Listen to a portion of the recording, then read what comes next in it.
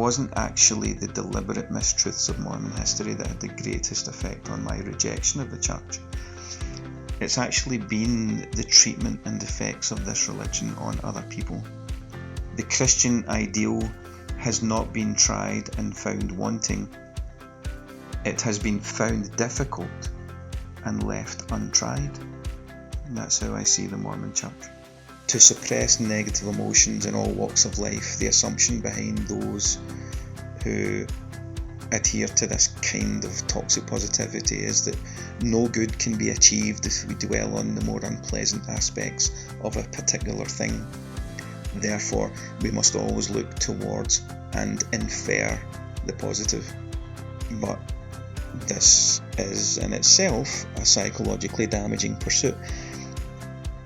I think this is a mindset that tends towards a blissful ignorance. It allows narcissistic individuals to flourish and seek to alter your reality. The Mormon Church exudes toxic positivity in its leadership, in its media, in its public image. In a mass gaslighting effort, the Mormon Church wants to divert your gaze towards only the wholesome aspects and away from the poison that's within. Away from anything that will allow investigation or for you to address the most pressing questions about its organizational foundation. If you can't meet in person, meet via computer. But let's get going. Let's don't wait for somebody to give us permission. Let's do it now. Christians versus Pharisees, choosing sides and how to fight for them in the Mormon Civil War. BRADGATE, what the church must learn from the fall and attempted rehabilitation of Brad Wilcox. Episode 10D. Sunderland, Spotlight, SWANSONGS and Censorship. As well as finishing an analysis of Brad Wilcox's fascinating and revealing online fireside with the Sunderland England stake on the 13th of September 2020 during COVID lockdown, before diving into his controversial statements at a fireside for youth in Alpine, Utah on the 6th of February 2022, and the aftermath attempts to rehabilitate him in the next episodes of this 10 series, this episode will include some profound insights from other podcasters processing their faith and trust crisis, who have kindly given me permission to include them. I will also try to condense and explain everything we have learnt from the recent bombshell journalism of the Associated Press, proving that the Church's own systems intentionally protect child abusers and child pornographers, while the same general authorities insisting those actions are taken stand at pulpits hypocritically declaring child abuse to be appalling and pornography an existential threat to families and civilization. Because of that content, this episode comes with a trigger warning for people who have experienced abuse and the church ignoring and covering up their suffering, which is a lot of Latter-day Saints. We already knew that, but this should be a watershed moment that removes any doubt that the church's generations of doing this to children have always been intentional and systemic, not accidental and unintended. I won't be mincing my words about that. We will actually get back to Brad Wilcox in this episode too, but as usual there is always another drama every week as this church of dwindling millions collapses under the weight of its self-inflicted dysfunctions, so this is going to be quite a long episode. Remember, Mormon Civil War is being filmed now, so if you want to see the illustrations and documents referenced as we go, they are all there in this episode in the Mormon Civil War YouTube channel. Also, I won't be offended if you speed up the playback time. I usually listen to podcasts at 1 1/4 or 1 1/2 speed if I'm pushed for time. Thank you, as always, to all the kind listeners messaging me and cajoling me to hurry up with the next episode.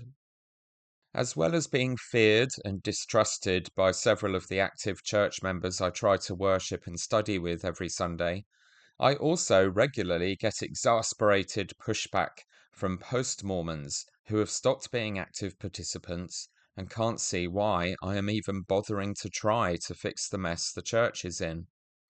They are absolutely reasonable to conclude that it is beyond saving.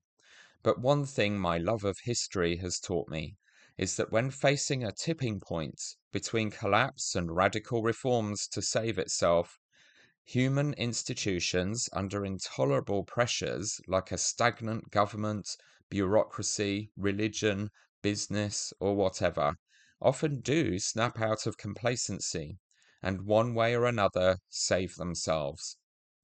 We have a phrase that a person or group of people under pressure can get squeezed like an orange until the pips squeak. Our church is under intolerable pressures, and the pips have started squeaking. As if from nowhere, podcasters are taking to the internet airways all over the global church to squeak and shout and push back against this destructive pressure. They are rallying huge communities of frustrated and wounded victims of the church leaders' complacent negligence and overtly harmful priorities to fight back with truth and suggestions for reform. Maybe, just maybe, they will succeed. I don't hold out huge hope.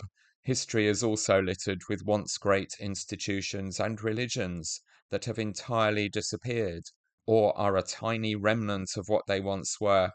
But either way, we will all find out the outcome for the Church of Jesus Christ of Latter-day Saints in the next 5 to 15 years.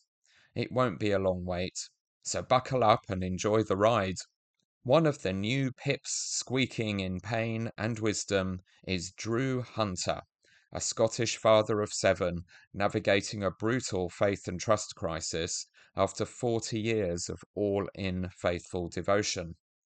He has described his journey eloquently in his YouTube film titled My Mormon Story. In it, he quotes superstar Christian apologist from a century ago, G.K. Chesterton, who said that Christianity is not an experiment that failed, but an experiment that people found too difficult to really try. But regardless of what I learned about the various histories, the many contradictory accounts of Joseph Smith's first vision, or of the realities of the supposed translation of the golden plates into the Book of Mormon, it wasn't actually the deliberate mistruths of Mormon history that had the greatest effect on my rejection of the church. It's actually been the treatment and effects of this religion on other people, particularly my children. To me, the single greatest problem in the world that human beings face is how people treat other people. How we communicate, how organisations dominate individuals' lives, how we react, what motivates us, and the underlying reasons why people behave the way they do. So my experience in rejecting Mormonism is very much grounded in its clear mistreatment of many people. It makes me think of what H.K. Chesterton said when he gave his critique of Christianity, when he said, "The Christian ideal has not been tried and found wanting. It has been found difficult, and left untried." That's how I see the Mormon Church. Several years ago now, one of our sons, came to us, his parents, and one evening he came to the home to tell us that he was bisexual. At this time, we were still attending church and would be considered active members. That night we reacted with what I would describe as instantaneous love for our son. As far as we were concerned, this did not change a thing. For us, it was family first. In spite of our mistakes and regular imperfections in parenting, which are many, we always put our children first. So we couldn't accept that he was in some way not good enough or was impure in the eyes of the Mormon Church. As time went by, our views on homosexuality and church teachings about homosexuality grew much further apart. My personal attitude towards people of different sexualities has become less judgmental, far more understanding. Our son has been to hell and back and still bears those scars. He was raised in a strict Mormon household where the traditional heterosexual family model was emphasized as not only the norm, but as the only acceptable type of family to God. I find it difficult to even conceive of how that must have made our son feel when he was younger. How must this have caused him so much pain and anxiety? And at the time, my wife and I didn't even know, but now we do. Since then, we've had another son who's come to us and explained his sexual orientation to us. We are grateful to now be in a position that allows him to know with a surety that we accept him because he's our child, our son. In our family, respect for the individual supersedes everything else. We have to respect each other. I know that Mormon doctrine and culture would judge us as parents who have surrendered our God-fearing faith and his moral principles. I'm just thankful that my understanding of the complex nature of human sexuality is no longer based on archaic forms of dogmatic rules. One could argue that the reason an ideal world your organization believes in is never accomplished because the people in it don't do it properly applies to every religion or political party with ideals it is trying to live up to or make real in a messy real world. My wise mother often taught us that the struggle and conflicts in Mormonism are to find ways to make the ideal real. She and my father have devoted their life to holding the flame of the ideal high, while not shying away from the messy real-life hard work it takes to change minds and behaviors. They turned up to serve and lead as reliable workers. They challenged injustices in personal and systemic institutional culture and practices where they could. Dad with quiet words in leadership meetings and agonizing to do the right things the right ways with patience and compassion. Mum with powerful behind-the-scenes advocacy for her sisters being harmed and broken by the patriarchy and its insensitivity to their needs and life situations in her leadership PPIs with priesthood overseers as a ward and stake primary and relief society president, and passionate, articulate talks and training advocating for the highest standards of professionalism and aspiration in how we serve, teach, and counsel each other.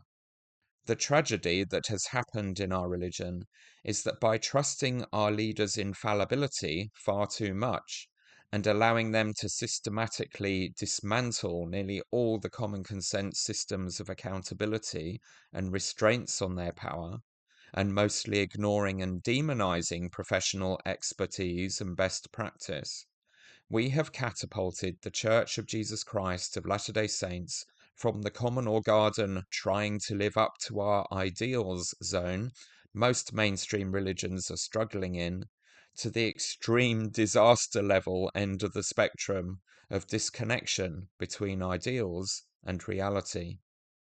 As G.K. Chesterton acknowledged, making a community that really practices Christianity as it should be is a difficult challenge that few have come close to accomplishing. But there is a spectrum here, and the LDS Church really doesn't have to be messing up this badly. Drew has lots of other observations about the state of the Church you may well resonate with, intrepid listeners. So this is where I really tell the story of my journey out of what I would describe a cloud of social and emotional darkness in the Mormon Church and out into a fulfilling and warm burst of light as I've left the church. It sounds good. It sounds like I've progressed, and I absolutely have, but it is an absolute upheaval. It is a trauma to experience, and one that is sadly but necessarily repeated more often in recent years. I've watched countless family and friends go through this psychological ordeal, and I realise the reality that it is such an earth-shattering and deeply personal journey. A journey that I don't think any reasonable and good human being would seek to invalidate or make a mockery of. Yet sadly some active Mormons do just that. They mock or they patronise those who are going through a faith transition, a difficult journey. But I think of more concern as the official organisational drive within the church to control its own image. The Mormon Church is obsessed with its image. The public relations department is devoted to this cause. So much time and money is thrown into the creation of a perfect projection, a squeaky, clean imitation of the real church. For me, that is a huge red flag. It even infects local congregations all over the world. Statistics, numbers, box ticking, these are all obsessions of the way that the church is run. The suggestion that the church is faltering as an organisation is regularly denied or avoided. It's always growing, it's always successful, there are always good stories, and it's always good news. Never shrinking, never failing, no negatives, no bad news. I've even witnessed local leaders so caught up in the game of protecting that positive image that they mislead and speak dishonestly, even when they're reporting on the progress of the church at a local level. Sometimes it seems they've lost an entire grip on reality, and I see this as another warning sign of a religious organisation that possesses those cult-like traits. A question I find myself asking in various situations I come across is this question: am I being duped into accepting something that is not what it seems? And I usually follow up that question with, could this thing, this organisation, be genuine? And I see this as an important way of measuring the social worth of a group or an organisation, or even of individuals as well. I think it's of the utmost importance to be made aware of all the facts, unedited, unfiltered, free of cherry picking, free of exaggeration or interpretation or opinion. Just the facts. It's become mainstream to be aware of a phenomenon that we call toxic positivity, to suppress negative emotions in all walks of life. The assumption behind those who adhere to this kind of toxic positivity is that no good can be achieved if we dwell on the more unpleasant aspects of a particular thing. Therefore, we must always look towards and infer the positive. But this is in itself a psychologically damaging pursuit. I think this is a mindset that tends towards a blissful ignorance. It allows narcissistic individuals to flourish and seek to alter your reality. The Mormon Church exudes toxic positivity in its leadership, in its media, in its public image. In a mass gaslighting effort, the Mormon Church wants to divert your gaze towards only the wholesome aspects and away from the poison that's within, away from anything that will allow investigation or for you to address the most pressing questions about its organisational foundation. Recently in the UK, there's been a closure of a stake in England. I think it's the Lichfield stake, including 3 congregations and 2 buildings. In Scotland, units have closed in some stakes in recent years, and the party line, the approach to explaining this to the local membership, is to expound out a thesaurus of positivity and love in denial of objective reality. The church is shrinking in the UK and has been for some time. What I see is more positivity for the sake of image, not for the sake of honesty or welfare. It reminds me of the countless times I spent in leadership meetings at ward and stake levels, where the presiding leaders would repeat over and over and over that the priesthood holders or other church members were simply not doing enough. The blame for lack of growth is thrown out to the exhausted, hard-working people who are already stretched to breaking point. This kind of petty tyranny is what you get when accountability is aimed downward to the general membership. Responsibility is offloaded to the nearest unquestioning followers who will take the blame. So it should not come as too much of a surprise that the triple combination of a strictly unquestionable hierarchy, a doctrinally based focus on separation from the Gentile world, along with the historical emphasis on organisational perfection, would lead to a church that has numerical data as one of its most prized indicators of success. Numbers come before individuals. This isn't so much about the one lost sheep being of value to the shepherd, who's meant to be Christ. This is about this church making sure the world knows that there are 100 members, even if one of them isn't interested. If the lost sheep were really as valued as those verses in the New Testament state, perhaps the organisation would genuinely make an attempt at introspection to learn why they are losing so many members, why they are losing those sheep. And that ratio today is far larger than 100 members to that one lost. Maybe the comparison with a docile farm creature that displays a flocking instinct is far too apt. I and all the hundreds of thousands of others who have given this church everything and are now with heavy hearts unable any more to trust it with a spoon, never mind our personal well-being and belief system and the safety of our children, are not expecting perfection. Although, of course, it would be reasonable to expect perfection, considering how often the church's leaders and members arrogantly claim perfection and demand to be trusted and revered as if they really are practically perfect in every way.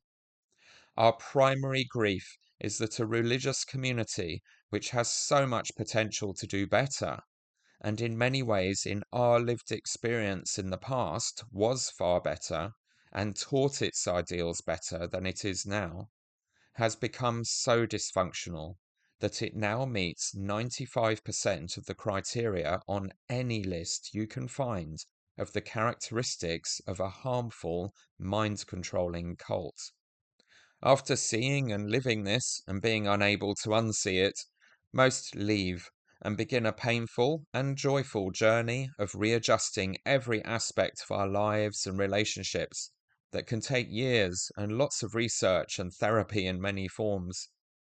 A very few are able to stay and fight for the church to reform and get closer to its powerful, good, and inspiring ideals, while the rest of the remaining active members, who have not yet realized the true scale of the trouble the church and its credibility are in, mostly fear and misunderstand us, just as they have been taught to. So this wonderful quote by G.K. Chesterton really resonates with me. The Christian ideal has not been tried and found wanting. It has been found difficult, and left untried. That's how I see the Mormon Church.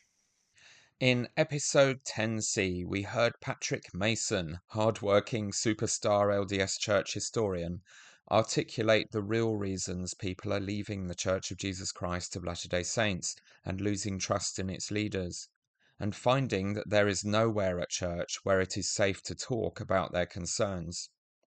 Patrick sadly discredited himself by asserting that the Church's scriptures and leaders have never anywhere claimed infallibility, and I contrasted that with several recent examples where they clearly do, including the current President Nelson and the next two apostles in line to succeed him as prophet president of the Church, if God doesn't kill them first, Dallin Oakes and M. Russell Ballard, thus demonstrating for anyone to see that things are so messed up now that even the most enlightened and insightful apologists for the Church, who are being kosher enough to still be employed and trusted by it, have to intellectually and ethically perjure themselves to exist in that contradictory space, while not directly criticizing the leaders, who are the main cause of this catastrophe for our religion.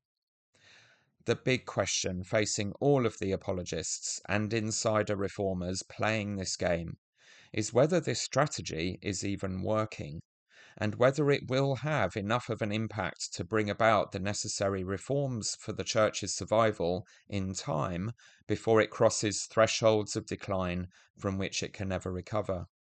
My argument in this podcast is that time has probably already run out now. We see the final death spiral of collapse speeding up. And the only chance for change now, before there is no church left to do any changing, fast or slowly, is a much more assertive and urgent reality check to realize how many things need to change fast to keep the last remnants of the young people. Then a widespread rebellion of some kind against continuing the dysfunctional stuff we keep on doing. And if necessary, a regime change to replace the leaders incapable of changing. There are only three mechanisms within the current protocols and culture of the Church of Jesus Christ of Latter-day Saints to make essential changes happen. 1. The formal route of voting opposed to those leaders continuing in their roles when invited to 4 times a year in 2 general conferences, one of the state conferences and the annual ward conference. A small but determined group of church members are doing this and hoping to normalize it with their example, including my wife Lynn, who voted opposed for the 3rd time in our ward conference last Sunday, and we had a helpful conversation with our stake president about her reasons for voting that way afterwards. I oppose. I oppose. But ironically, the officially sanctioned way to express opposition to the status quo and advocate for change is the one the church leaders basically ignore. They have refused to allow the church members to vote about any specific policy or doctrine being made official since the vote authorizing giving black people priesthood and temple ordinances in 1978. And if you vote opposed to the leaders, your local leaders will have a chat with you, but haven't the first clue how to pass a vote and concern opposing apostles up the line for formal investigation and accountability. The General Handbook has loads of detailed instructions for how to apply accountability and church discipline to grassroots members, but funnily enough, nothing whatsoever about what to do when an area authority, 70, or apostle is unworthy to continue in their calling, because of sins like stealing and lying while claiming to be infallibly speaking truth from God and incapable of leading the church astray. One of the fun direct action campaigns the BritVenger podcasters are pursuing, that we invite everyone to join in, is to vote opposed.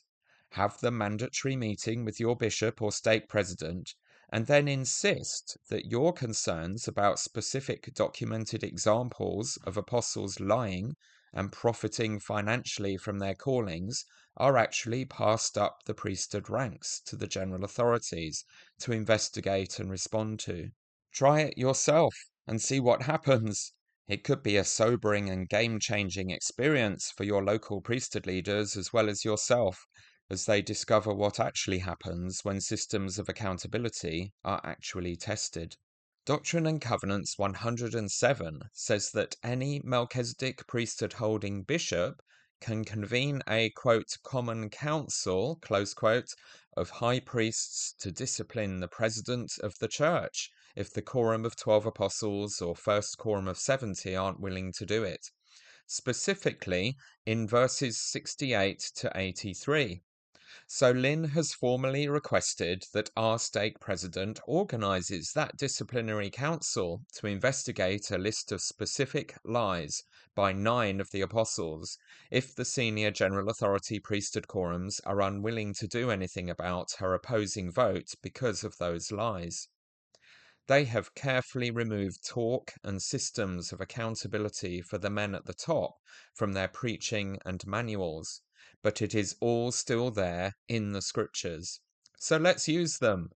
If you don't use them, you lose them. The second, and arguably most effective, mechanism for making reforms happen is the informal mechanism of public shame and embarrassment by journalists, academics, and social media podcasters and bloggers speaking publicly about the problems and specific things that need to change, and proposing solutions that the church then half-heartedly adopts some of, while excommunicating the people who came up with those solutions. In the past, this kind of pressure of having media and governments publicly discussing and campaigning against Mormon dysfunctions were crucial to eventually forcing the church to abandon polygamy. This category of pressure also forced the church to continue issuing public manifestos into the 20th century to stamp it out, when journalists found out polygamous marriages were still being secretly authorized by LDS general authorities decades after the first 1890 anti-polygamy proclamation, and then excommunicate 2 of the 12 apostles who carried on doing it anyway. It was also vital to eventually persuade the church to abandon institutional racism in 1978, after years of public analysis, controversy, boycotts of LDS sports teams, and threats of legal sanctions. And we recently saw small but significant changes in child safeguarding procedures in response to Sam Young's Protect Every Child campaign and petition, after excommunicating him, of course. Other forms of media awareness raising, like TV documentaries and dramas, can also have a big impact. And there is a double whammy of that hitting the UK right now, as Netflix is showing the Keep Sweet, Pray and Obey documentary series about Warren Jeff's horrific takeover of his child-abusing polygamous fundamentalist sect. And Disney Plus is headlining Under the Banner of Heaven, starring Andrew Garfield as a fictional detective experiencing faith and trust deconstruction while investigating the real murders of Brenda Lafferty and her baby daughter in the 1980s by strict mainstream LDS Mormons spiraling into violent polygamous fundamentalism. It seems counterintuitive that the people and media of the United Kingdom of Great Britain and Northern Ireland would be disproportionately fascinated by the shenanigans of a very small religious sect from the USA. But since the very earliest days of the LDS Church in the 1800s, they have featured in British newspapers like the weekly Illustrated London News, with magnificent full-page steel engraving illustrations of scenes in Mormon Utah and Brigham Young and his apostles. It boils down to the mesmerizing, voyeuristic spectacle of apparently civilized white European people living like barbarian African and Asian cultures they viewed as exotically wild and inferior, with powerful potentates with harems of wives and absolute power who are sending missionaries to our country to recruit more wives. All of that is alive and kicking in the fundamentalist polygamous Mormon sects with hundreds of thousands of members now, and the mainstream LDS Church is still enthusiastically perpetuating violations of the 21st century's ideas of what constitutes civilized behavior, with rampant charity fraud, racism, sexism, and homophobia. Investigative journalists are not going to run out of material to work with anytime soon if they have the inkling to go rooting around in our stuff. The third mechanism or engine of change in the Church of Jesus Christ of Latter-day Saints is the many surveys about everything the Church has been emailing to members that do have some impact on making the general authorities aware of how church members' opinions are evolving. We were recently granted a rare and very informative insight into that world when Scott Dyer interviewed Brian Harris in episodes 57 and 58 of his excellent Ramiumptum Ruminations podcast. Brian Harris used to work for the church's busy market research team, surveying and interviewing categories of church members about different topics to feed back this information to general authorities working on new initiatives or considering changes. He describes how large and thorough the program is, employing dozens of professionals surveying church members about their opinions on everything from temple garments to youth programs. If you have received any of these surveys in your emails, as Lynn and I have over the years, you will perhaps have shared our surprise to realize that a church which claims lots of top-down revelation under the direction of God and a tsunami of propaganda insisting that the general authorities function completely independently of and mostly in opposition to public opinion and evolving social norms, is in reality very carefully checking the opinions and tolerance levels the church members have for a change or new policy before declaring it to be a new revelation in the ongoing restoration. It totally contradicts all their narratives and shows that the tail of our opinions really is waving their dogma dogs. They are absolutely terrified of alienating their own followers. We are, informally, a democracy, guided by public opinion, after all. And out of that has come radical reforms of the temple endowment and sealing ceremonies to seem less sexist and other feminism-light reforms. We will now return to exploring the heart of the dysfunctions the actual general authorities are preaching and enforcing when they address the members of the church, and particularly the children and teenagers, through the recent adventures of Brad Wilcox, BYU professor and Young Men General Presidency counselor. In this episode, we will conclude an analysis of what he taught the young people of the Sunderland, England stake in the COVID lockdown Zoom fireside and question and answer dialogue with them on the 13th of September 2020. And in the following episodes, what he taught the teenagers of Alpine, Utah, that blew up the Bloggernacle and revealed just how much the church leaders still exist in a sexist and racist dark ages, and destroyed the careful public relations and propaganda efforts of the last 2 decades, trying to convince the world that we have moved on from those endemic bigotries, and how in the process they are relentlessly delivering the final death blow to our church and its better ideals in our own lifetimes. So how do these leaders end up with their mindset, and so inward-looking and self-absorbed that they often spend more time talking about themselves and their authority and extolling each other as amazing and wise than talking about Jesus or the real problems challenging our world? Most of these men have nepotistic connections with each other and come from very privileged Mormon aristocracy backgrounds. But they have also served as local bishops and stake presidents, dealing with the grim realities of the lives of church members, bringing them their darkest secrets and most intractable real-life problems, which should keep them grounded in the real application of their ideals. How is it that they seem to forget these realities as they ascend the ranks of the general authority power pyramid scheme? Drew Hunter speaks insightfully about this in his YouTube film.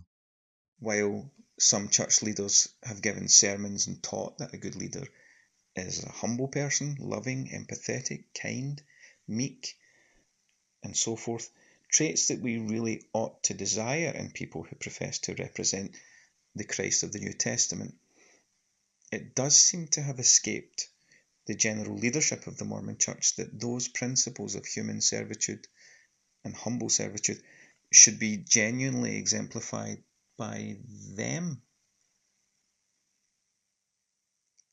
I've known lots of compassionate and humble church leaders in Mormonism. I also think some of the general authorities have been those kind of humble and good people too. But more so in recent years, I've noticed this elevation of status becoming an issue for some of the most senior leaders in the church. And it certainly is a problem that trickles down naturally to the local level.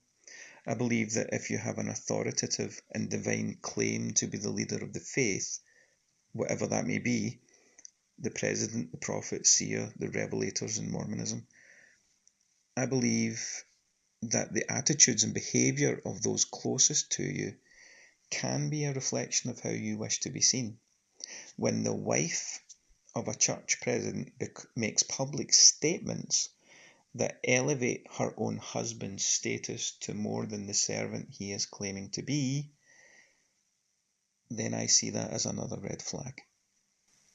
In the last 3.5 months, it has been quite an experience to send my husband off to work, because many days, at the end of a rigorous day for him of meetings and decisions at headquarters, the man I greet at the end of the day is just a little different from the man I kissed goodbye in the morning.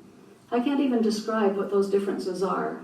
I can only tell you that my husband, at age 93 and a half, is becoming more and more of his true self every day. And why wouldn't he be? He is now doing what he was foreordained to do.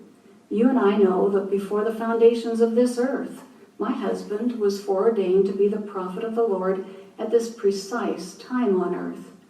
I would like to read just one paragraph of what Elder Bruce R. McConkie, a departed member of the Quorum of the 12, said about President Spencer W. Kimball when President Kimball was called to be the prophet. I will insert my husband's name. So this is Elder Bruce R. McConkie speaking of my husband's life premortally. It takes my breath away because I do know that this is true.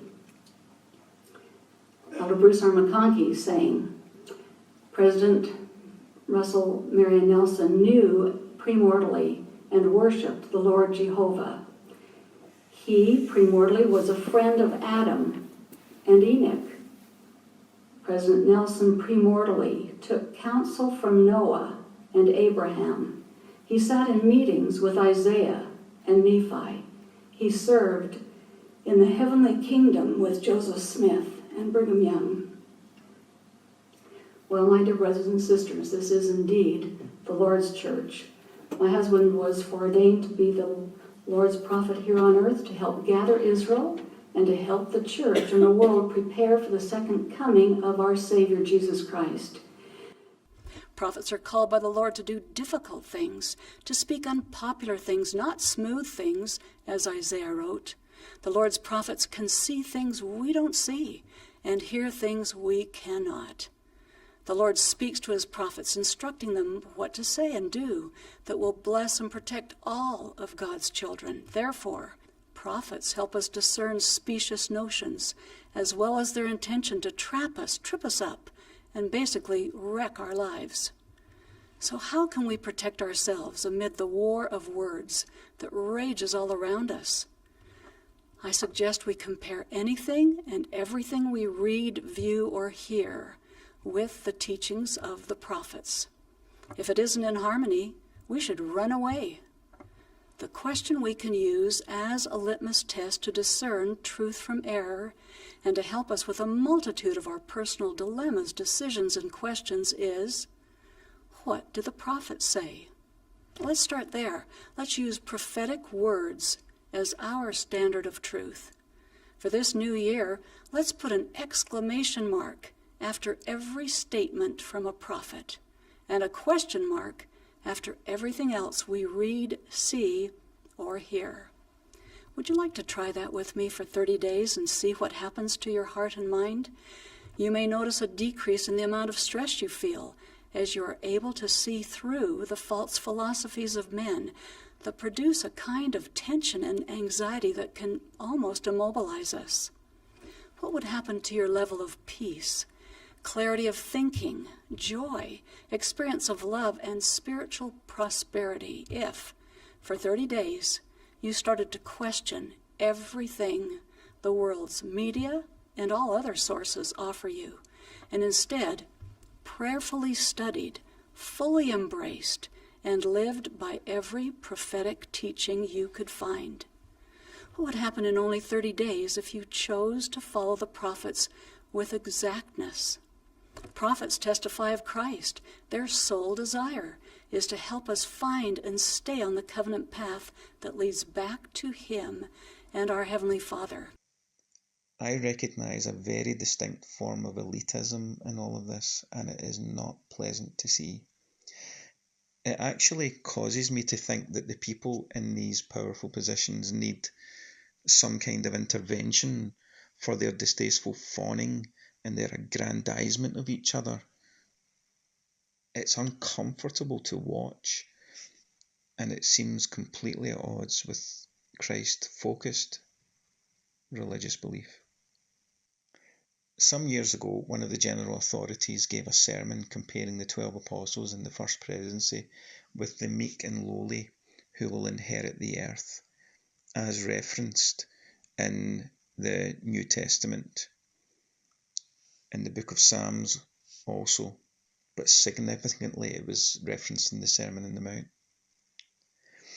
I was absolutely struck by the mental gymnastics used by this speaker in attempting to conflate wealthy, highly educated members of boards of directors, shareholders in large companies, lawyers, academics, millionaires, senior vice presidents, and to compare this with the poorest, most humble and forgotten people who would come to inherit the earth upon Christ's return to it.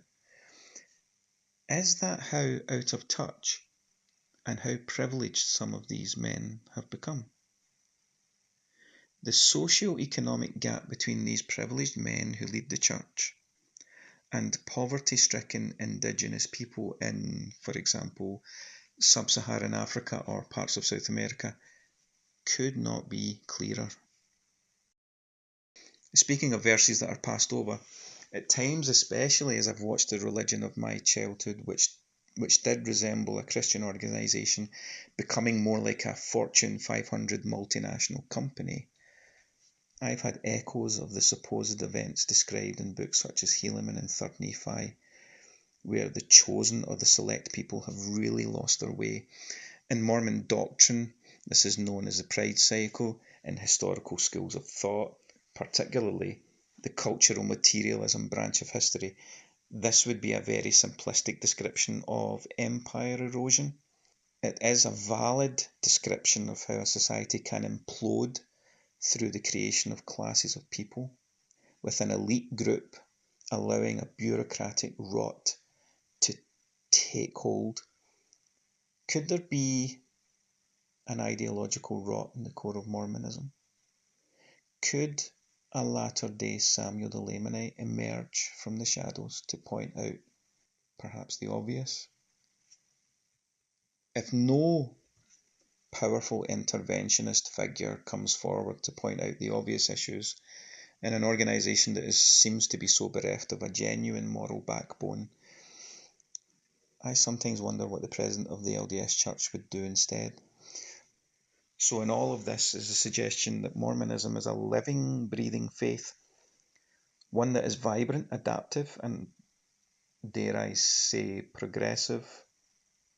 However, you don't have to scratch the surface of the church too much to see that the authority of its chosen leaders is meant to be taken as infallible, except of course when utterances from God's anointed are merely opinion rather than revealed truth, which is a useful escape clause sometimes.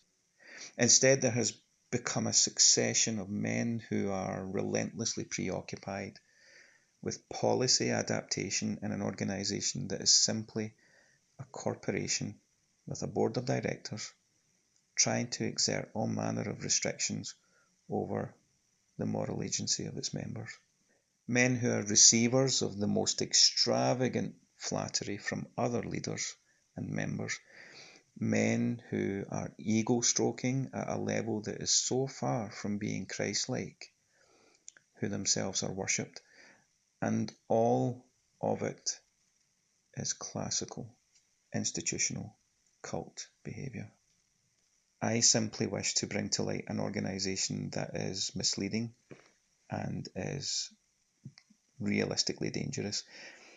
I stated at the outset of my comments that critical thinking, objective and logical reasoning as part of the historical discipline are extremely important to me. Being part of an organisation that uses emotional and mental manipulation to ensure obedience, an organisation that knowingly misleads its membership and closes down all natural human instinct to question and act upon legitimate doubts. This is not an organisation I can either be a member of or be associated with. It goes against everything I stand for and hold to be the essence of human existence. Also, remember that when you engage in discussions with active Mormons and they don't see things your way, don't be surprised, because that used to be you. Drew calling the Church of Jesus Christ of Latter-day Saints, quote, realistically dangerous, close quote, may seem a shocking or extreme thing to say about the Church, which most of its active members regard as entirely benign or good and safe in a dangerous and threatening wider world. The reasons he gives for calling it dangerous seem totally reasonable to me. It knowingly deceives and misleads its members. It demonizes critical thinking and objective and logical reasoning. It ensures obedience through emotional and mental manipulation, and it traps people by shutting down their instincts to follow through on researching and acting on legitimate concerns and doubts. These are all dangerous, thought-controlling strategies that totalitarian regimes and harmful cults deploy to mentally enslave people.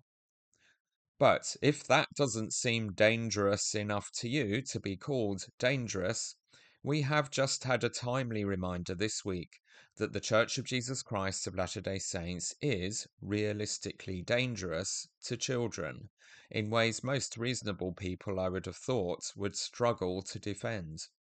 As I have discussed before in this podcast and my advocacy for the Protect Every Child campaign, the Church of Jesus Christ of Latter-day Saints continues to have a truly shocking track record of child abuse, covering up child abuse, and facilitating child abuse. Its child safeguarding protocols and training are so useless, they are actively endangering children by creating the illusion of having child safeguarding protocols when in really basic ways we don't. I won't go into all the details again, but to recap quickly the minimum standards that responsible churches and schools and other organisations working with young people have in place are: police background checks for everyone working with young people, annual professional training by experts in all aspects of abuse, what signs to look for that indicate physical, sexual, emotional, or neglectful abuse, who to report concerns to, how to respond to a disclosure of abuse without messing it all up by asking leading questions or starting an investigation yourself, and what confidentiality you can or cannot promise a child. None of these things feature either at all or in anything close to useful detail in the global safeguarding training the LDS Church requires now, which is to watch a film every 3 years that basically says over and over again, always have a second adult around and never be alone with a young person. while totally ignoring the 6 monthly worthiness interviews with the remit for untrained amateur men alone in a room, unless the child requests another adult, to ask about chastity and check on sexual behaviors, including thoughts, pornography, and masturbation, which the For the Strength of Youth booklet still tells young people aged 11 and older are all sins second only to murder that they must confess with their bishop. Where legally required, like in Australia, Pennsylvania, and now California, more professional protocols are followed. But rather than applying best practice throughout the church, this religion, run by lawyers, only ever does the absolute minimum it can legally get away with in each region. As I've said before, my Canterbury stake, after my ward's serving bishop was jailed for child pornography offences, finally had enough of endangering its children and has created a nearly gold standard policy, including background checks and annual professional training, which the stake leaders are willing to share with any other stakes leaders who reach out to them. The ongoing failure to learn anything from the hell the Roman Catholic Church in the USA and elsewhere has been through for its negligence, and pretend everything is fine and our church is better and safer than all the other churches, is backfiring badly and messing things up for the church in several ways. They had to abandon their long-standing relationship with the Boy Scouts of America as the primary youth program for teenage boys in the church in the USA, when the massive scale of child abuse in scouting settings across the country, including in the LDS Church, led to class action lawsuits that have forced the Boy Scouts of America to declare bankruptcy. Rather than use its definitely not bankrupt hundreds of billions of dollars to stand by the Scouts in their hour of need, the LDS Church threw a paltry $250 million at them and ran away, and the prophets pretended to have a revelation that the kids should do the in-house children and youth program instead and replace Scout camps with For the Strength of Youth conventions. The LDS Church had to almost immediately abandon its great new temple films and replace them with death by PowerPoint in the temple endowment when their director, Sterling Van Wagenen, was jailed for child abuse offences, which the church knew about and had forgiven him for, and they employed him to make the temple films anyway, because he was a big cheese and co-founder of the Sundance Film Festival in Utah. A major cause of members becoming disillusioned with the church is discovering that Joseph Smith and several other middle-aged or elderly prophets coerced young teenagers into marrying and having sex with them, and the child-abusing practices of fundamentalist groups continuing that Mormon tradition still tarnish the whole Mormon religious movement's reputation. And of course, the lack of safeguarding protocols and ongoing clergy abuse cases within the LDS Church continues to cause suffering and embarrassing scandals. So this negligence regarding safeguarding has so far cost the LDS Church its historic and contemporary reputation, countless once loyal members who have left and don't feel their children are safe in it, crucial components of its temple ordinances, and its youth program for boys.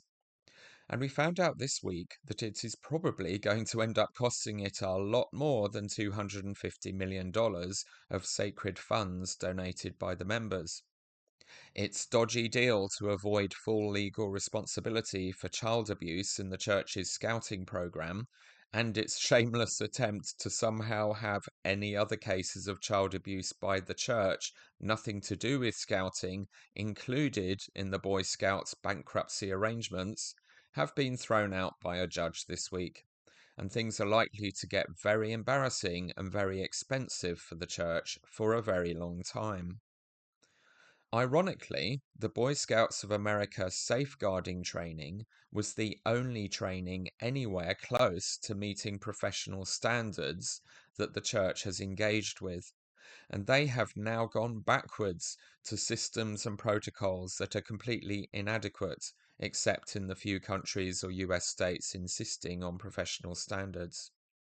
Not only has the attempt to avoid full responsibility for abuse in the church's scouting program backfired, the bad news keeps pouring in this week, and things have got really epic. I've been saying for years now that it was only a matter of time before the same public humiliation and catastrophic reputational harm the Roman Catholic Church has been through for its negligence and cover-ups of child-abusing priests comes for our church, and expressing my exasperation that the LDS Church is in total denial about the scale of its own dysfunctions around child safeguarding and learning nothing from the crucifixion of the American Catholics, followed swiftly by revelations of the same scale of abuse cover-up in an endless list of other countries, because the same dysfunctions are endemic throughout the global Catholic Church.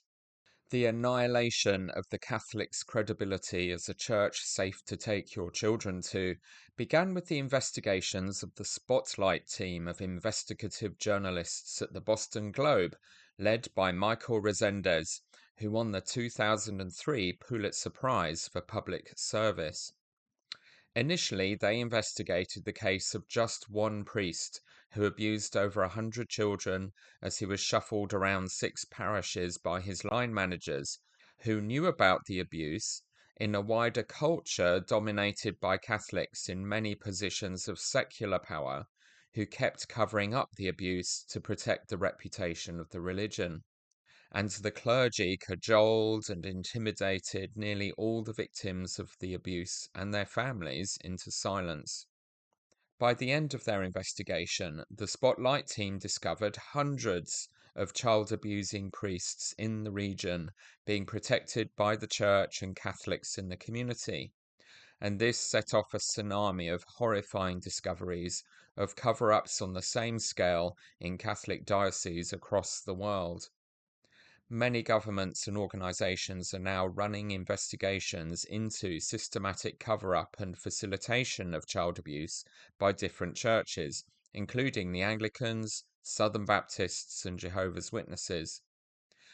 The Catholic insistence of priests being celibate adds some extra dimensions to their dysfunctions not present in the LDS Church, which allows its priests to marry. But the culture of prioritizing the public reputation of the church over the safety of children and trying to avoid legal responsibility and justice is endemic in the Church of Jesus Christ of Latter-day Saints. As well as totally inadequate training given to its entirely amateur volunteer clergy, including around 100,000 men mandated by the Church as members of bishoprics and stake presidencies to interrogate children and young adults every 6 months about their sexuality alone in a room, starting age 11.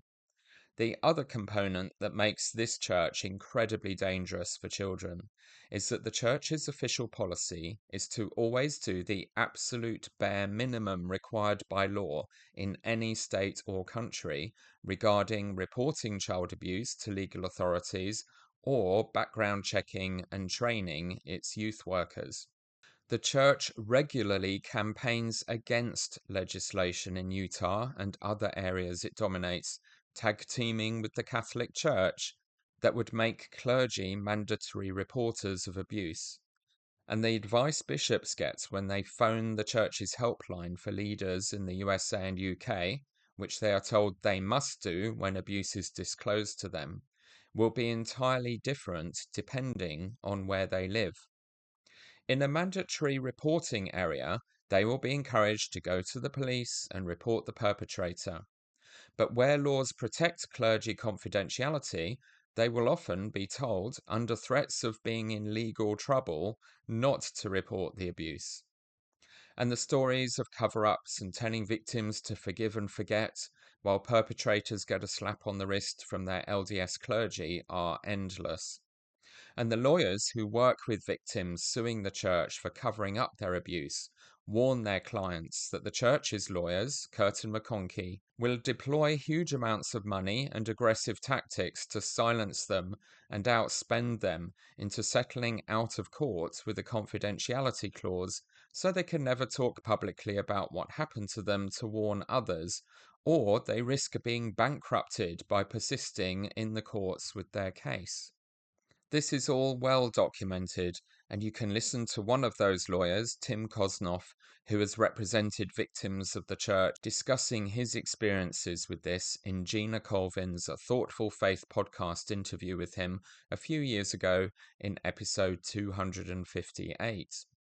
He is also about to be interviewed on Mormon Stories, discussing the developments with the Boy Scouts and no doubt the other recent developments I'm getting to. Church members have been raising alarm bells about all the harm this does for years. Cases of officially sanctioned child abuse cover-ups and egregious predatory behavior by LDS bishops and stake leaders have regularly appeared in the news for years. The clear message of all this is that this religion, now run by lawyers, but still claiming to be the restoration of the Church of Actual Jesus Christ, who said people who endanger children should be thrown into the sea with a millstone tied around their neck, clearly, indisputably, prioritizes minimizing bad publicity and avoiding responsibility for child protection over the suffering of abused children. I and others have been saying publicly for years that it is only a matter of time before the LDS Church has its own spotlight moment of truth and accountability, and expressed our astonishment that the LDS Church was doing nothing substantial to prevent this inevitable outcome. Well, the moment has come. A deep investigation into these institutional dysfunctions and selfish priorities of the Church of Jesus Christ of Latter-day Saints has just been published and gone global by the Associated Press, the world's largest news organization, accompanied by a video documentary on YouTube. And who is the journalist in the Associated Press's global investigation team who did the research and wrote this article? Why, it's actual Michael Rezendes, the actual spotlight guy. You couldn't make this up. As with his investigation into the Catholic Church's corruption and worldwide endangerment of children, the article begins with one case, the horrific situation that has been playing out in Arizona, where a domestically violent Latter-day Saint border security guard confessed to his bishop that he was sexually abusing his 5-year-old daughter, MJ, one of his 6 children at the time. When he called the helpline, all bishops are told to call first when an abuse case is disclosed to them in the USA and UK. The bishop was repeatedly told that he absolutely must not inform the police. 3 years later, in 2013, a new bishop was called, informed of the situation, and also told not to report it by their lawyers on the helpline. He continued to try and convince the abuser to change and involved his terrified wife, but the church-administered repentance process did not work to change the child abuser. What a surprise. So the second bishop did all he felt was left for him to do and decided to excommunicate the abuser. But none of the men in that disciplinary council, who were made aware of what had been happening, reported it to the police.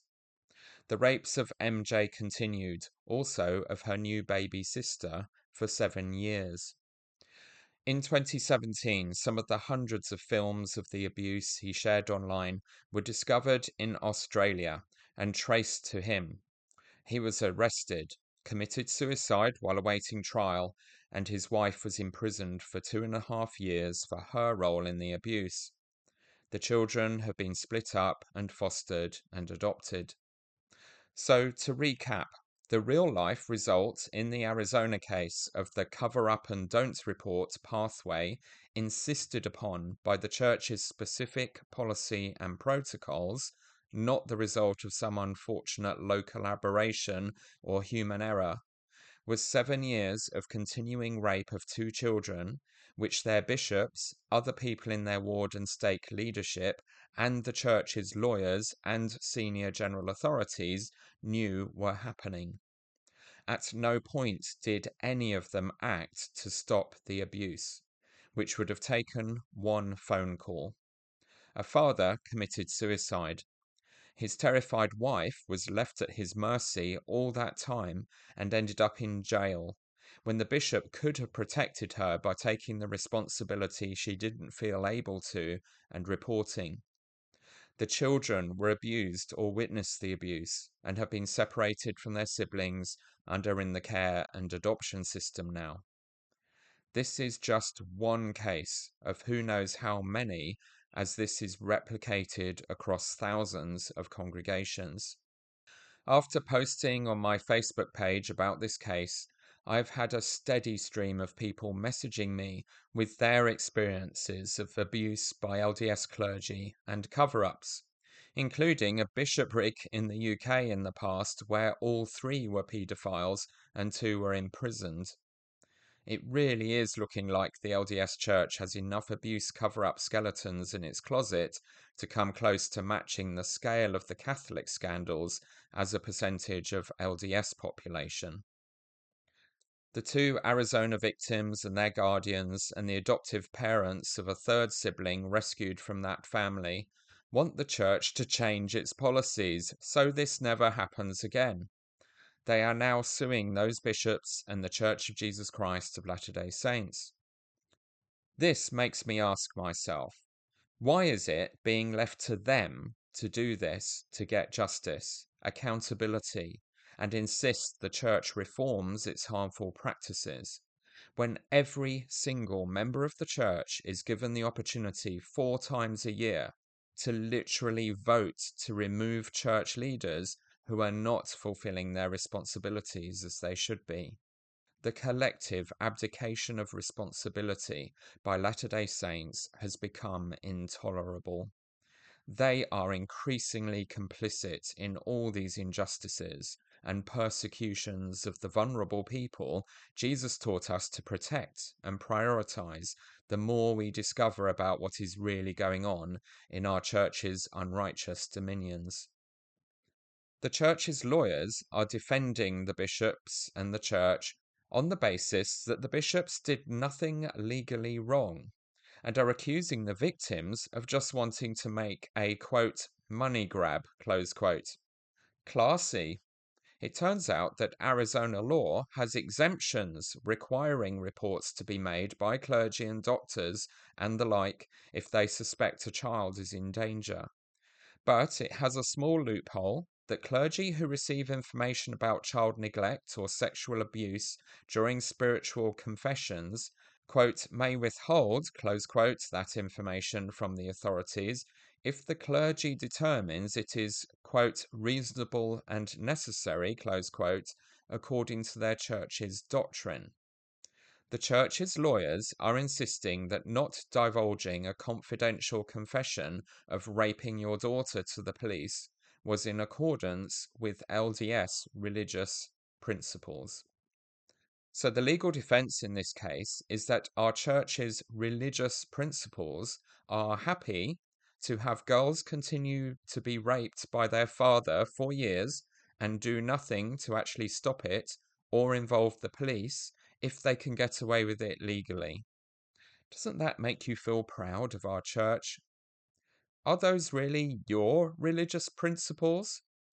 Apparently, they are the official religious principles of the Church of Jesus Christ of Latter-day Saints, according to its lawyers. Maybe we should add that to the missionary discussions. We believe that it is more important to avoid the Church spending money or being legally accountable for facilitating child abuse than stopping your daughters from being raped and filmed for pornography for years. But your daughters must be accountable to our bishop, alone in a room every 6 months, for every tiny infraction of our chastity laws against any kind of sexual activity, sexual thoughts, or viewing pornography. and they must give us 10% of their income plus other offerings for the rest of their lives. Shall we schedule their baptism for next week? So this investigation confirms for the world to see what we already knew, that getting away with as much as the church can legally is far more important to the LDS prophets, seers, and revelators, 3 of whom are professional lawyers, than protecting children. The story has been in the public space for a few years now, but what made the difference for the impact of this research by Michael Rezendes is that 12,000 pages of sealed court documents from a different case in Virginia was leaked to him, proving beyond doubt the behind-the-scenes systems and protocols of the church's abuse helpline, and how the advice given differs depending on the state you are in.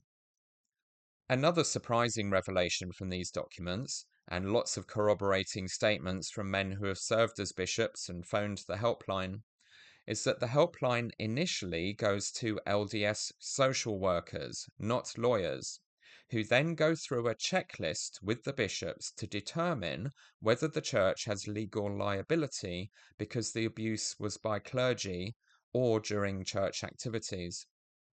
They only refer the bishop on to the lawyers if it could make the church look bad and cost money, and the lawyers then bring in the heavy guns and the money to intimidate victims and their families into not going public. But if the abuse disclosed is in a non-church setting, the response is totally different. The bishop is given lots of support by the social workers to give the victims and their families the assistance they need. We can actually see a copy of this checklist because in sending a bundle of paperwork to Tim Kosnoff, Curtin McConkie accidentally included one. The image being shared online is a bit fuzzy, so I will read it to you. Protocol for abuse helpline calls. Caller information, date, time of call, position, ward, stake, home phone, work phone. Reporting information. So this is a final tick box section that the person taking the call needs to write some conclusions about to pass on. Reporting information. Is this a high-risk case? Yes or no? Is this a reportable situation? Yes or no? Who has reported? Who will report? Legal counsel was consulted? Yes or no? Attorney name. Follow-up date. Tell priesthood leader that no identifying information should be given. Use first names only. High-risk cases. If any of the following questions are answered yes, immediately transfer the call to legal counsel. See phone number below.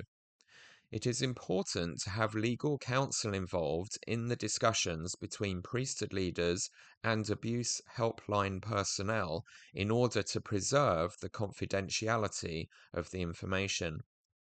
Number 1. Does your call concern child sexual abuse which may have occurred on church property? Yes or no? Does your call concern child sexual abuse which may have occurred at a church-sponsored activity? Yes or no? For example, church, seminary, Boy Scouts, Cub Scouts, etc. Number 3. Does your call concern child sexual abuse by a church leader or youth leader who used their church position to accomplish the abuse? For example, nursery leader abusing children in nursery, a seminary teacher abusing seminary students, a youth leader abusing his or her youth, or a missionary? Yes or no? Number 4. Does your call concern an alleged perpetrator employed by the church? Yes or no? Number 5.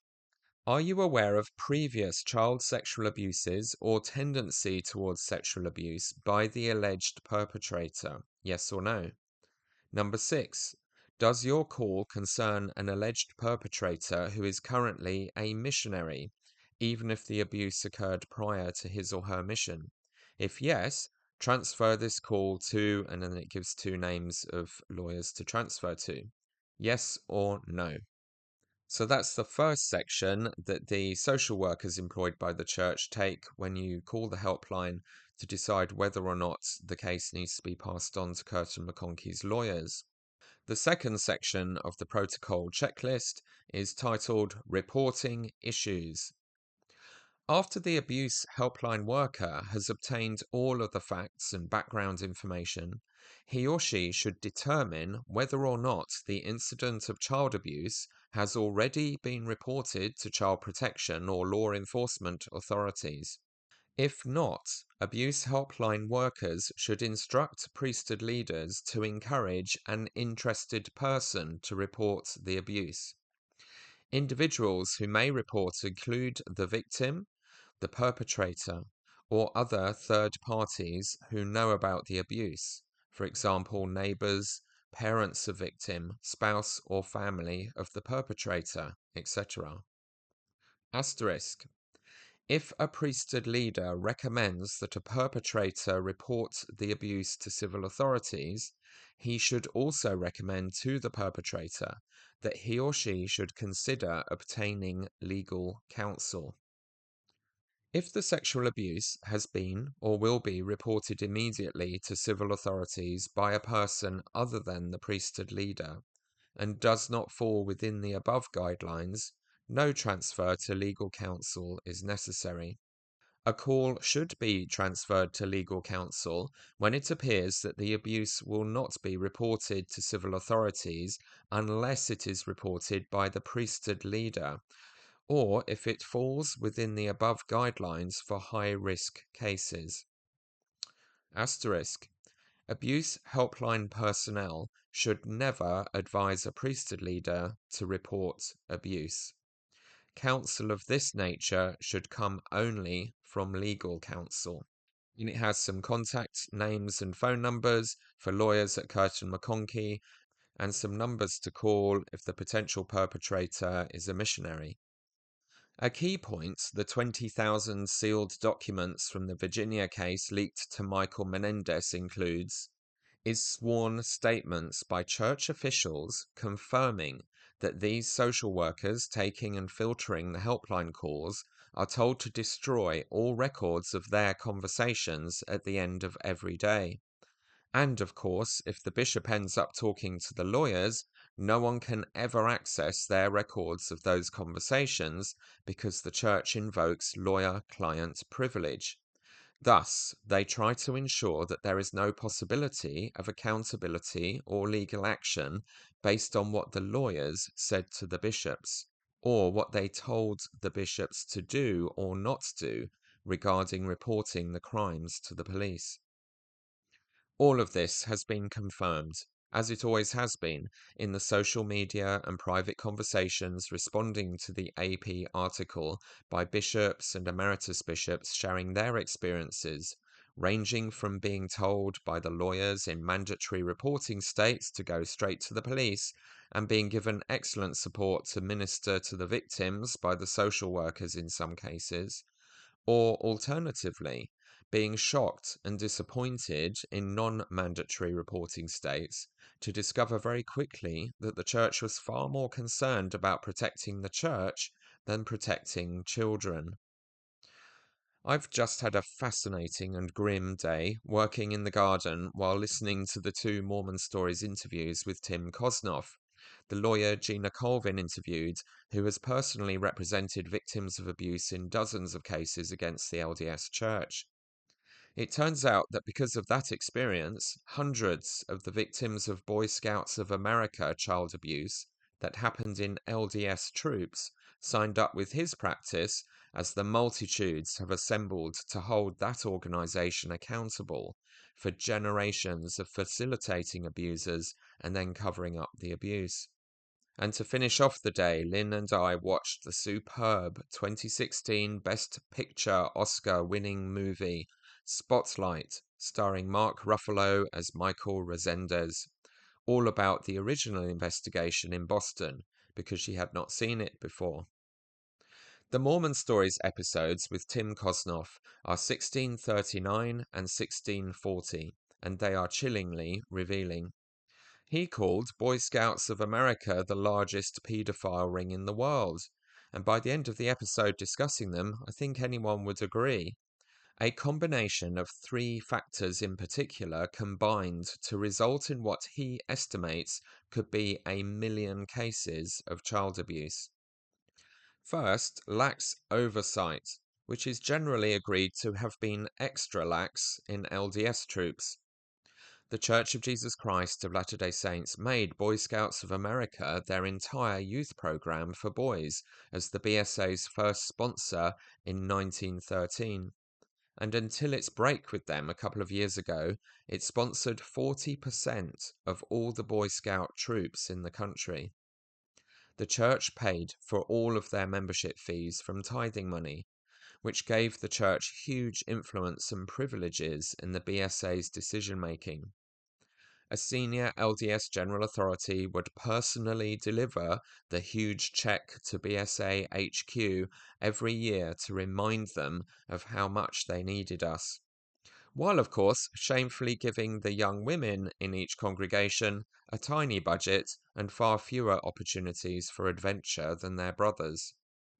Because LDS scouting was compulsory rather than voluntary, and leaders were assigned to scout leadership roles as temporary callings, the leaders and the led were not always wholehearted participants or delivering the program professionally. Tim Kosnoff also revealed that when the Boy Scouts finally introduced a program in 1989 to show all Boy Scouts a film making them aware of sexual predators and encouraging them to recognize, resist, and report abusers, the Church of Jesus Christ of Latter-day Saints refused to allow it to be shown to any of their young people. And because they were major funders, they were granted that exception. This scout safeguarding training was far from perfect because it put the emphasis on the boys recognizing and reporting abuse and said nothing whatsoever to adult leaders telling them they also had a duty of care to do the same. Coincidentally, the LDS Church's tiny baby step of safeguarding reform made when the spectacle of a mass petition, a protest march on church headquarters, and Sam Young on hunger strike for weeks next to Temple Square during the Protect LDS Children campaign became too embarrassing, was to grant a second adult in the room in worthiness interviews of teenagers if the child requests it. Not a word about parents or leaders needing to insist on that as standard practice. So the Boy Scouts of America safeguarding protocols and training were dire, but somehow the LDS Church managed to always be several levels even worse, and still are. The second component making the BSA the largest child abuse ring in the world is its virtuous public image carefully defended by powerful people. Their huge wealth and social influence was garnered by appointing and handsomely paying all the great and good in public and civil life to be regional scouting overseers, which made them look like public servants of the most wholesome kind and made the BSA practically impossible to criticize or threaten as anything less than a huge benefit to society. Embracing Boy Scouts was a major tactic of the LDS Church in its Herculean efforts to rebrand itself in the 20th century as more mainstream American than mum and apple pie, and move on from its well-deserved reputation as an isolationist, polygamous sex cult. The President of the USA is automatically the Chief Scout, and LDS presidents like Ezra Taft Benson and Thomas S. Monson have been awarded the highest scouting honor, the Bronze Wolf, in General Conference sessions. The BSA was given free ownership or access to huge resources of land and other facilities by the government and private donors, and they owned a very lucrative marketable brand, so could afford large payouts to sex abuse victims, as long as most of them were convinced not to come forward, and still make a huge profit each year.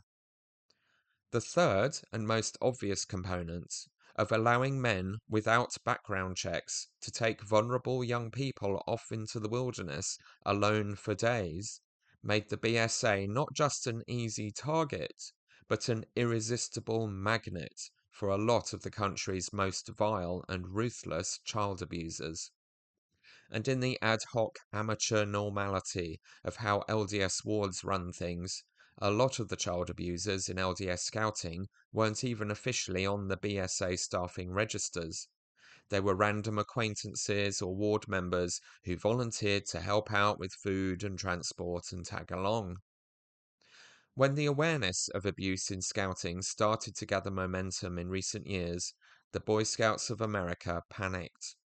They declared bankruptcy as the class action lawsuits of thousands of victims piled up in the hope that they could cut a deal for their insurers to affordably pay everyone off and still exist and then recover as an organization.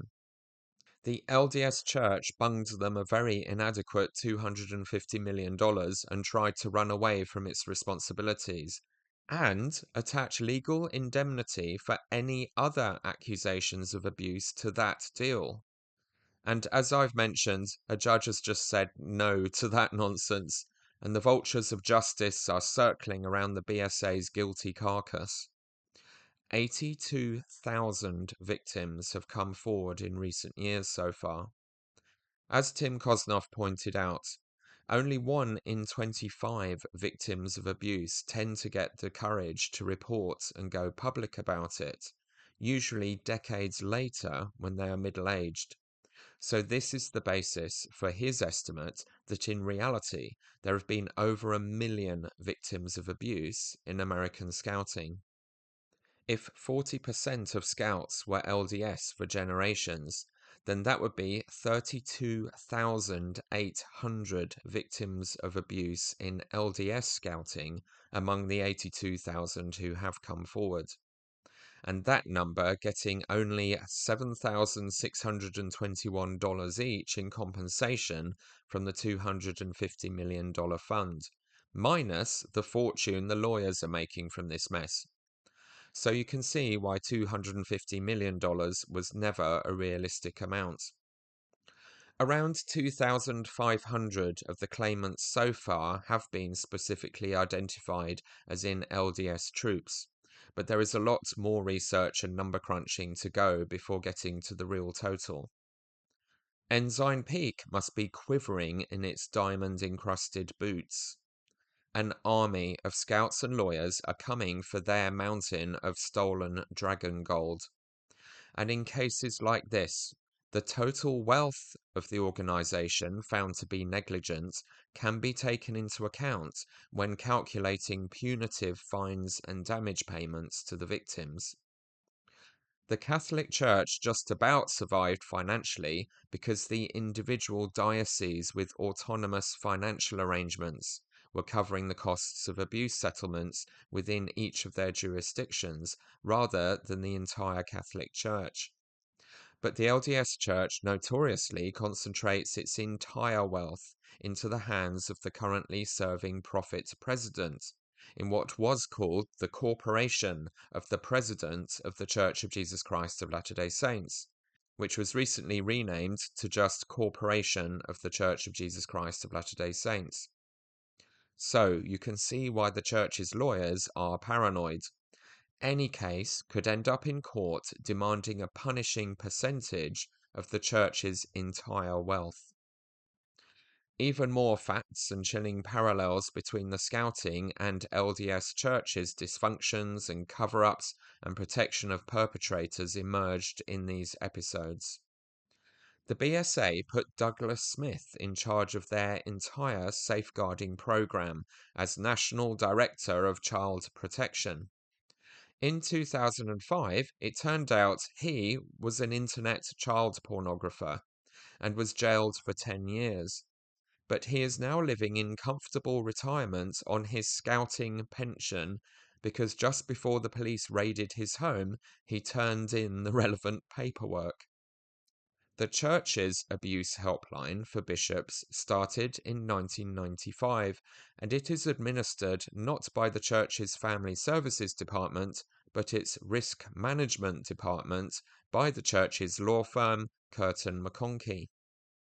Curtin McConkie used to be called Curtin, McConkie and Poelman. The Bloganacle archive sleuths have discussed for years that their partner, Brian Lloyd Poelman, was a Salt Lake City lawyer, former mission president, a stake president, and leader of a citizens anti-pornography organization for a decade called Citizens for Positive Community Values, in which role a fellow campaigner told a reporter that B. Lloyd Poelman had to watch lots of nasty videos to check if they were too pornographic. In 1994, he was arrested after a policeman found him receiving oral sex from a 19-year-old prostitute in his car in Salt Lake City for $30. He quickly pleaded guilty to avoid a jail term and go on probation. Then a month later withdrew the plea in a legal tactic that put his plea in abeyance, and if he met certain requirements, including a fine, community service, and an AIDS test, would mean he never got a criminal record. Stake president and Curtin McConkie partner B. Lloyd Poelman was excommunicated. But bizarrely, a special stake conference of his stake was held earlier on the day of his court of love, so that he could say goodbye to his stake in person first.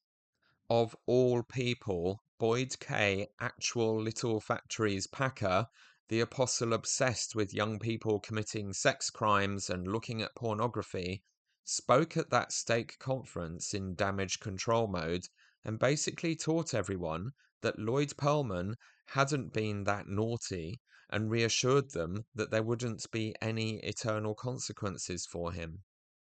Maybe he'd already had his second anointing or something. This is very revealing of the culture in the church going right to the apostles at the top, that he's desperate to do anything at all necessary to avoid public scandal and go to such lengths to downplay the seriousness of this scale of sin and hypocrisy in its clergy. Curtin McConkie took Poelman's name off their logo, but allowed him to continue working as a lawyer from their offices. The next year, the Church of Jesus Christ of Latter-day Saints gave that law firm guardianship of its entire child safeguarding and abuse response operation. They reciprocated 8 years later by giving the lawyer son of President Thomas S. Monson a job with them after he was fired from his company as a lawyer for American Investment Bank for sexual harassment of a young female colleague.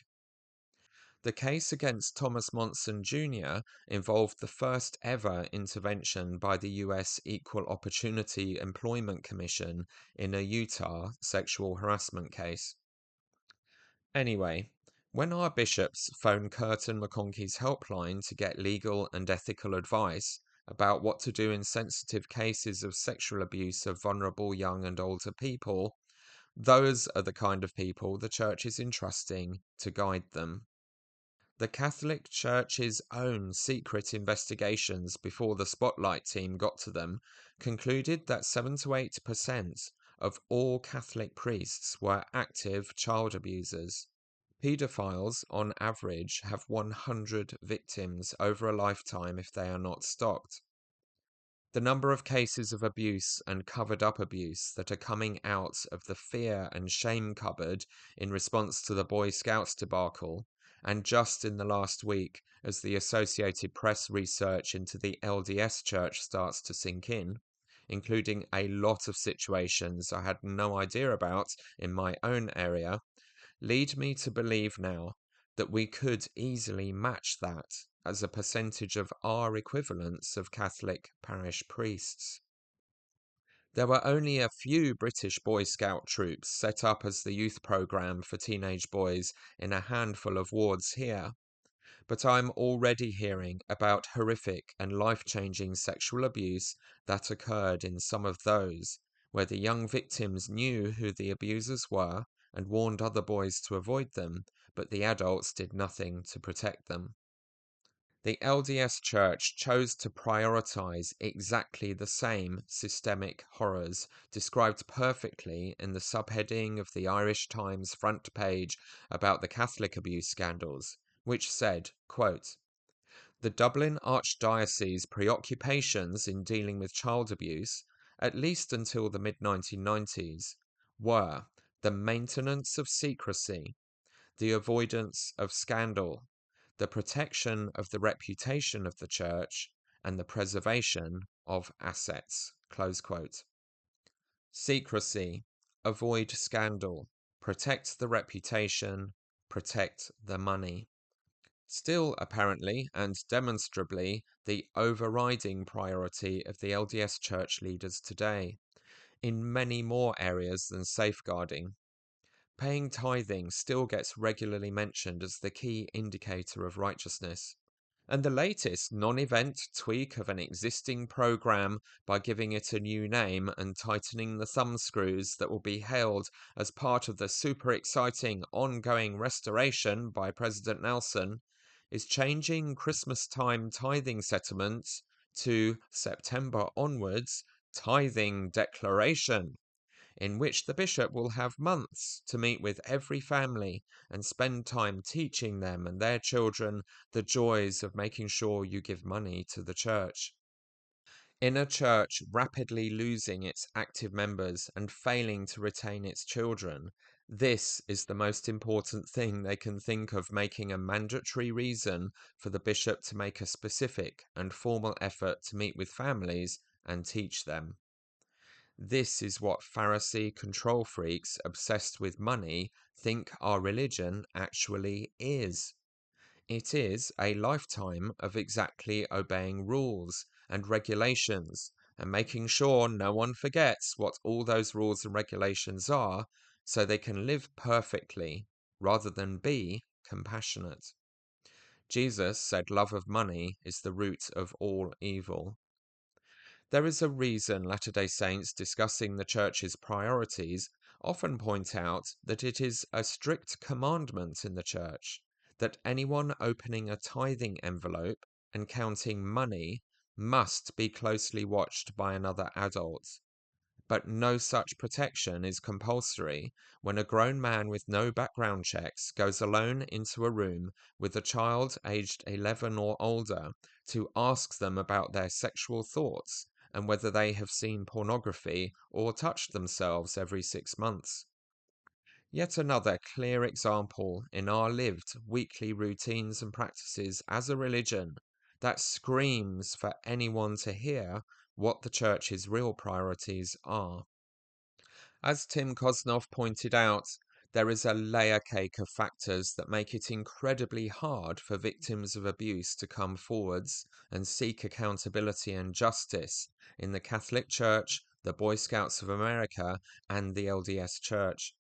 They have vast wealth to financially annihilate you if you take them to court and aren't willing to settle quietly. Their entire culture is in denial about the scale of the problem because of the effective deployment of codes of secrecy and private intimidation and control. Their official systems and leadership decisions and norms prioritize protecting abusers, not victims. Their lack of safeguarding training and systems make getting at victims easy. And of course, all three organizations are dominated by a nearly entirely male leadership in a culture of extreme patriarchy. Tim spoke powerfully about how this combination of factors in the culture of LDS Mormonism contributes to protecting predators. I'm just going to, I do this sometimes. I mentioned a couple what I call smoking guns. You know, oftentimes in the Mormon faith crisis world, we're always trying to ask ourselves, is there any evidence that the church isn't true? Is there any evidence that the church isn't what it claims to be? Is the Book of Mormon a smoking gun? Is the Book of Abraham a smoking gun? Is the Black priesthood ban a smoking gun? I want to say this, that if ever there were, and I've said this 3 times just this week, if ever there were a smoking gun within the history of Mormonism, It's when our prophets, seers, and revelators decided to get in bed with the Boy Scouts of America, because you would expect that if God's going to send an angel with the flaming sword to command Joseph Smith, to marry a teenage bride, God would have sent an angel with the flaming sword to some of those Mormon prophets in the 20th century and say, hey, you're a prophet. That means you get to see the future. I'm God, or I'm Jesus, or I'm an angel. I'm Angel Moroni. Hey, Heber J. Grant, or hey, George Albert Smith, I know you're wanting to get in bed with the Boy Scouts, but in just a few decades, they're going to be uncovered, by attorney Tim Kosnoff as one of the largest pedophile rings in the world. Since you're a prophet, me, God, I'm going to tell you ahead of time, don't get in bed with the Boy Scouts of America. Instead, not only do they get in bed with the Boy Scouts of America, they have a controlling interest in the Boy Scouts of America. And so they've got their fingerprints all over one of the largest pedophile rings in the history of the world. And how much of that is on the church? And by the way, if they had 40% of the troops, why isn't it fair to say that they have probably 40% of the victims? And so, in other words, if there's 80,000 people that have come forward, known victims, if there's 80,000, why aren't, in my back of the envelope calculations, that's at least 32,000 Mormon victims. Is that totally unreasonable? No. And you don't think it is? Because I've had people get really mad at me for saying tens of thousands of sexual abuse victims. I know, but I think that LDS Scout survivors didn't come forward in greater numbers for the same reason that they don't come forward, period, today. Yeah. Scouting or non-scouting. It's just, there's just too much pressure. Maybe they've thought about it. Maybe they talked to their bishop. And, there's a double layer that Mormon Scout victims carry because, again, Boy Scouts don't tell anyone, keep it secret, same culture of secrecy. And that's what they're hearing from their bishop and their parents and everybody else. So there's a lot of blame to go around, and it's easy to dump it all on the church. But, there are a lot of parents who knew and didn't do anything. And other people, members of the ward, knew about this guy, didn't complain, didn't do anything, because you don't do that. It's the bishop's business, and you should butt out. And if you say anything, you're going to get slapped down. I mean, all the reasons why people don't complain in the Mormon church is that it's not welcome. And you're there to affirm, your ecclesiastical leadership, not to challenge them. Yeah. So that's a powerful layer. But this is a huge component of the church's sex abuse exposure, because so much of the abuse occurred in the context of scouting for the same reasons. Harder, to just abusers, search for the weak link. And even in the Catholic Church, you have these priests, but, where did they assault them? In the rectory, if they could get them there, in the robing room, maybe they could persuade the parents to let him take little Johnny out somewhere. And they were so honored that he's an altar boy, John, Father John has taken such a keen interest. But it's a little strange, because it's not within the job description of a Catholic priest, generally speaking, to be taking a boy or groups of boys away on ski trips and this, that, and the other thing. Whereas with Boy Scouting, no, that's the essence of scouting, is to take the boy away from not just his parents, but protective institutions and places. And, a boy out in the wilderness is completely vulnerable in his community. He has neighbors, teachers, buildings he can run to, things that he can use to protect him. And sometimes that works, sometimes it doesn't. But the whole concept of scouting, where men about whom you know nothing can take young, vulnerable boys out into the wilderness, men whose backgrounds are not known, they haven't been vetted. They're selected by moms and dads who don't have the slightest clue Or bishops. about the problem of pedophilia in the Boy Scouts of America. I mean, it was a turkey shoot. Mm. And what makes it even more sad, and there was just a comment about this that I'm going to share. B. Dan wrote, the public respectability of the BSA, and I would even add the Mormon Church, because at some point the Mormon Church was able to sort of successfully resurrect its image with Donnie and Marie Osmond and Steve Young. And, you know, in the 70s and 80s, the Mormon Church was able to become kind of like representing all America. And so, so B. Dan writes, the public respectability of the BSA has also really helped whitewash the church because it makes them seem reasonable and mainstream and Norman Rockwell-ish, right? It's like there's Mother, Apple Pie, Boy Scouts, and the Mormon Church. And it's hard when some of these institutions that actually you over-respected, you held as almost sacred, as the most holy and pure institutions, turned out to be the ones that were most corrupt. For me, the biggest punchline of many in what Tim pointed out with his lawyerly experience is one of the lines on the protocol sheet the church's social workers and lawyers taking the helpline calls must follow. Quote, if the priesthood leader recommends that a perpetrator reports the abuse to civil authorities, he should also recommend to the perpetrator that he or she should consider obtaining legal counsel. Close quote. Well, that seems sensible, of course, but what Tim the lawyer knows is that if a perpetrator confesses abuse to a bishop, and the legal advice is that the bishop must not report the abuser to the police, and the victims or spouse of the abuser are too scared to do it, the only hope of the police finding out is that the abuser turns themselves in. But if they talk to a lawyer first, they are highly unlikely ever to do it. The lawyer is never going to tell a client to go and admit to a crime the police don't know about yet. In fact, it would be illegal for them to do so, as their job is to stop their client incriminating themselves.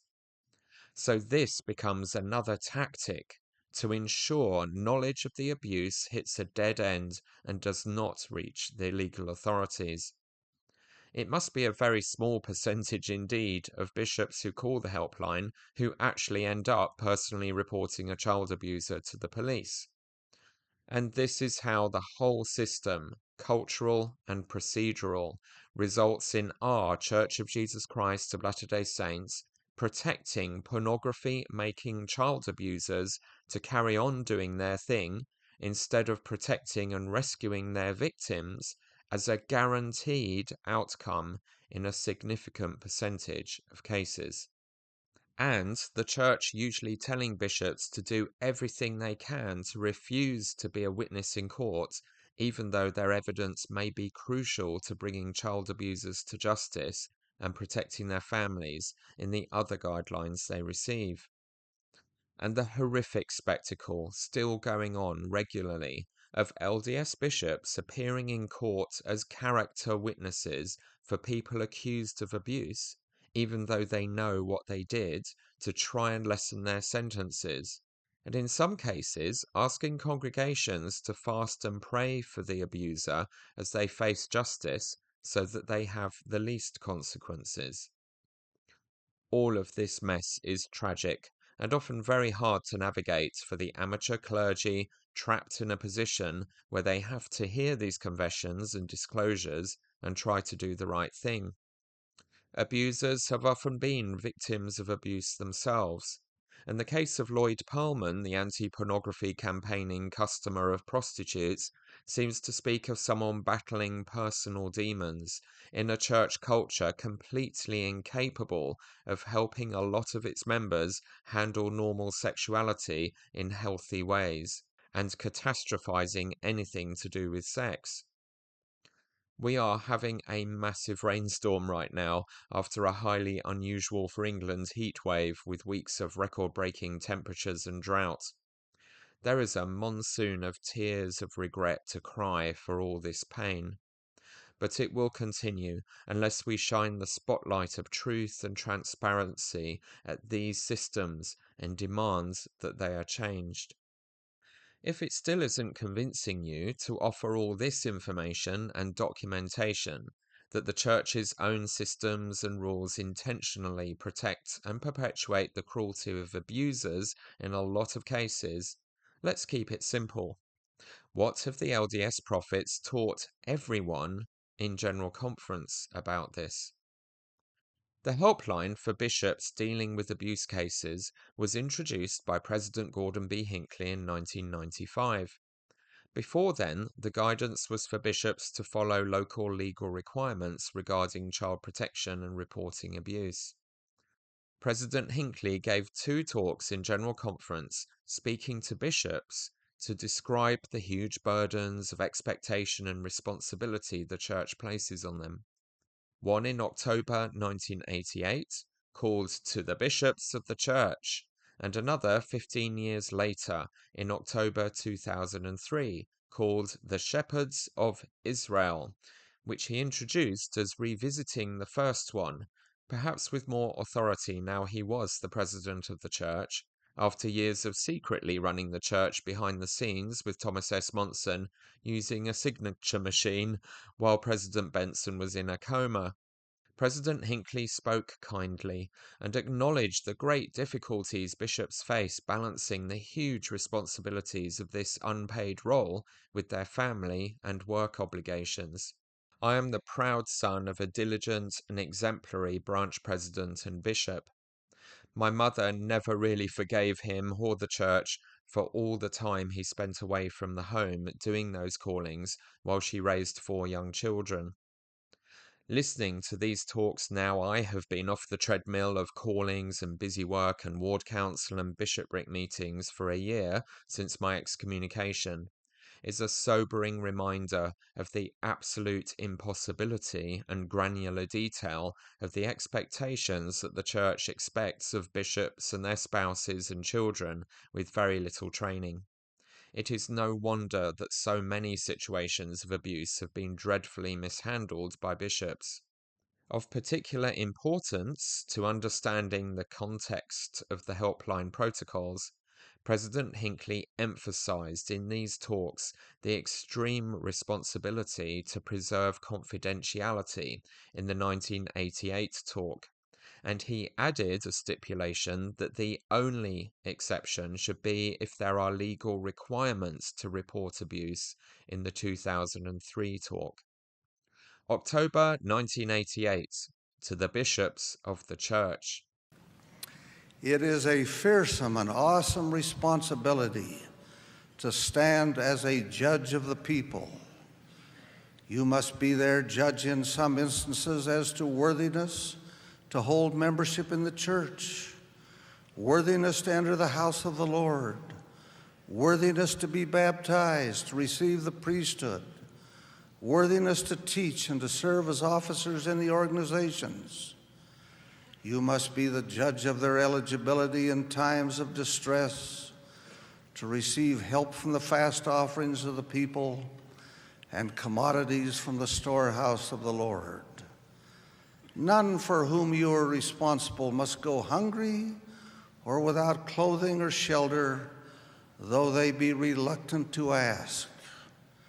You must know something of the circumstances of all of the flock over whom you preside. You must be their counselor, their comforter, their anchor and strength in times of sorrow and distress. You must be strong with that strength which comes from the Lord. You must be wise with that wisdom which comes from the Lord. Your door must be open to hear their cries, and your back strong to carry their burdens. Your heart sensitive to judge their needs.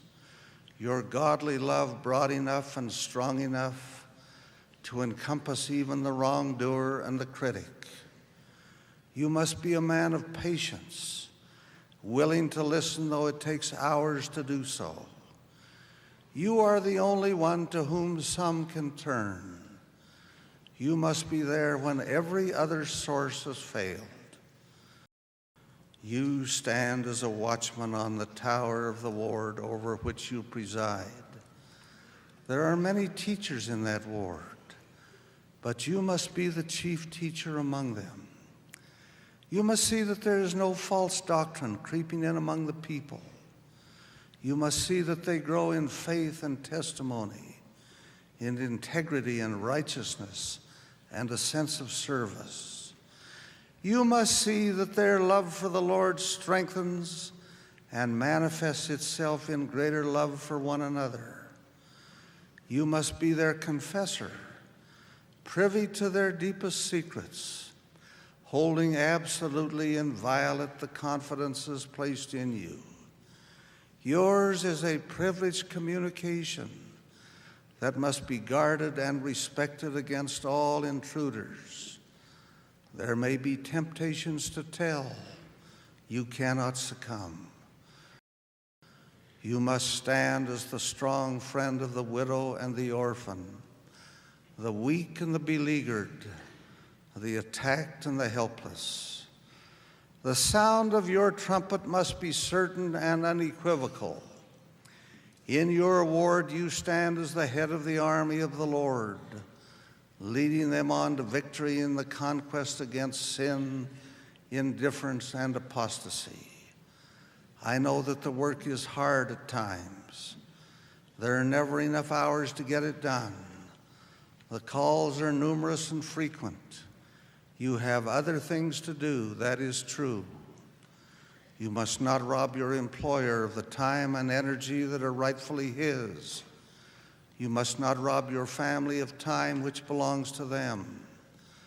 But as most of you have come to know, as you seek for divine guidance, you are blessed with wisdom beyond your own and strength and capacity you did not know you had. It is possible to budget your time so that you neglect neither your employer, your family, nor your flock. You know that yours is the power to shape young lives, yours the right to recommend for missions, yours the authority to open the doors of the temple to your people, yours the calling to feed the hungry and clothe the naked and minister to those in distress.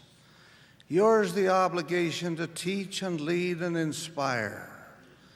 Yours the mandate to judge with equity and truth and mete out with love and understanding, with charity and faith.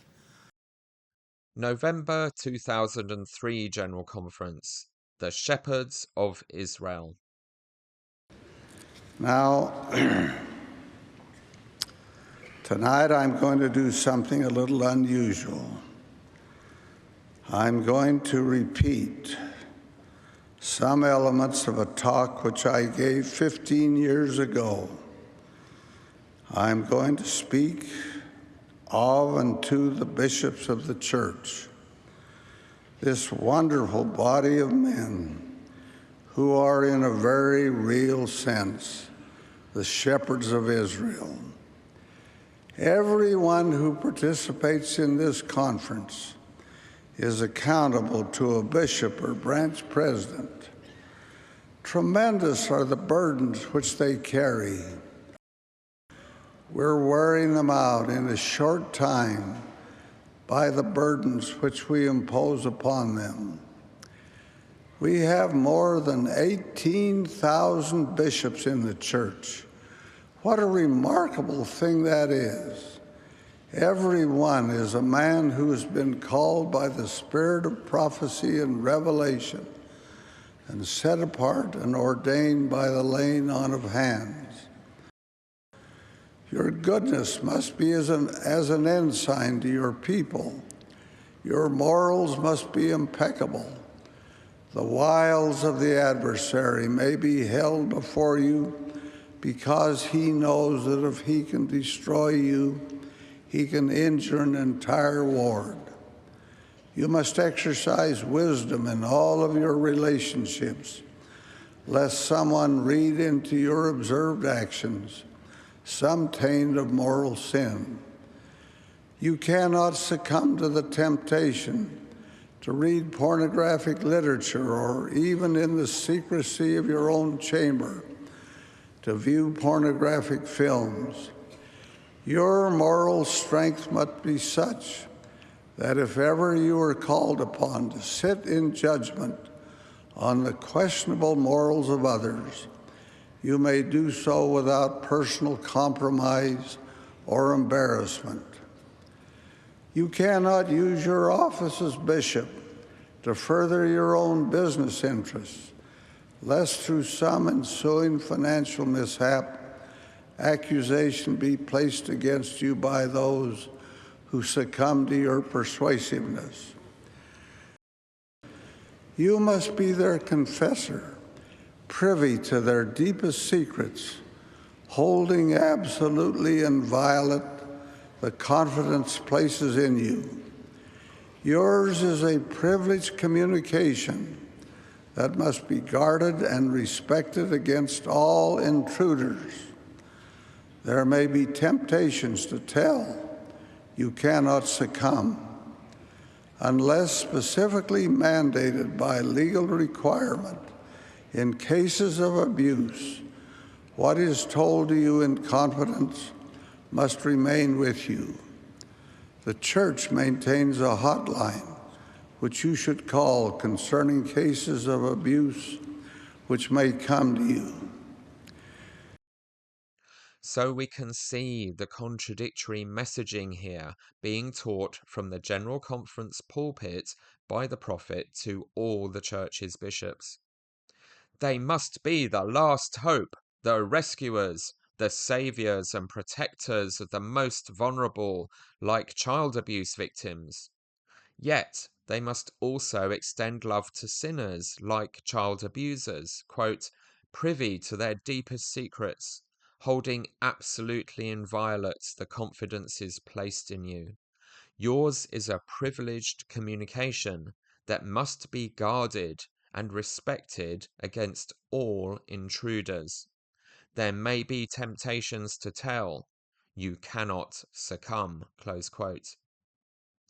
Where these obligations conflict, the instruction was clear, quote, unless specifically mandated by legal requirement in cases of abuse, what is told to you in confidence must remain with you, close quote. Where there is no legal obligation to report abusers to authorities, they must not tell anyone about it. And if that is problematic, phone the hotline, and the church will tell you what to do. This is where the secrecy obsession comes from. So please note, this is not obscure protocols in secret handbooks. This is what the whole church, and particularly its bishops, were taught by the prophet who established the helpline and its protocols in public, in general conference, repeatedly. As usual, the response of the church to the Associated Press investigation by the superstar of journalists holding religions accountable has been totally inadequate and shameless. The official statement released by the newsroom repeats the false claim that the church prioritizes children and has adequate training, while admitting that that consists of watching a film every 3 years, which is totally inadequate, especially when the film does not come anywhere close to competent standards of safeguarding content. Quote, 5th of August 2022, Salt Lake City, official statement. Church offers statement on helpline and abuse. Church responds to recent Associated Press article about the church's abuse helpline. Quote, the abuse of a child or any other individual is inexcusable. The Church of Jesus Christ of Latter-day Saints believes this, teaches this, and dedicates tremendous resources and efforts to prevent, report, and address abuse.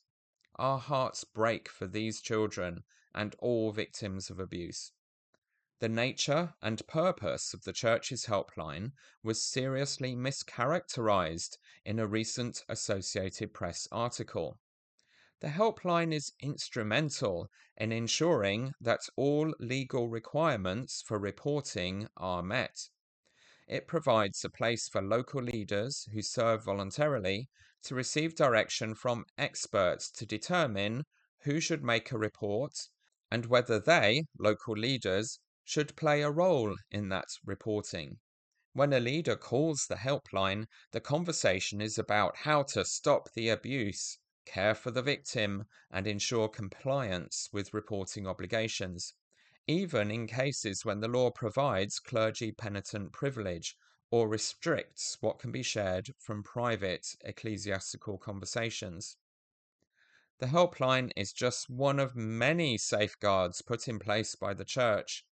Any member serving in a role with children or youth is required to complete a training every few years about how to watch for, report, and address abuse. Leaders and members are offered resources on how to prevent, address, and report abuse of any kind. Church teachings and handbooks are clear and unequivocal about the evils of abuse. Members who violate those teachings are disciplined by the Church and may lose their privileges or membership. These are just a few examples. The story presented in the AP article is oversimplified and incomplete, and is a serious misrepresentation of the Church and its efforts. We will continue to teach and follow Jesus Christ's admission to care for one another, especially in our efforts related to abuse. Close quote. Note that it says, quote, the helpline is instrumental in ensuring that all legal requirements for reporting are met, close quote. Not that children are protected and abusers brought to justice according to law. So the Associated Press article does not, quote, seriously mischaracterize, close quote, the priorities and purpose of the helpline. The Church's statement just repeats and confirms what the article says. The AP article is long, thorough, and written by the most experienced and respected journalist in this field on the face of the earth. It is this official statement by the Church responding to it that is oversimplified and incomplete, and it demonstrably lies in its implication that bishops are told to report to the police even in states not requiring that. There is no acknowledgement of responsibility or guilt, of course, following Dallin Oakes's insistence that the Church never seeks or gives apologies. No apology for the harm the Church's policy did to these girls, that the judge in the case against their parents called one of the most horrendous cases of child molestation he had ever encountered. As MJ, the primary victim of that abuse, who is now 16, put it to the Associated Press journalists, quote, I just think that the Mormon Church really sucks. Seriously sucks. They are just the worst type of people from what I've experienced and what other people have experienced. Close quote. So that's worked out really great then for the LDS Church and its efforts to be popular and its members' delusion that they are the nicest people in the world. Nice people don't let their religion do this sort of thing without freaking out and demanding reforms. Nice people don't make excuses for it, and they don't cover their ears and complain to their bishop when the person next to them on the pew or in the ward council raises concerns about policies and doctrines and practices that cause this much harm. Oh, my giddy aunt, I'm never going to get this episode finished. I must be aging visibly before your very eyes. The Church has just made it all even worse, as if it was even possible. Presumably, they have been inundated by usually passive church members horrified at the totally inadequate first statement responding to the AP article, and they have gone into full gaslighting mode with a second statement.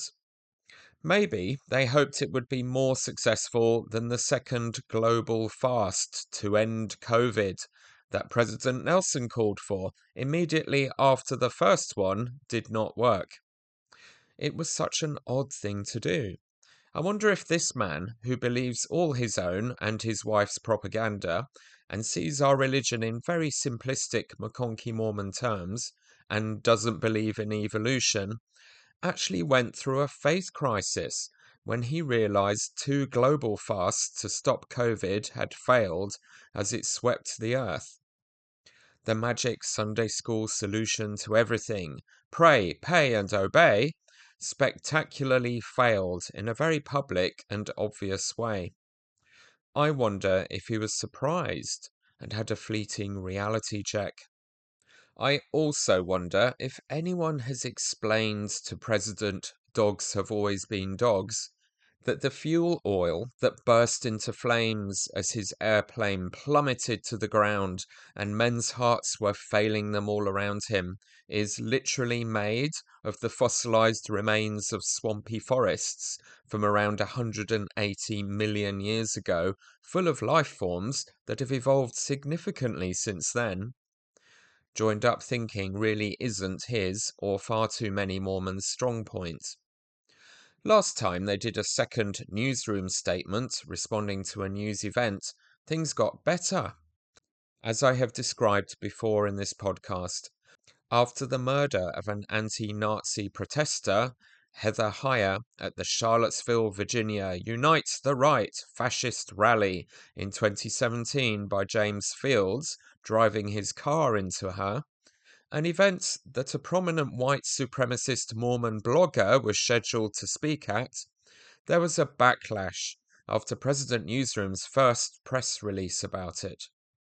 It was felt by many to be totally inadequate because it completely ignored the involvement of Mormon racists in the event, who were claiming they represented LDS values. So President Newsroom issued a second response that for the first time ever officially condemned white supremacist doctrines as wrong and sinful. It was a watershed moment. Yesterday, no such common sense or truth was prevailing at the church office building, and the numpties decided to use their useless religious apologetics tactics to blag their way out of accountability for perpetuating horrific child abuse when they could easily have stopped it. As I and others have been sharing examples of for years now, LDS religious apologetics depends primarily on focusing on feelings, making everything a matter of emotions and opinions, not facts, and expecting credibility and to be trusted and believed because you put on an emotive performance of sincerity and authority while talking absolute ramiumptum. We have been watching Brad Wilcox and an endless parade of apostles and prophets using that strategy throughout this podcast. So, the second statement ramps up the focus on feelings, mostly makes childish declarations of persecution complex rage that it will not and cannot follow through on towards the Associated Press, flat out lies, and once again specifically confirms that the AP article's claims and timeline are exactly correct, while insisting that they are a terrible misrepresentation of the truth. It literally makes me feel sick even reading this to you, but once again, I'll take one for the team and do my bit to ensure it remains on the historical record in its entirety, and anyone listening to this podcast hears and sees the evidence for the church's self-destruction and can make up their own minds about whether how I am responding to it all is fair. 17th of August, 2022, Salt Lake City. Official statement. Church provides further details about the Arizona abuse case. Church outlines its feelings on abuse. and how a recent Associated Press story got it wrong. For generations, leaders of the Church of Jesus Christ of Latter-day Saints have spoken in the strongest of terms about the evils of abuse and the need to care for those who are victims or survivors of abuse. From the thundering rebuke of former President Gordon B. Hinckley to the recent words of healing offered by Elder Patrick Kieran of the Presidency of the 70, our feelings are clear. We echo those sentiments and teachings today. Our hearts are broken as we learn of any abuse. It cannot be tolerated. It cannot be excused. The Saviour Jesus Christ wants us all to do better and be better. It is important to us that our members and friends understand how deeply we feel about this subject. It is also important that they have accurate information about how we approach this matter. Church leaders and members are instructed in the Church's General Handbook that their responsibilities related to abuse are as follows. Assure that child abuse is stopped. Help victims receive care, including from professional counsellors, and comply with whatever reporting is required by law.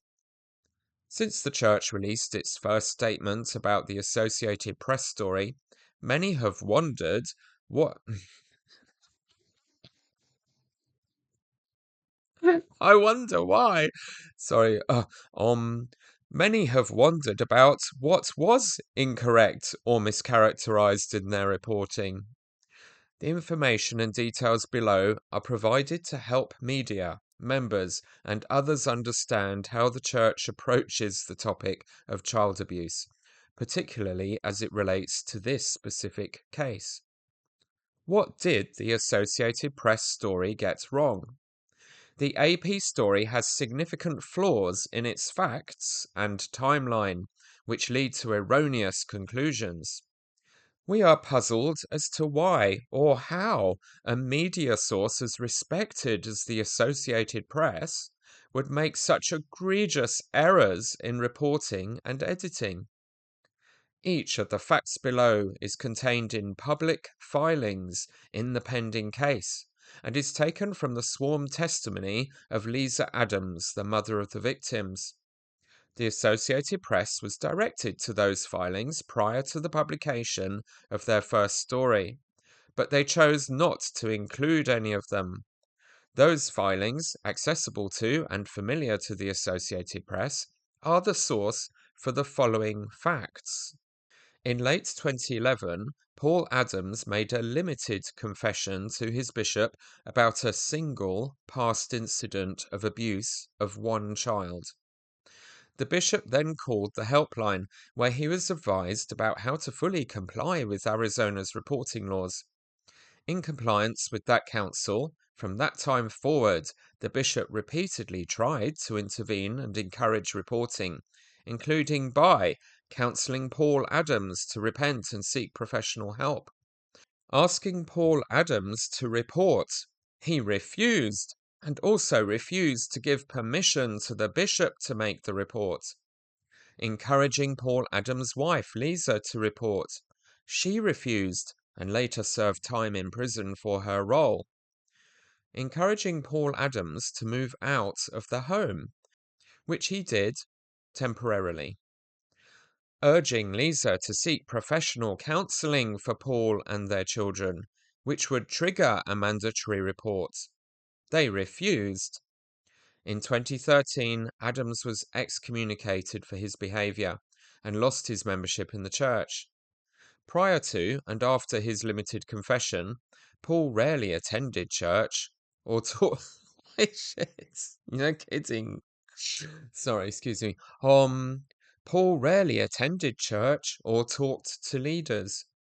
It wasn't until 2017, nearly 4 years later, that the church leaders learnt from media reports the extent of the abuse, and that the abuse had continued, and that it involved a second victim born after Paul's excommunication.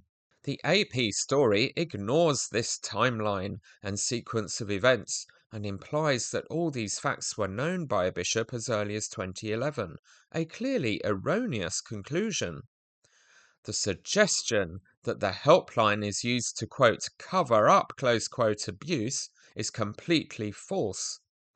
The Church's abuse helpline has everything to do with protecting children and has nothing to do with cover up. It has been in existence for more than a quarter of a century. Its purpose is to comply with the various laws of child abuse reporting in all 50 states and the provinces of Canada, ministering to the needs of victims and their families where we can, while reporting abuse consistent with the law. To encourage victims, family members, and perpetrators to seek professional counselling and to report abuse to the authorities themselves. To directly report the abuse to authorities, regardless of legal exemptions from reporting requirements, when it is known that a child is in imminent danger.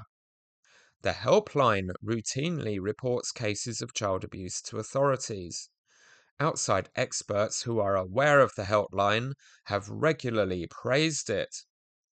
Even when a report is not required, or is even prohibited by law because the confession is owned by the confessor, the helpline encourages leaders to pursue ways to ensure these three goals are met.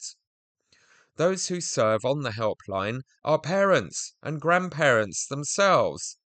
Not mentioning that most child abusers are parents and grandparents, and include former government child abuse investigators and child abuse prosecutors. Some are even themselves survivors of abuse. The notion that there would be any incentive on their part to cover up child abuse is absurd. Conclusion. We strive to follow the teachings of Jesus Christ, who spoke powerfully and repeatedly about the precious value of children and condemned those who would mistreat them. These are the ideals that characterize our understanding and approach to the issue of child abuse. What happened to the Adams children in Arizona at the hands of their parents is sickening, heartbreaking, and inexcusable. The Church has issued a strong response because this is a topic where there can be no mincing of words, no hint of apathy, and no tolerance for any suggestion that we are neglectful or not doing enough on the issue of child abuse. It is a matter that strikes at our hearts and is so deeply offensive to everything that we value. We will not stand by while others mischaracterize or completely misrepresent the Church's long-term efforts and commitments. Nor will we tolerate the Associated Press or any other media to make such gross errors on the details of such a tragic and horrific incident as what occurred in Arizona. We are constantly striving to be better and do more, and we invite others to join us in such efforts. President Gordon B. Hinckley, quote, "Countless numbers of children cry out in fear and loneliness from the evil consequences of moral transgression, neglect, and abuse. I speak plainly, perhaps indelicately, but I know of no other way to make clear a matter about which I feel so strongly. There is the terrible, inexcusable, and evil phenomenon of physical and sexual abuse. It is unnecessary, it is unjustified, it is indefensible." Quote, "There is the terrible, vicious practice of sexual abuse. It is beyond understanding. It is an affront to the decency that ought to exist in every man and woman. It is a violation of that which is sacred and divine. It is destructive in the lives of children. It is reprehensible and worthy of the most severe condemnation." Close quote from Save the Children, General Conference, October 1994. Elder Patrick Kieran, quote, "There is no place for any kind of abuse, physical, sexual, emotional, or verbal, in any home, any country, or any culture. The abuse was not, is not, and never will be your fault, no matter what the abuser or anyone else may have said to the contrary. When you have been a victim of cruelty, incest, or any other perversion, you are not the one who needs to repent. You are not responsible. You are not less worthy, or less valuable, or less loved as a human being, or as a daughter or son of God, because of what someone else has done to you. God does not now see, nor has he ever seen, you as someone to be despised. Whatever has happened to you, he is not ashamed of you or disappointed in you. He loves you in a way you have yet to discover, and you will discover it as you trust in his promises and as you learn to believe him when he says you are precious in his sight. Elder Patrick Kieran, We Can Be More Than Conquerors, in General Conference, April 2022, close quote of the second statement from President Newsroom. The shameless lies and hypocrisies in this statement are obvious, and social media is having a field day debunking it. The second statement confirms everything Michael Rezendes said, that a bishop was informed by her father that he was raping his toddler daughter, that the helpline lawyers told him not to stop it by reporting it to the police, that he and the next bishop continued counselling the perpetrator for years, continued to be told by the church not to report when it became clear that no one else was going to, and that the second bishop knew enough about ongoing abuse to have him and his stake president, who would have to be consulted throughout, hold a disciplinary council, which at the time had to involve the entire bishopric, including the ward clerk, or the entire stake high council of 12 men and the stake presidency and the stake clerk. And after considering the evidence of ongoing abuse, they decided to excommunicate Paul Adams. If it was just a bishopric putting him on trial, the minutes of the evidence and arguments and final decision would then have been sent to the stake president and processed by the stake clerk before procedure in the General Handbook has them destroy those minutes. None of those people stopped the abuse. This official statement is the empty howling of tormented souls haunting a whited sepulchre, which is probably what real Jesus is calling the church office building now. They will be facing him very soon, as they are incredibly geriatric, and if they don't do some amazing public repenting, I don't think all the presumptuous second anointings in the world will save them. I mean, as I've lamented before, it really shouldn't be too much to expect of the LDS apostles to read and understand the New Testament. You know, just the once. Once is usually enough to arrive at a basic functional moral compass and some sense of obligation to protect children. And they need to put Brits in charge. The PR has been appalling since Englishman Mike Otterson retired as President Newsroom. The second statement quotes the lifeline Englishman, Patrick Kieran, threw them just in time last conference, but ignored the total opposite Richard G. Scott taught there 20 years earlier, that abuse victims should repent for their role in the abuse happening. They quote Gordon B. Hinckley, but ignore him repeatedly teaching in General Conference that bishops must keep confessions of abuse totally confidential unless they really have to say something because of laws. But they have the nerve to lie from the start that, quote, for generations, leaders of the Church of Jesus Christ of Latter-day Saints have spoken in the strongest terms about the evils of abuse and the need to care for those who are victims or survivors of abuse, close quote. No, they didn't. For generations, leaders of the church have taught that girls and women who are raped invited it by being too flirty, or revealing their porn shoulders, or being in the wrong place at the wrong time, or that they are responsible for the sexual urges of boys and men, because men can't be expected to control themselves. or that if they did not resist a rapist in every possible way, dying if necessary, rape victims have lost their virtue. And as Richard G. Scott taught, abuse victims need to go to their bishop and repent of their percentage of the blame for the abuse happening. That's what leaders of the church have been teaching for generations, and throughout most of my life in this generation. And as the raging Redditors have pointed out, the entire defense the church is offering here of the indefensible is that they and their bishops were legally correct to do what they did, which is questionable and about to be tested in court. Arizona allows clergy to report abuse confessed to them if they choose to. It isn't forbidden.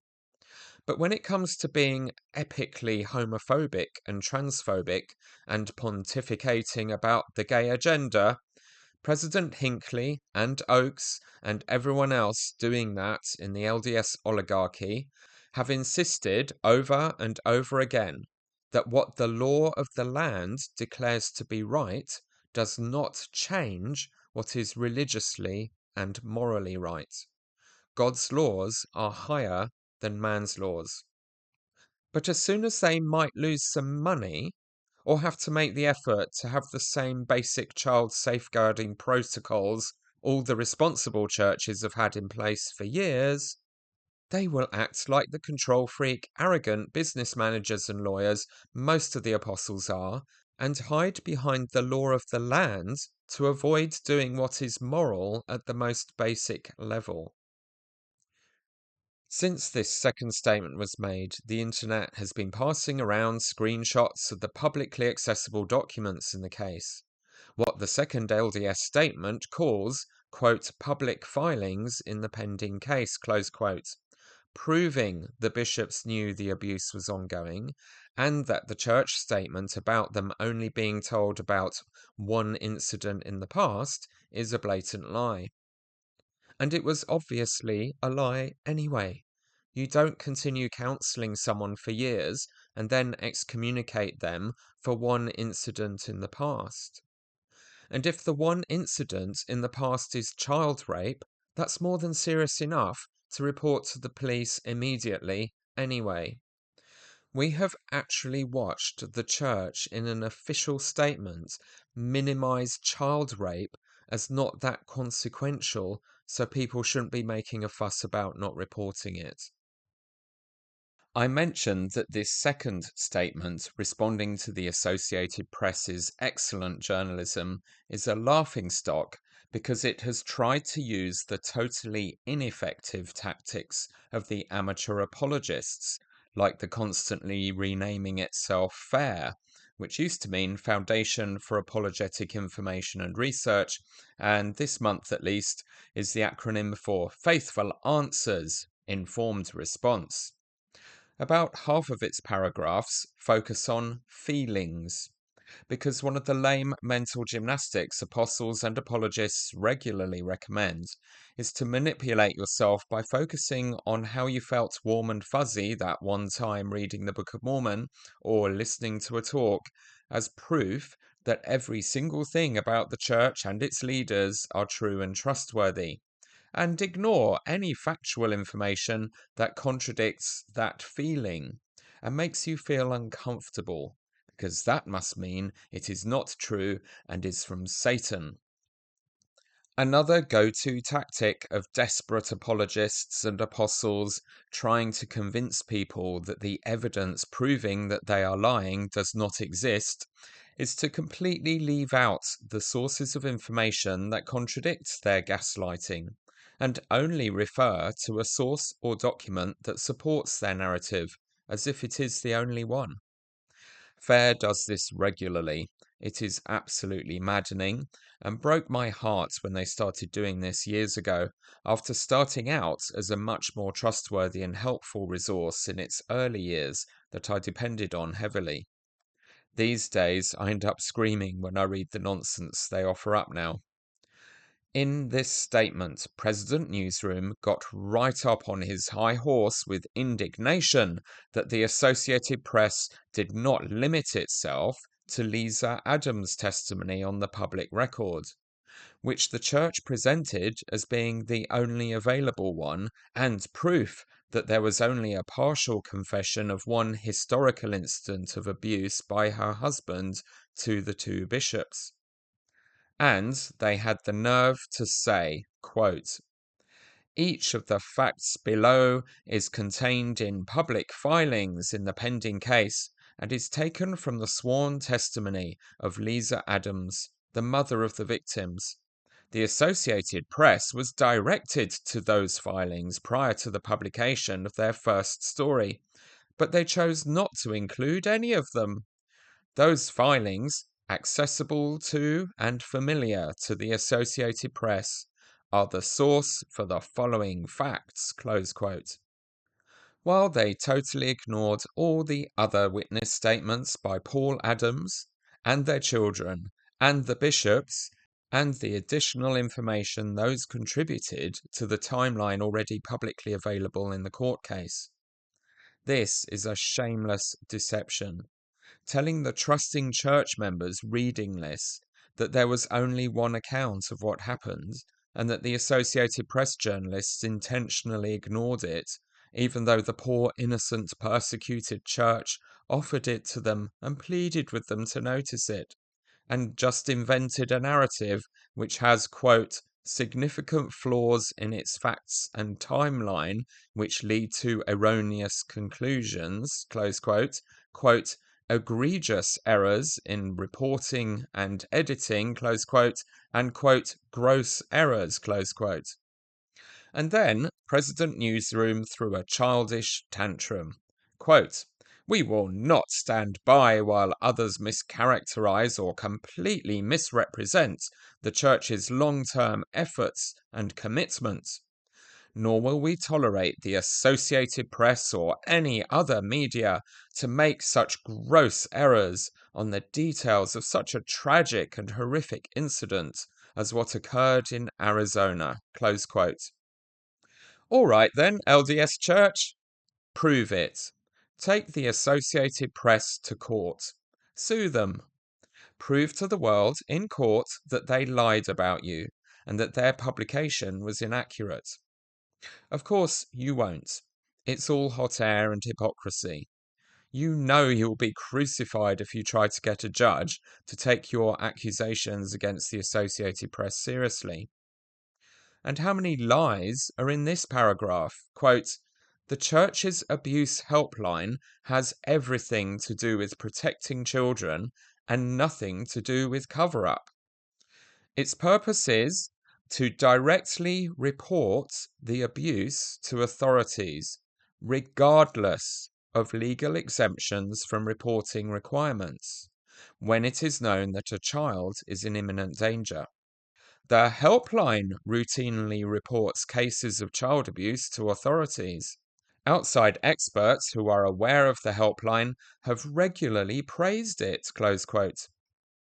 The helpline protocols, general handbook, President Hinckley's General Conference talks, and all the other evidence are all clear that the LDS Church is determined not to report abuse if there are legal exemptions from reporting to hide behind from their duty of care to abuse victims. Not ignore those legal loopholes and do the right thing anyway, as this statement shamelessly claims. Where are the examples of the actual helpline itself, quote, "routinely reporting cases of child abuse to the authorities," close quote?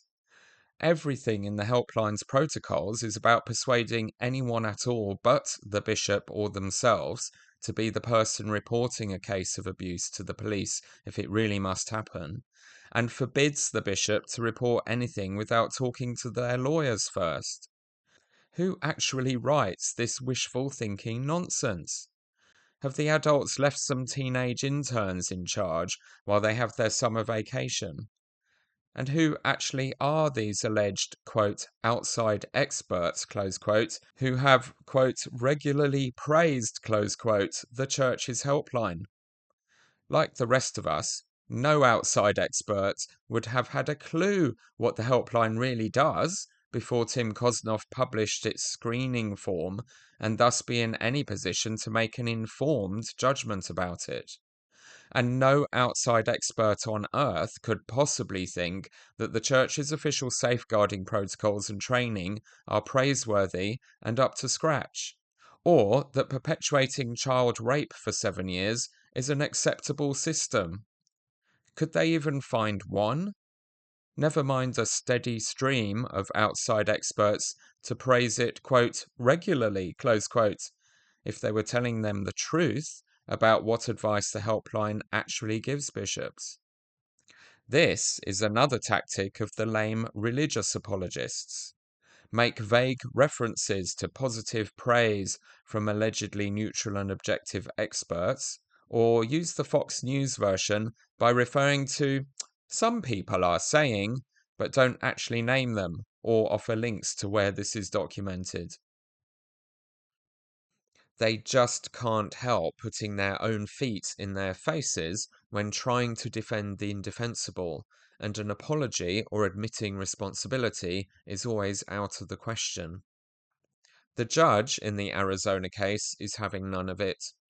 She has ruled out excuses regarding clergy penitent privilege because Paul Adams spectacularly waived his right to confidentiality and being protected as a penitent sinner by posting pornographic films of his abuse of his daughters online and bragging about it in social media. And she has summoned a clerk, presumably the ward clerk, present at the excommunication trial and taking the minutes that would have later been destroyed to give evidence, which will also probably blow away the Church's statement that the bishops did not know the abuse was continuing.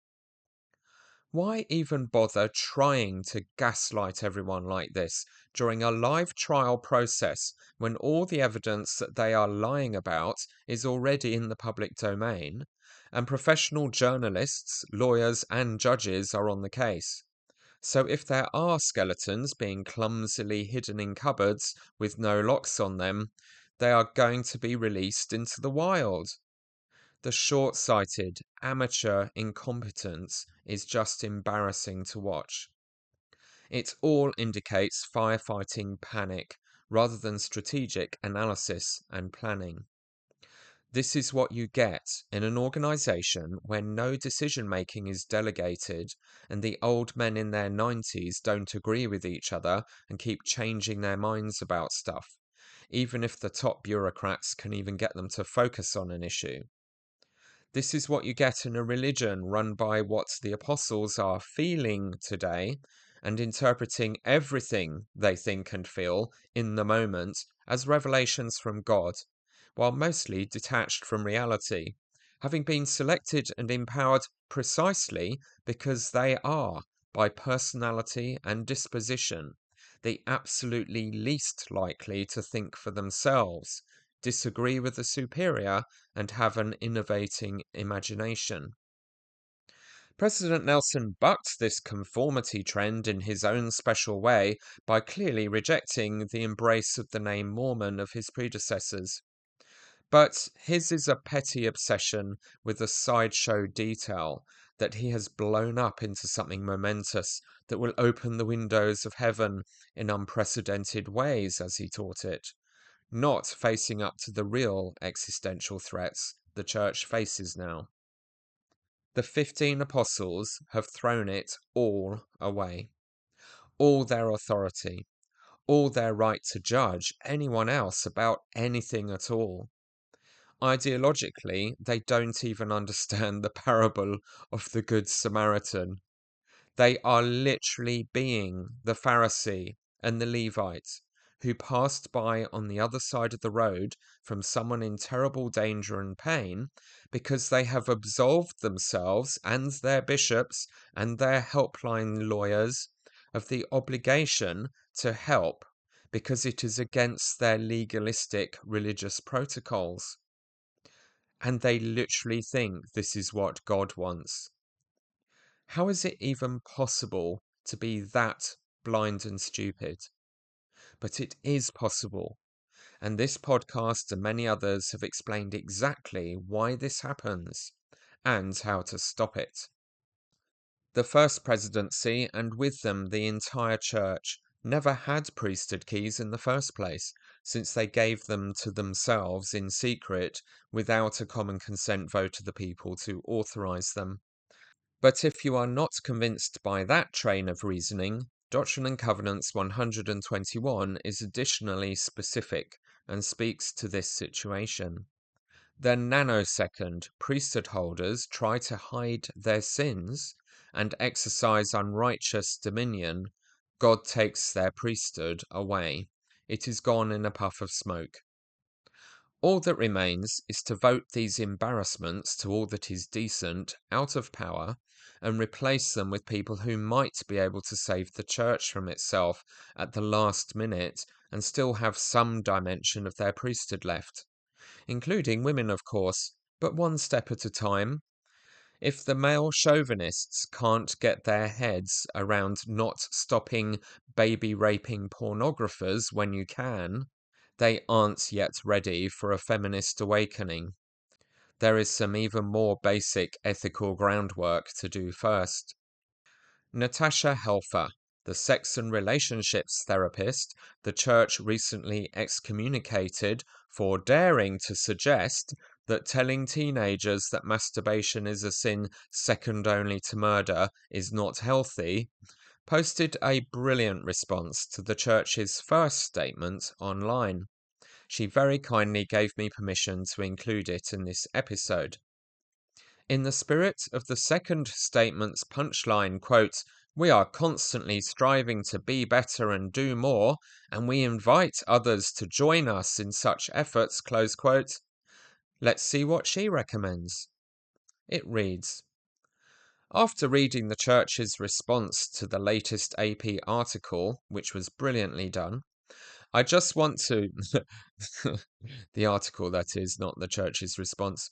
I just want to offer my professional and clinical experience of almost 25 years that the following statement is a bold-faced lie. Quote, "The Church of Jesus Christ of Latter-day Saints dedicates tremendous resources and efforts to prevent, report, and address abuse," close quote.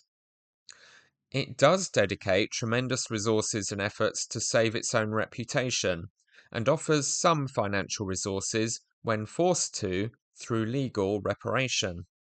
Tremendous resources and efforts would look a lot different than a hotline to lawyers, barely any training to leaders, and a continued pattern of repent and return to your previous calling approach to the perpetrators of abuse. Tremendous resources and efforts would entail an entire overhaul of how this subject is dealt with, starting with stopping one-to-one worthiness interviews between church leaders and minors or other vulnerable members, bringing in trauma-informed experts to begin to offer an adequate training curriculum for leaders who currently do much damage when victims are not believed, when victims are asked to minimize the problem and/or victims are asked to forgive their abusers, or even worse, are seen as part of the sinful problem and are told to begin a repentance process of their own. Requiring background checks, immediately involving authorities meant to be dealing with these topics, child protective services and police. Offering tremendous financial resources to the victims and families who will need therapeutic services and who often have a financial provider being the sex offender within a family system. Offering tremendous financial reparations to victims. Partnering with the best sex offender experts and treatment centres in the world, so that sex offenders themselves can receive effective services that will help alleviate repeated offences, especially among young members who are often shuffled off to missions instead, pretending that's going to solve the problem.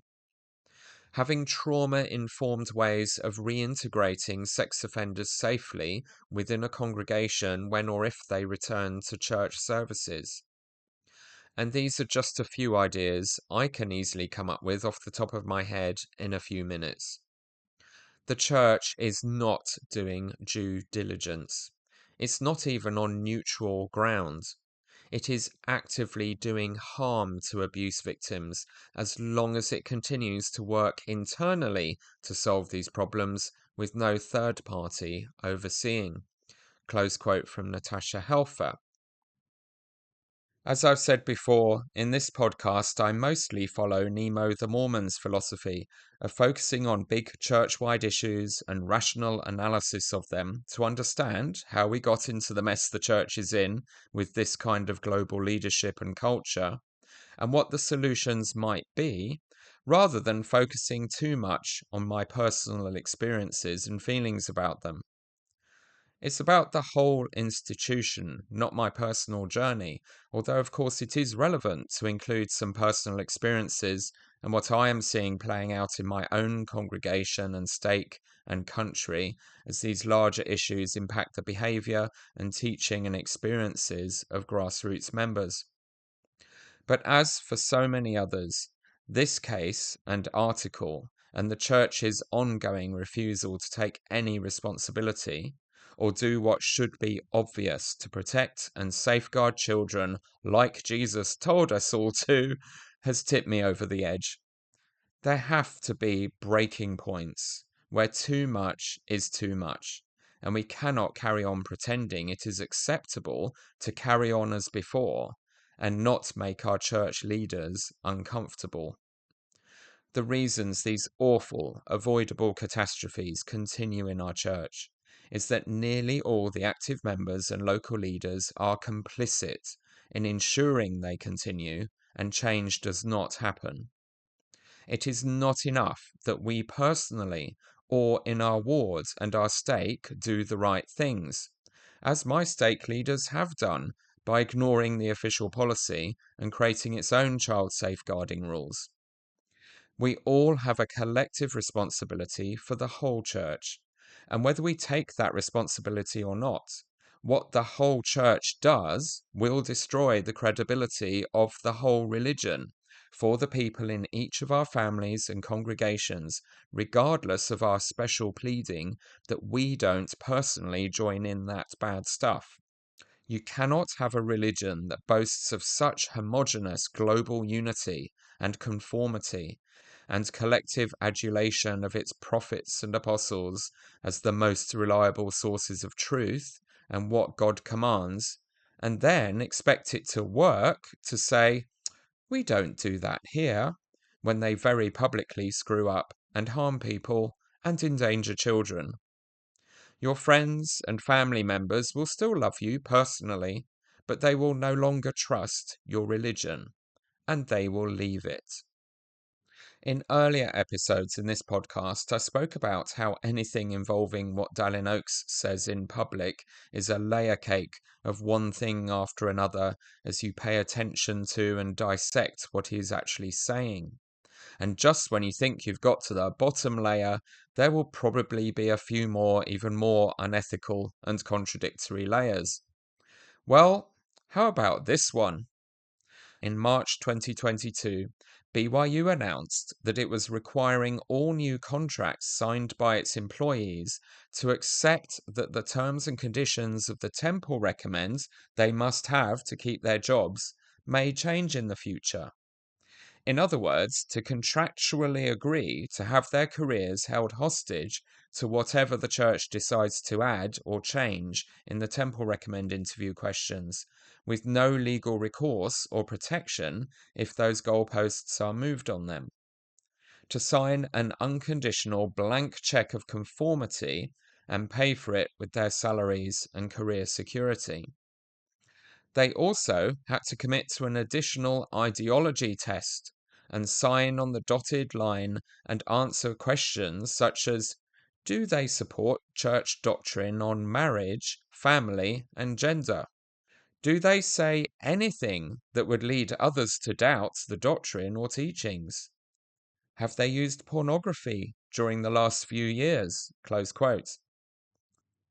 It turns out That was a trivial sideshow to what BYU was planning in response to Apostle Jeffrey Holland's musket speech demands that I analysed in episode 8a, that the staff of the church's universities start being hostile rather than sympathetic to their often suicidal LGBTQ students and stop teaching academically objective truth and all the different perspectives and points of view of academics in their subject areas, and instead become faith-promoting propagandists, exactly parroting whatever the GAs have decided our doctrines are this week. Apostle Holland explained in that speech that the reason for this ideological crackdown was to carefully avoid having the parents of their naive and fragile TBM students write to him letters complaining that having a university education has caused them to wake up and ask hard questions about their religion, and blaming the teachers for this, when what they expected was for BYU to continue brainwashing and indoctrinating them so they definitely always stay trusting Latter-day Saints for the rest of their lives. Increasingly, these BYU students have come to the university from homeschooling and private religious school programs which filter out the challenges to ultra-Orthodox Mormonism and the idea that evolution might be real, that they would already be used to if they had a state education at high school. So, of course, entering a real institution of education in which considering alternative viewpoints is essential and the whole point of university education is a massive culture shock. And they write angry letters to the apostles complaining that BYU has gone to hell in a handbasket. All the faculty in their teaching curriculum are being held hostage now to those people, and the president of their board of directors, who does not believe evolution is real, even though he was a heart surgeon, and teaches that he is infallible and more reliable than any other source of information. And remember, Holland said, just as he had a couple of years previously in his evisceration of the Maxwell Institute, that he didn't care if abandoning academic credibility in favor of propaganda cost BYU its academic accreditation. It was more important not to let any faith-challenging realities be discussed, or be tolerant towards the existence of gay people. If the faculty hoped this nonsense would blow over, they've had a rude awakening this week. They are now being told to sign contracts that remove any right to, you couldn't make this up, clergy confidentiality. To agree that their spiritual leaders, their confessors, their pastors, their bishops can grass them up to their employers about anything they admit or discuss in usually private worthiness interviews. That the employers can require those clergy to inform them about anything they want to know, and that they will at all times toe the exact obedience to the leader's line in every single aspect of what they do and say as educators and members of the campus community. Literally totalitarian thought control and invasion of privacy with no limits. Their untrained and unqualified amateur bishops are now more than ever the Stasi, the secret police, the gatekeepers to their incomes and career security, adjuncts of the Strengthening Church Members Committee, the thought police, pure Orwellian Big Brother. I have been saying that this is the relentless agenda of the totalitarian faction of apostles in the McConkie Mormon Sith Pharisee takeover of our religion, and now they have stopped hiding it and taken the final step to finish the coup and declaration of dictatorship. BYU's new, quote, strategic plan, close quote, expects all faculty, particularly new hires, quote, to authentically incorporate gospel truths into all student interactions, and to teach their subject bathed in the light and colour of the restored gospel, close quote. I think we can guarantee that their definition of authentic gospel truths is not what Joseph Smith and Brigham Young and others taught about bringing all truth into Mormonism, even if it comes from scientists or heathens. To them, in their better moments, the gospel of Mormonism meant all truth, whatever that truth is.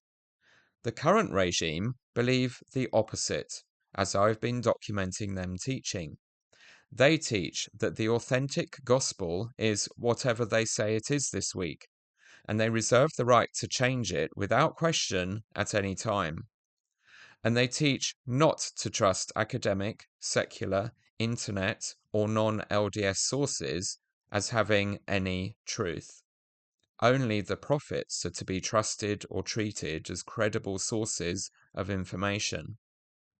The mission alignment standards for faculty include a commitment to, quote, a pattern of public expression that faithfully promotes the mission and doctrines of the church, is devoid of contradicting or opposing church doctrine, policies, and general leaders, and refrains from expressions and behaviors that are dishonest, unchaste, profane, or disrespectful of others, close quote.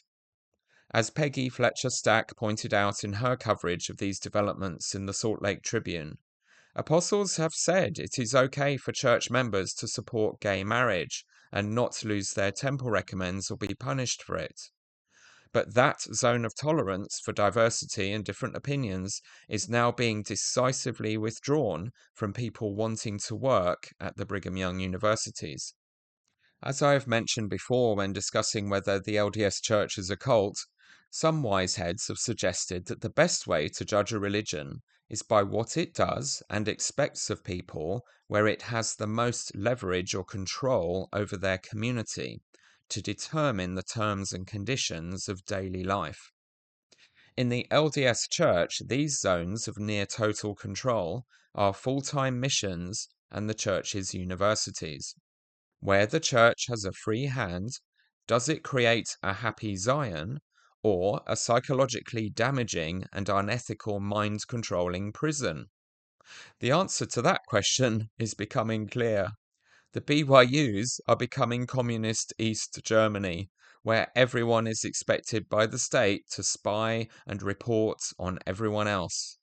And it is increasingly reported that missionaries now return home early with major mental health damage. Would you sign a contract that gives your bishop permission to disclose, quote, matters that priesthood leaders would otherwise keep confidential, to the extent the confidential matters relate to the standards of employment, close quote? When the mission alignment standards you must also agree to are crystal clear that all aspects of your life and spirituality, quote, relate to the standards of employment, close quote.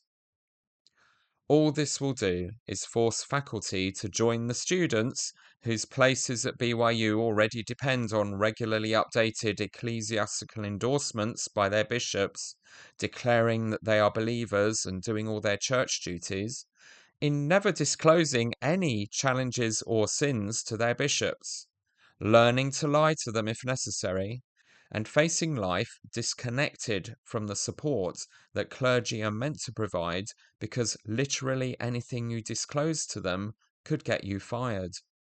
So yes, if it hasn't dawned on you yet, the Church of Jesus Christ of Latter-day Saints is at one and the same time declaring in its newsroom and in actual court that its clergy confidentiality is so sacrosanct that even a child-raping pornographer cannot be reported to the police. But if you work as a teacher or janitor at BYU, you must sign a contract agreeing that any trace of your clergy confidentiality ceases to exist.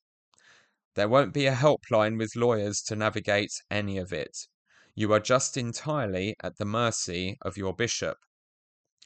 In the Mormon clergy confidentiality spectrum, the underpaid and constantly criticized BYU faculty are treated far worse and with less privacy than a baby raping pornographer. I've run out of names for this scale of hypocrisy. Jesus had a few, like vipers and whited sepulchres. You literally couldn't make this up. Well, it looks like the Ark of Justice is about to finish its long journey and come crashing down on the LDS Church like a missile. Michael Rezendes is only just getting started. His article wasn't a one-off. He has now followed up with the astonishing revelation that we know from the court case who the Curtin McConkie lawyer is who repeatedly took the calls from Paul Adams bishops for 2 years, and apparently misinformed them both that Arizona law forbade them from reporting him to the police. He is Merrill F. Nelson, a BYU graduate who went on to be elected as a member of the Utah State House of Representatives in 2013 and recently retired. As a legislator, he opposed legislation to make clergy mandatory reporters of abuse.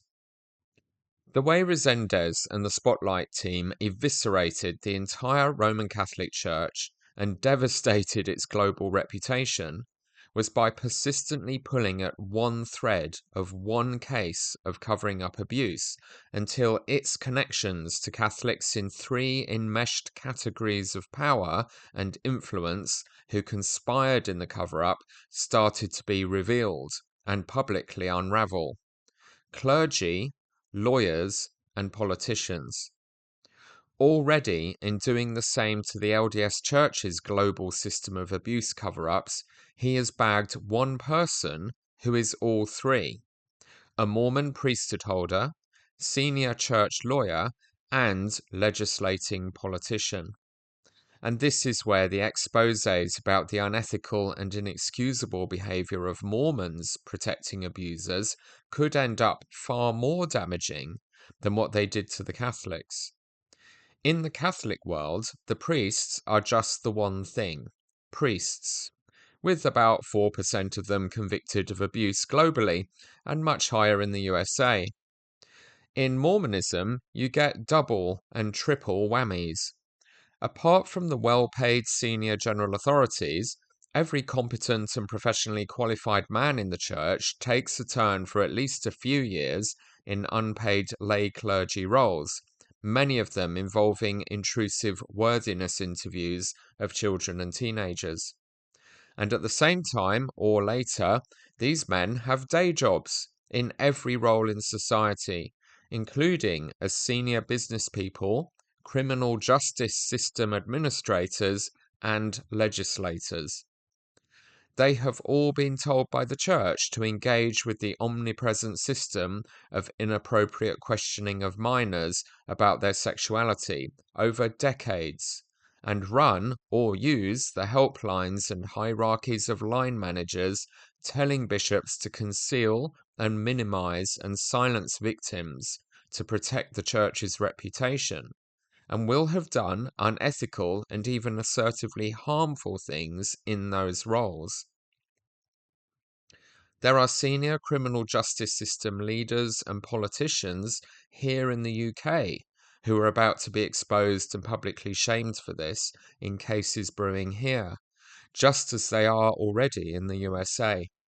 The church may have moved recently to tell bishops to stop asking salacious questions of young teenagers about their sexual thoughts and behaviors with varying impact, but any persistent journalist can ask any Mormon man with a senior or government role who has also served in a bishopric or stake presidency, which will basically be all of them outside the Deseret bubble, whether they ever went into a room alone with a 12, 13, 14 or 15-year-old boy or girl and asked them about whether they masturbated and how often and what other sexual stuff they were thinking or doing, and watched that man squirm as the general public recoils in revulsion. They are all basically screwed. All of them. They aren't just members of a church turning a blind eye to the worst things their clergy are getting up to out of loyalty from a bit of a distance. They are those clergy. As well as joining the Boy Scouts of America, going with racist segregation longer than almost any other church, and hiding the true history, one of the most epic, dumb, strategic errors the first presidencies of the LDS Church have ever made was to totally ignore what just happened to the American Catholics all around them for years, and kid themselves that they could change nothing and continue to hide all their own identical dysfunctions and get away with it, because they have so many tame church-broke journalists in their hometown. They are naive lambs offering themselves up to be slaughtered, and the bloody feast is just starting to get going. It's going to be absolute carnage. One of the many maddening outcomes of all of this is that this should be the moment our entire community wakes up and demands that change happens, like the Catholic grassroots members did. But it probably won't be. The vast majority of active Latter-day Saints in my congregation and country, and most of the rest of the world, will, as usual, have no idea whatsoever that any of this is happening, or that it has been happening for years. They have no idea that this is just one of an endless list of incompetent and intentionally harmful practices and official policies commanded by the men they naively declare to be infallible and entirely guileless and benign prophets of Jesus.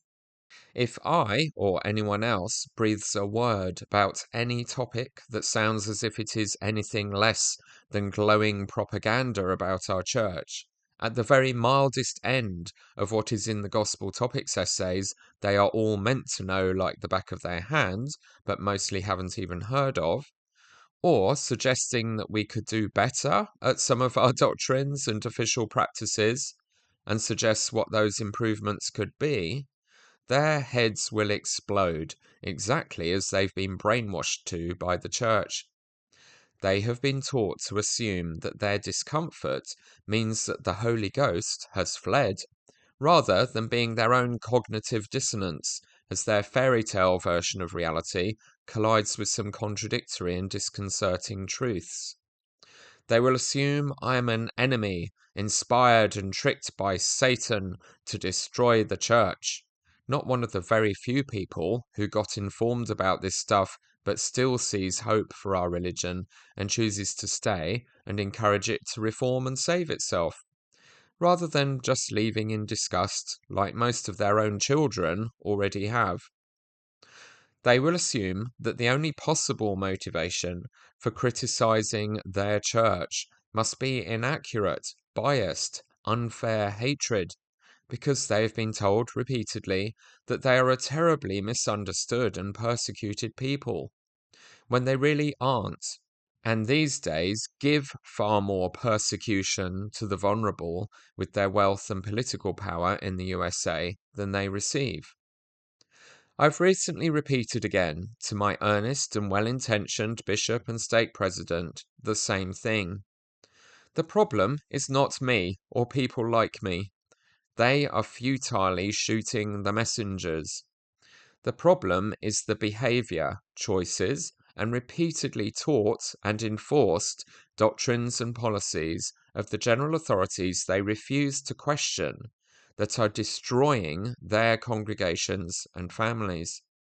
The problem is that they, as ward and stake leaders, are always pandering to the comfort zones of the elderly and the most ignorant, and in doing so sacrificing all our informed and young members and driving them away in a religion that is meant to be all about learning all about everything, and thinking and choosing for yourself until you become a god yourself, not a passive drone.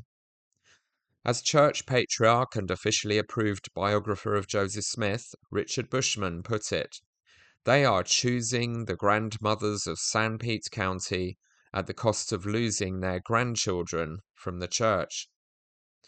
The problem is that they have wasted years driving themselves and their followers to exhaustion with pointless busy work, guilt trips, ministering, and teaching that has all proven futile as our congregations collapse around them, instead of focusing on the systemic problems in our church that inevitably override and erase the fruits of all that effort. They have silenced, excommunicated, and alienated the next generation who should have inherited a functional church from their time being responsible for it. And the people with the insight and ideas that could have saved it from oblivion. They have refused to challenge the leaders doing this to their families to change. They have refused to educate the few remaining mostly elderly members about the truths the church leaders are now admitting in the gospel topics essays and so forth, and encourage them to get up to speed and change and stop creating a hostile environment for people who know how to use the internet to fact-check their mostly inaccurate and outdated truth claims.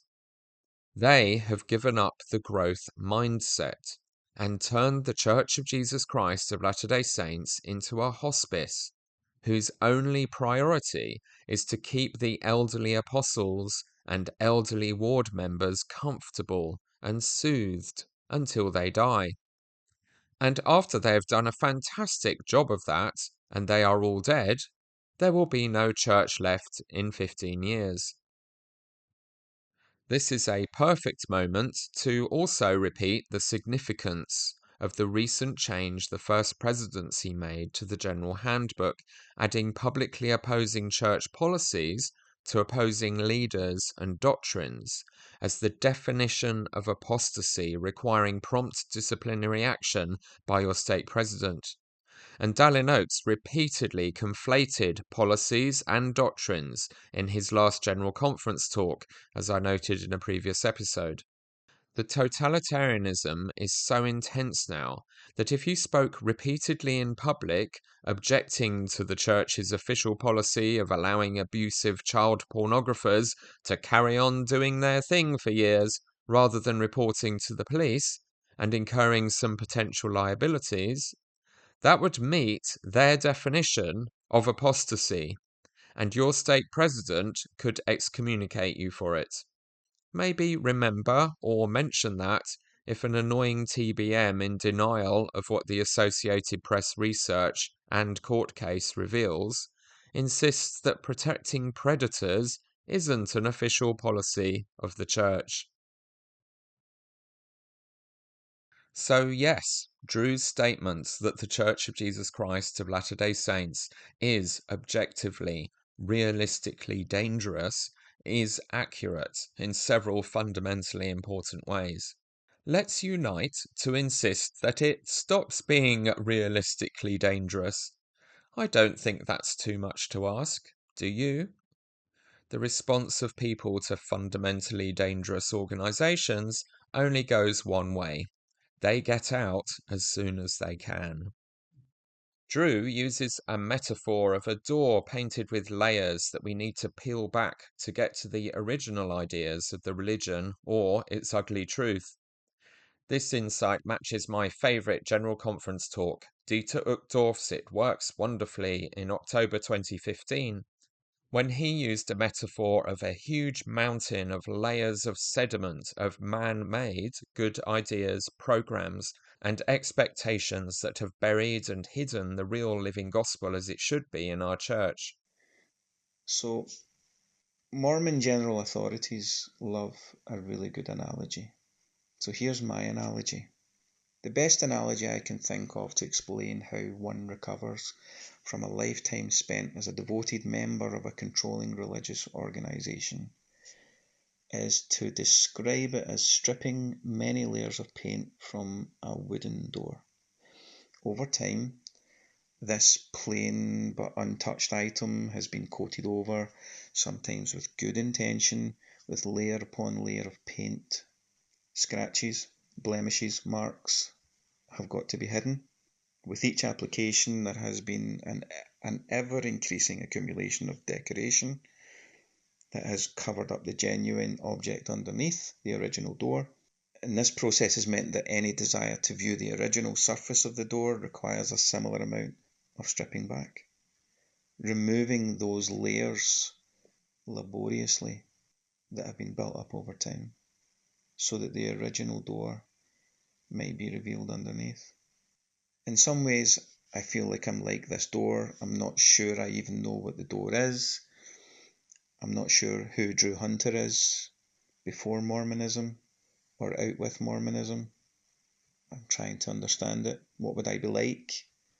This is a question that my wife Tracy asks often. She feels that the real version of herself has never really been there, or that knowing who that real person would be is going to require a great deal of time to realise. The point is, there may very well be aspects of my Mormon life that have made me a better person. I completely accept that. I have good memories. I remember some of the good things. I try to be as objective and honest in the analysis of my life as I can be. However, I hope it will become clear as I continue, the major aspects of my life and the lives of my family, more importantly my children, were very much under the control of an organisation whose headquarters were on the other side of the world, that told us what we should be, what we should do, and that abused our trust. This beautiful gospel is so simple a child can grasp it, yet so profound and complex that it will take a lifetime, even an eternity, of study and discovery to fully understand it. But sometimes we take the beautiful lily of God's truth and gild it with layers upon layers of man-made good ideas, programs, and expectations. Each one by itself might be helpful and appropriate for a certain time and circumstance. But when they're laid on top of each other, they can create a mountain of sediment that becomes so thick and heavy that we risk losing sight of that precious flower we once loved so dearly. Therefore, as leaders, we must strictly protect the church and the gospel in its purity and plainness and avoid putting unnecessary burdens on our members. And all of us, as members of the church, we need to make a conscientious effort to devote our energy and time to the things that truly matter, while uplifting our fellow man and building the kingdom of God. In episode 10b, we heard several of Brad's ideas for reasons for his young audience to believe this religion, including sweeping generalizations about how religious people are safe, dependable, and keep being nice under pressure and during a global crisis, and arguing that you need organized religion rather than vague spirituality to get you through those tough times and not become a selfish and dangerous monster like the non-believers. The other pathway to a testimony Brad recommended to the young people was to find faithful church members to talk to and discuss their questions with. Only the faithful ones, mind you. No need to get any other opinions. They will help you get the answers you need. Choose to believe and then turn to others who can help you on that belief journey. Turn to others. You are part of a network of friends that extends internationally. Turn to others via internet or in person and say, I need help. How did you gain and strengthen your testimony? How can you help me? This may not seem particularly significant, but I think it is earth-shattering for the standard model of Mormonism. It is being taught repeatedly now in the face-to-face fake dialogues and devotional addresses of the apostles. Choose to believe, and go and get answers and support from true believing Mormons. Much less of the old school mantra to pray about it and ask God for a witness, and to ask the prophets and apostles for answers to questions about doctrine, or find them in the scriptures. Maybe they have realized that young people don't always get the answers to their prayers the church used to promise them. Or the answer they get when they do pray is not to touch a dishonest, sexist, racist, homophobic religion obsessed with shaming you about your puberty with a barge pole because it will mess you up. And looking too closely at what the prophets actually say or said in the past will also put you off this religion. So better to just believe and think whatever those people who haven't left the church are thinking, because it's working. Never mind how they are making it work. Off you go. Stop bothering us with your questions. I recommend that to you. Always follow the prophet. Now, Harriet, in Wyoming, I hope we've answered your question. There are going to be times when you're going to have questions, and we've got another question coming up later that deals with that very specifically. But as we begin our face-to-face broadcast, we wanted to firmly establish for all of you the importance of following God's living prophet on the earth. That's the safest, most sure way to follow the Lord's mouthpiece on the earth. I have just one more thought, and I draw upon a comment from one of my brethren of the Quorum of 12 Apostles. He's my seatmate to my left, Elder Neil L. Anderson. And in one of his General Conference messages, he said this one simple sentence that has stuck with me ever since. Quote, "Will we understand everything? Of course not. We will need to put some issues on the shelf to be understood at a later time." So brothers and sisters, we're not trying to say that we're not going to have these feelings, but they should never derail you off the covenant path. Put those items that would derail you or take you off the covenant path, put them on the shelf. And in due course, in due time, Heavenly Father and the promptings of the Holy Ghost will give you answers to your questions, along with your loving friends, family members, and leaders. Verse 14 suggests another gift, and I emphasize it's also a gift. To others, it is given to believe on their words, that they also might have eternal life if they continue faithful. So, our young friends, we're all in a different pathway with that testimony. Some of us have those burning testimonies. Others of us are believing on the testimony of others, and that's okay. You can believe on ours, or you can believe on your friends, your parents, your leaders, your teachers. It's okay to accept the testimony of others.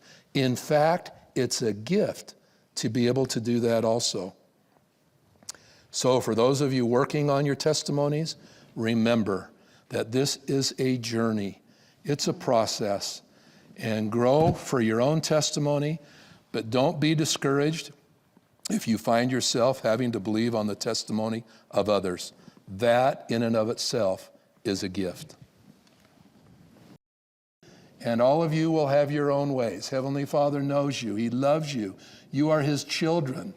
And He will respond to you in ways that are familiar and correct for you. The aspect of the restoration that I treasure is that Joseph Smith was a 14-year-old boy when he went to the grove of trees in response to reading the scriptures to ask his Heavenly Father in humble prayer that which he did. Now that reminds me of what we're doing tonight. As I mentioned earlier, there have been thousands of questions submitted. And we're only getting a fraction of them in this face-to-face broadcast. But your questions are important. Every one of you has questions, and they need to be asked, and they need to be answered. Choose people who are faithful, who can answer your questions.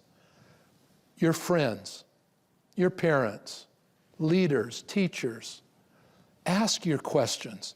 They all deserve to be answered, even the many that we couldn't get to tonight. Joseph Smith actually was a model for us in this regard. He had a question that he'd been laboring with for a long time, and he took his question to Heavenly Father, expecting that he would get an answer, and he did. Now, not all of our questions are going to be answered like Joseph's was, but like Sister Razban described, how she received and heard the promptings of the Holy Ghost. Mine's been more along the nature of reading the Lord's words in the Scriptures. All of you are young friends. All of you can have responses to your questions.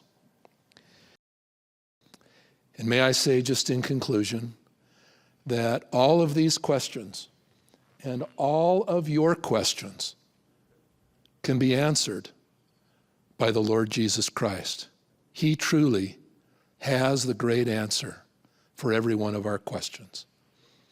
We leave this love, our appreciation, and our need for you most sincerely with you as we bless you to go forward in this world and make a difference and be valiant and build up the Church of Jesus Christ of Latter-day Saints as you build up yourselves.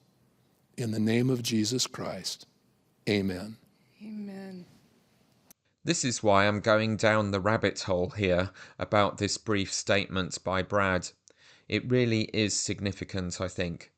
It smacks of desperation, as these leaders know they are losing most of the kids, and the old confidence that prayer and scripture study should be enough to maintain a testimony is gone.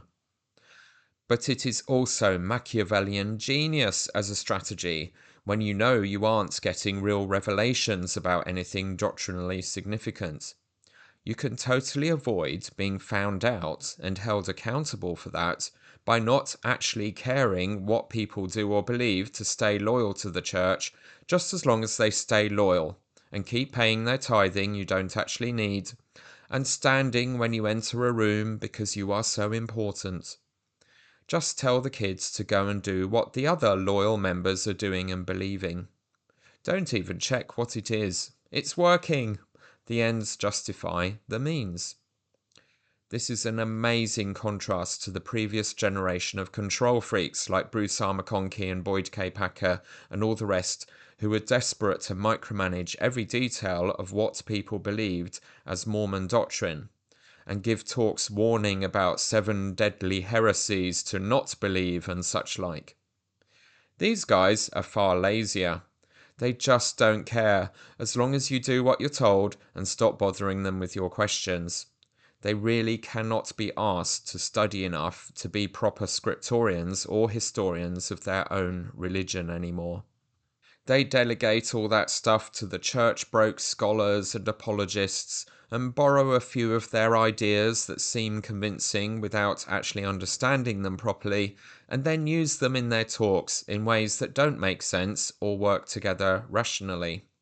But they don't realize this because they aren't really thinking about what they are saying or testing whether it holds up by having robust, real debates about them with people willing to disagree with them, or tell them they are wrong or inept or need to do better. This is how living in an echo chamber of sycophants, whose job depends on reaffirming their loyalty to you as the mouthpieces of God, who know more than they do and are intrinsically more accurate and inspired than they are, rapidly self-sabotages and derails the whole church. As soon as loyal opposition, reality checks, critical analysis, objective scrutiny and accountability to the people outside the management hierarchy are removed from the equations in how everything is run and decided in this church or any organization, everything that is wrong with what Brad and the other general authorities are teaching and doing becomes inevitable. Their whole organization becomes out of touch with reality and collapses, unable to change itself without radical reforms and a restoration of systems of accountability. When a religion or corporation or political party loses the ability to regulate itself healthily, the only people stepping up to do that become the investigative journalists and the dissidents from within that community.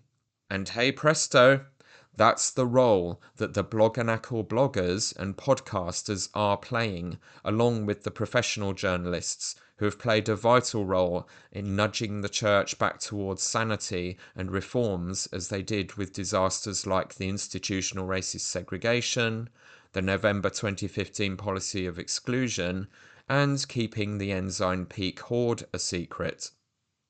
When people do press the apostles for an answer about an unresolved question or doctrine, they keep saying now that they are, quote, waiting on the Lord, close quote. And if God hasn't told them out of the blue about something, we are not meant to know about it yet. The Christian Mormon religion of constant revelation and information pouring down from God to his people in the last days is absolutely dead now in their religion. The promise from President Nelson of unprecedented blessings and revelations pouring down if we got the name of the church right and persuaded Jesus to stop being offended and sulking and withholding those blessings from us has not been kept. And if you don't believe me, this trend reached its absolute apotheosis in the April 2022 General Conference that just happened, when Dale Renland reigned all over the Heavenly Mother parade that has been gathering momentum and told everyone to stop even thinking about her, or attributing worship and involvement in the plan of salvation to her in the conference and recent training meetings he's been making this point in. He said that seeking more information or a revelation about Heavenly Mother, or anything else really, is arrogant. Yes, he actually taught that. Dear sisters, thank you for being here. I'm honored to participate in this women's session of General Conference. The second truth is that we have heavenly parents, a father and a mother. The doctrine of a heavenly mother comes by revelation and is a distinctive belief among Latter-day Saints. President Dallin H. Oaks explained the importance of this truth. Our theology begins with heavenly parents. Our highest aspiration is to be like them.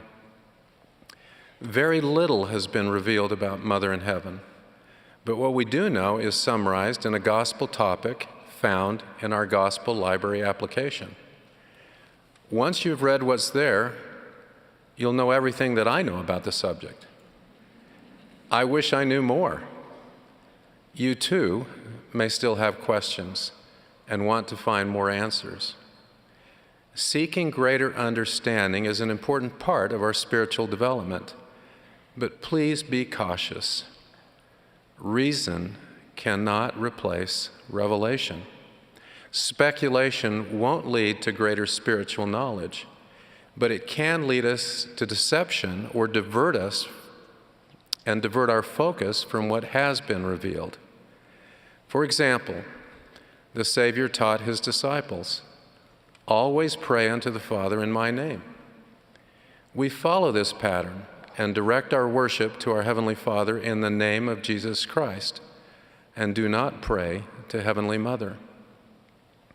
Ever since God appointed prophets, they've been authorized to speak on his behalf, but they don't pronounce doctrines fabricated of their own mind or teach what hasn't been revealed. Consider the words of the Old Testament prophet Balaam who was offered a bribe to curse the Israelites to benefit Moab.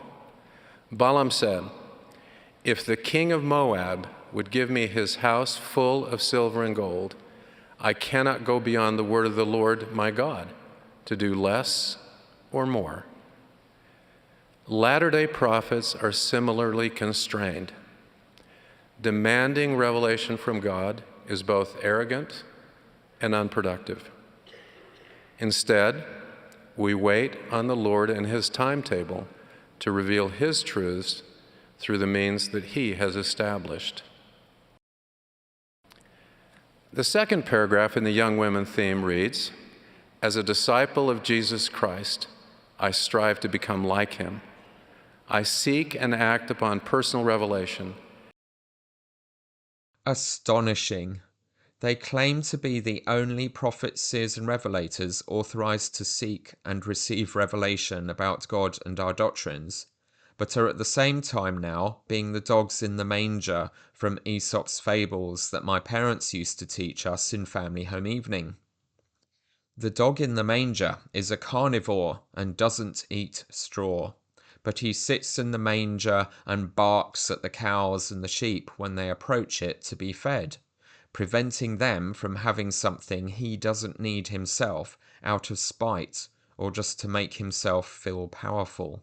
The male-only patriarchal priesthood leaders of a religion that has the potential 21st century feminist win of a heavenly mother female deity and keeps teaching women that she is living their future, yet at the same time flatly refuses to even ask God for any information about her and her role, and whether we can even talk to our own mother, or she is allowed to talk to her children by her husband God, is classic dog in the manger, power trip spitefulness.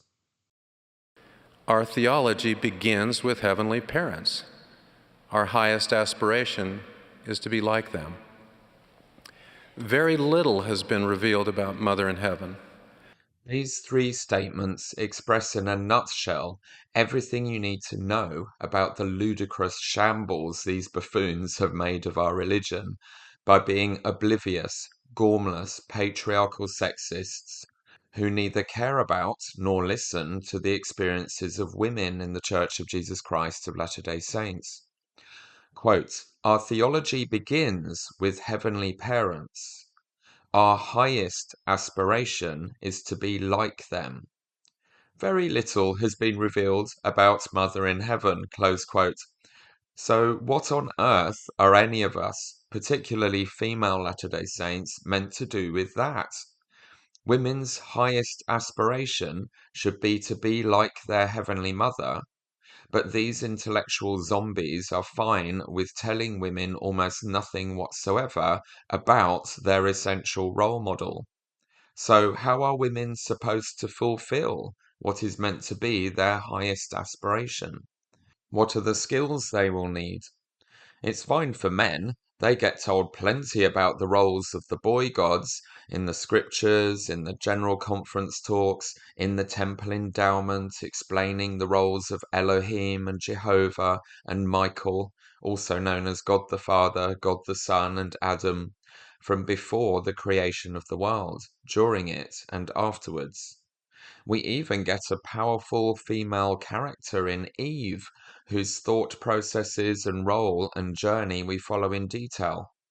But there is not a word anywhere about the invisible Heavenly Mother, who is meant to be the exemplar for them of their highest aspirations. After 2 centuries of prophesying, searing, revealing, the general authorities today can't even tell us if there is one Heavenly Mother or several. Elder Ronald described her in the singular, yet we are fully expecting that when Joseph Smith and Brigham Young and Russell M. Nelson and Dallin Oaks and thousands of other Latter-day Saints past and present in pretty much every congregation in the church today become exalted creator gods, they will have several, dozens in some cases, heavenly mothers attached to each heavenly father. plus all the current single or not temple married polygamous wives that will be sealed to them in the millennium because they didn't bag a temple sealed marriage in this life. LDS women are humiliated and abandoned and neglected and ignored just as much as these alleged apostles of equal and divine heavenly parents have abandoned, neglected, and ignored their heavenly mother or heavenly mothers. Previous LDS prophets did not hesitate and prevaricate like this. Joseph Smith and Brigham Young and John Taylor and Wilford Woodruff taught repeatedly that having several heavenly mothers for your spirit children was essential to being a god, and that their role is to be eternally pregnant, making spirit bodies for intelligences and nothing whatsoever else. Until these living prophets commit to an alternative destiny for LDS women, this is all they have to look forward to as their, quote, highest aspiration, close quote. Being ignored in an eternal brood chamber or puppy farm and forbidden to speak to any of their children or have the children know anything else about them. And all their daughters told to prioritize rehearsing for this role above every other consideration or personal development because ultimately they won't need any other skills for eternity. President Nelson has been crystal clear about this ever since doubling down on this destiny for women in his first press conference after being secretly ordained as the president of the church in 2018. Peggy?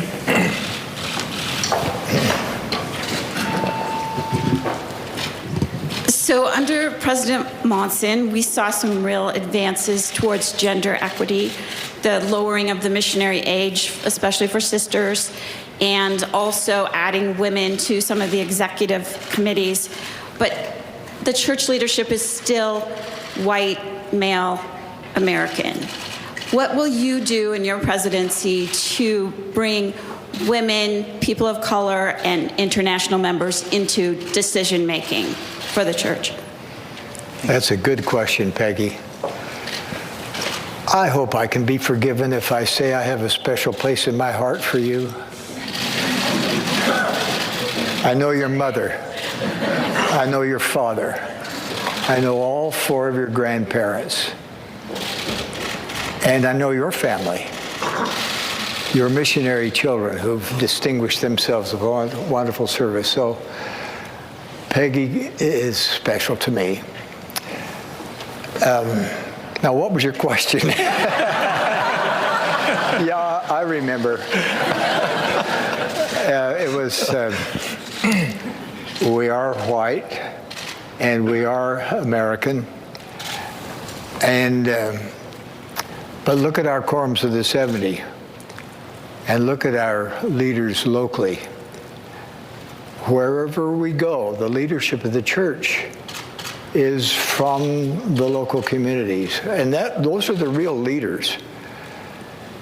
The 12 and the 70 are not a representative assembly of any kind.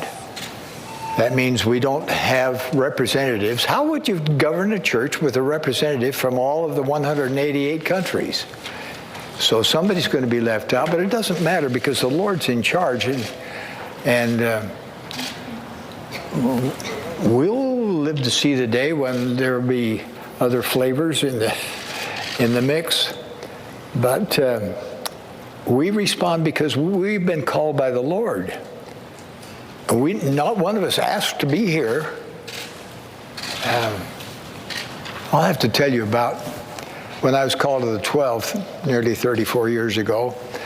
I was on a board of directors of a commercial concern, and one of them was a rather worldly person, not of our faith. And when I was called to the 12, he says, I don't understand your church. They live on the tithing of the people, and then they take one of their best tithe payers out of production. So We don't think the way man thinks.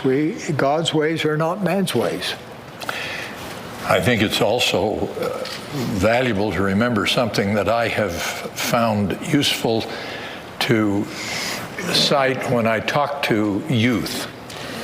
I remind them that it's dangerous to label themselves as particular nationality, geographic origin, ethnic circumstance, or whatever it may be. Because the most important thing about us is that we are all children of God.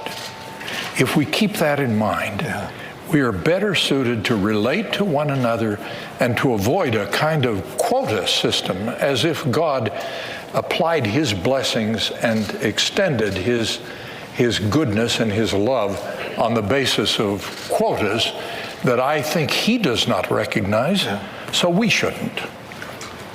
But what about women? I love them. I have a special place in my heart about the women. I'm the father of 9 beautiful daughters. And I often wondered, how am I so lucky as to get girls? Where are all the missionary boys? Well, we finally did get one, and the poor boy didn't even know who his real mother was for the first couple of years. But now, with a little more seasoning and maturing and time passing by, I understand, because they had a superb mother, those girls. And now those girls are mothers of their own flock, teaching the things that my wife taught them. And now, all my girls are now grandmothers. They have strong children, strong in faith, strong in capacity, and they emulate the work of their wonderful mother and their grandmother. We have women on our councils. We have women administering ordinances in the temple. We have women presidents of the auxiliaries and their counselors. We depend on their voices, and I think I said something about that in a conference talk a little while ago. A plea to my sisters to take their place. We need their voices, we need their input, and we love their participation with us. Could I just add one thing, President? We need their influence. Oh, yeah. I keep getting praised for how wonderful my children are. Yeah. And I know who did that. And it depends on what you, I think, matters most. But there is no question in my mind, if you speak of the notion of the place of women, they are the source of most of the strength we see. I have 4 sons. They've all been bishops. And I'll tell you why. It was their mother. And I think that the idea of position or the idea of recognition, I can see how that would be a concern to people, that they don't see the women being given that recognition. But in terms of influence, the Lord has already given them. I think no greater influence exists in the kingdom than the women of the church. And I say that in the absence of my wife, who I wish was here, so she could hear me say that I think most of the good things that I've done and that my family are doing are because of her. In the Doctrine and Covenants, there's that verse that says, before the foundation of the world, women were created to bear and care for the sons and daughters of God. And in doing so, they glorify God.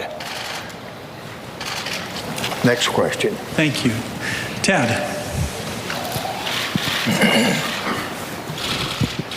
Tad Walsh with the Deseret. Sorry. But they don't hesitate to plead with the Lord and wrestle constantly to discern his revealed will about policies and political campaigns to persecute the LGBTQ people, or minute details of whether we are having a Saturday evening session of General Conference or not. and whether it will be for the boys only, or the girls only, or what range of girls. Will it be 8 years and older, or 12 years and older this time, Jesus? And who is precisely presiding in it? My dear sisters, as we begin this unique women's session of General Conference, I am pleased to deliver this introductory message from the First Presidency. Our Saturday sessions have a history of different purposes and different audiences. This evening, we add to that history as we embark upon a new purpose and procedure for the foreseeable future. The gospel of Jesus Christ does not change. Gospel doctrine does not change. Our personal covenants do not change. But over the years, the meetings we hold to communicate our messages do change, and very likely will continue to change over the years.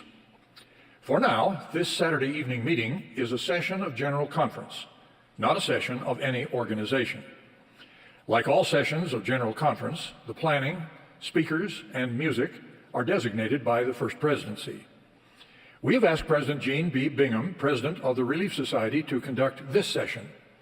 Future Saturday evening sessions may be conducted by one of the other general officers of the church, such as members of the presidencies of Relief Society, Young Women, and Primary, designated by the First Presidency.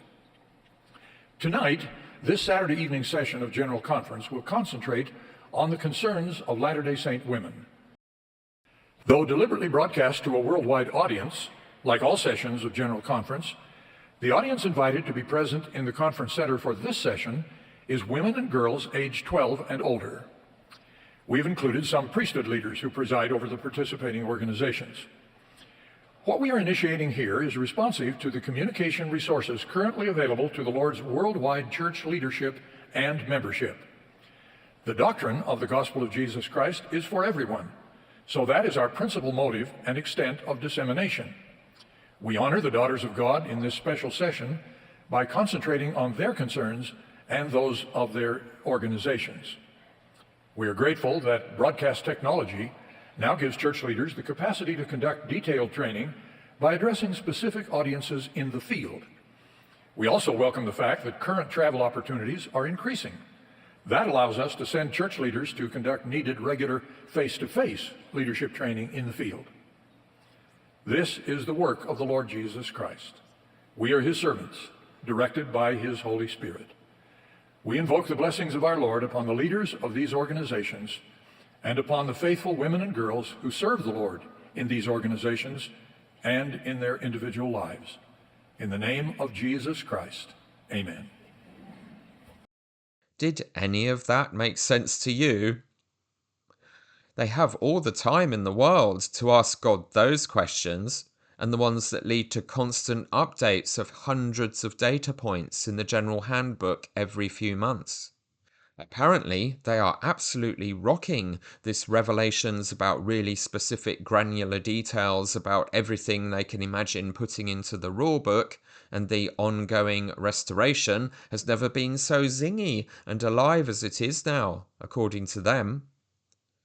But they flatly refuse to actually make any of that effort for us to ask for the information we need, and repeatedly ask them for, about Heavenly Mother, in a religion that also teaches us that nearly all the scriptures anciently and the Doctrine and Covenants scriptures of Joseph Smith came as a result of him asking God questions for himself or on behalf of other church members who asked him to ask God.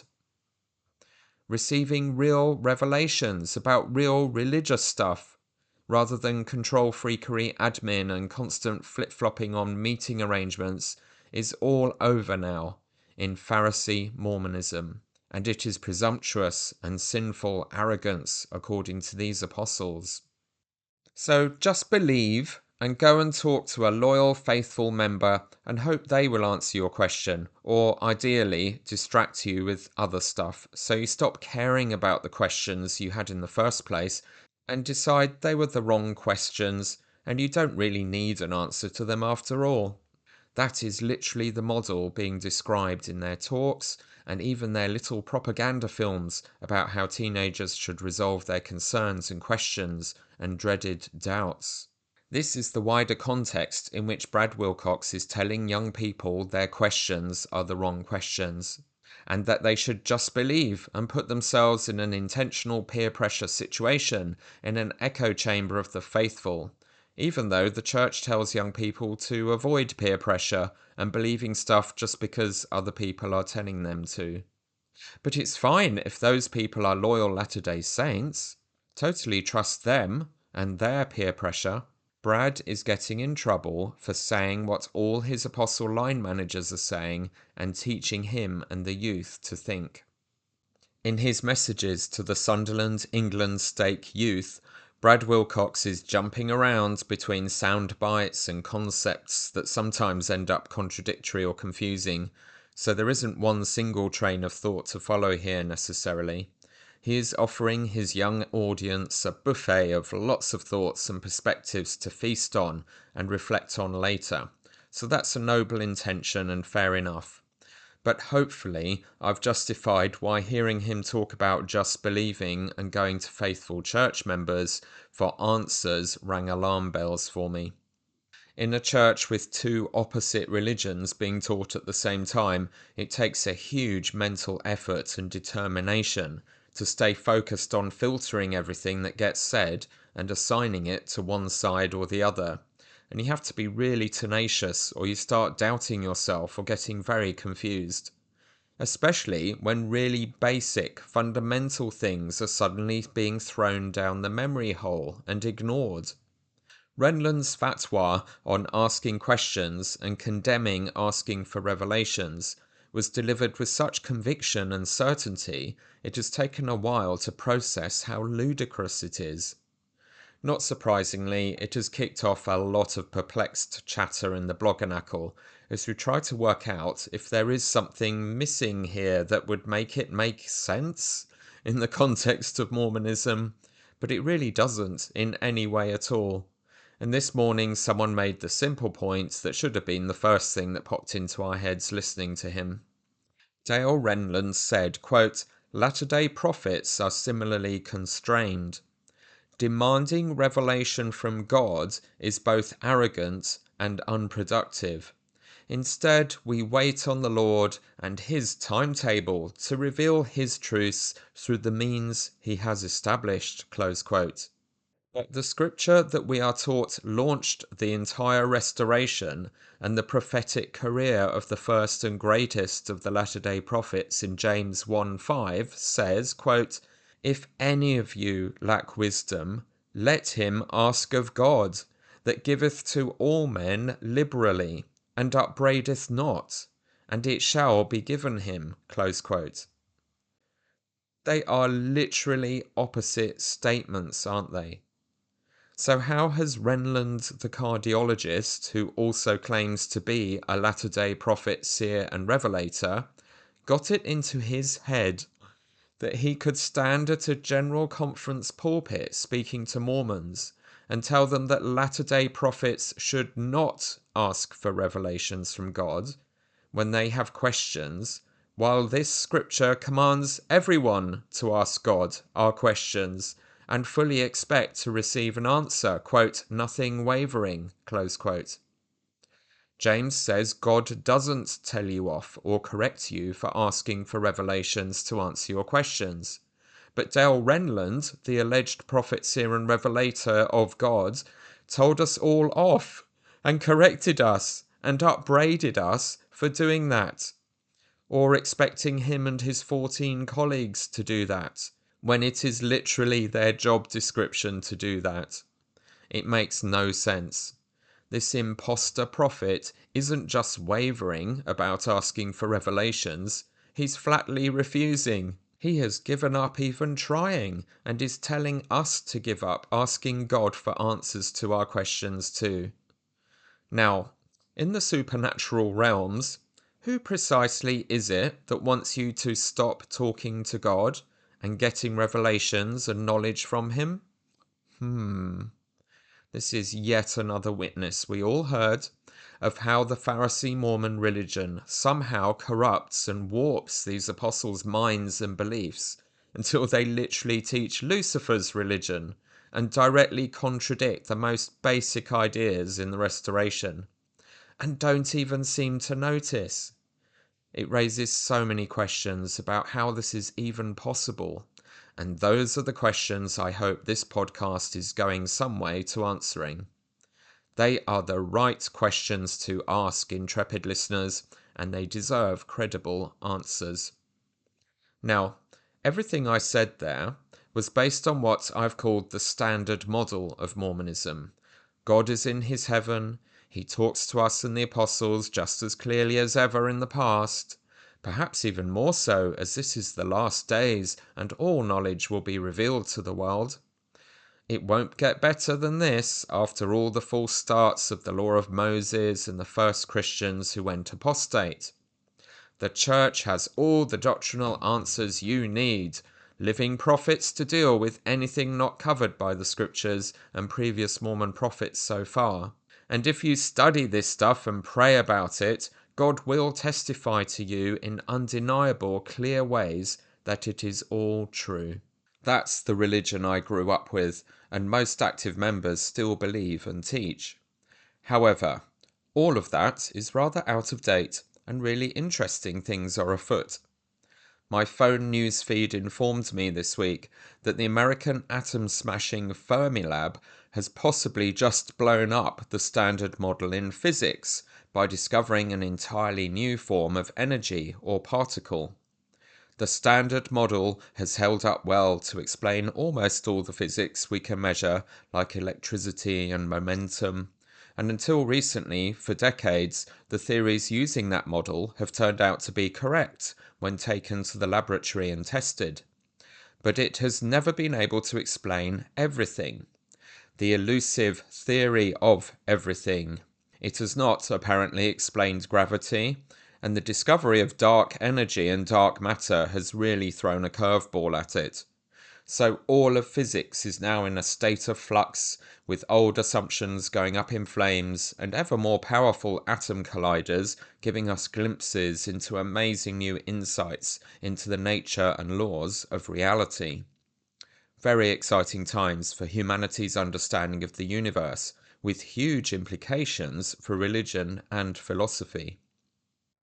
We are experiencing a similar course correction or paradigm shift in Mormonism too.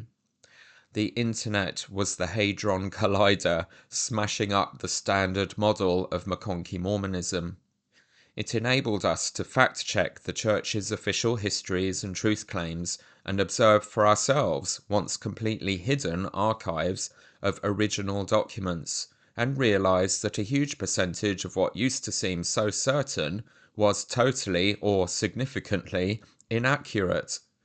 The scientists are saying that the W boson looks like being just 0.1% heavier than was expected, but that tiny difference has changed everything.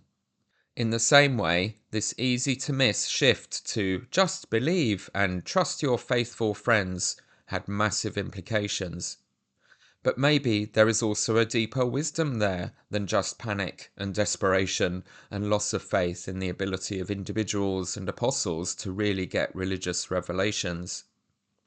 One of the most helpful tools for maturing Latter-day Saints trying to disentangle themselves from the Church or find ways to stay in it without going mad has been to discover models of faith development over a lifetime, especially Fowler's 6 stages of faith development, proposed by Methodist minister and psychologist James Fowler.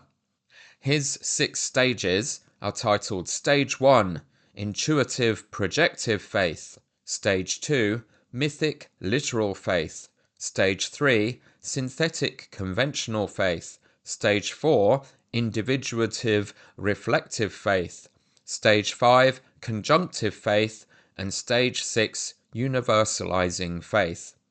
Which is a word salad of psychobabble, but if you find out what it means in real life, it is really helpful and very encouraging. As Jana Johnson Spangler explained to us in a Thoughtful Faith podcast discussion hosted by awesome Kiwi Maori feminist Gina Colvin in one of my earliest forays into actually podcasting in the Bloganacle and elsewhere, Mormonism is fantastic at Fowler's stages 1 to 3. 1 being believing in a magical world with a nice beardy man in the sky granting wishes, and 3 being the certainty of the teenager and young adult, working out how all the pieces of their religion and real life fit together and make sense in a wonderful system of specific doctrines and rules that you can be totally sure of and dogmatic about. What follows in stages 4 to 6 is a process of realizing most of the stuff you and the people teaching it to you were so sure of is nonsense and overclaiming, because you discover the evidence that it has loads of flaws in it. And living real life as an adult swiftly teaches you that real life, even as a very obedient fanatic, does not fit neatly into the experiences and expectations the religious system promised you as guaranteed outcomes for belief and cooperation with all the rules. So you are flung into a faith or trust crisis and reevaluate everything, and will never again trust the leaders and teachers who taught you all that certainty and rules as being infallible or consistently wise ever again. You then kind of have the choice to step away from religion entirely, or you re-engage with the religion of your upbringing and community on a very different basis, no longer taking it all as literally true, but appreciating the wisdom and its metaphors and exercising cautious autonomy to decide for yourself exactly which ideas and practices to trust or work for you in your life and which to ignore or challenge. You have lots of love for the good bits in your culture and the interactions with your people and the religion's best ideas, but you are now more protected from the harms it can do if taken too literally, or without filtering out the dangerous stuff that does your well-being harm. You become the dreaded cafeteria Mormon, picking and choosing what to practice and believe and trust for yourself, which totally freaks out the stage 3 Pharisee Mormon control freaks, obsessed with absolutely everyone believing and doing absolutely everything the leaders teach and require and pile into the general handbook.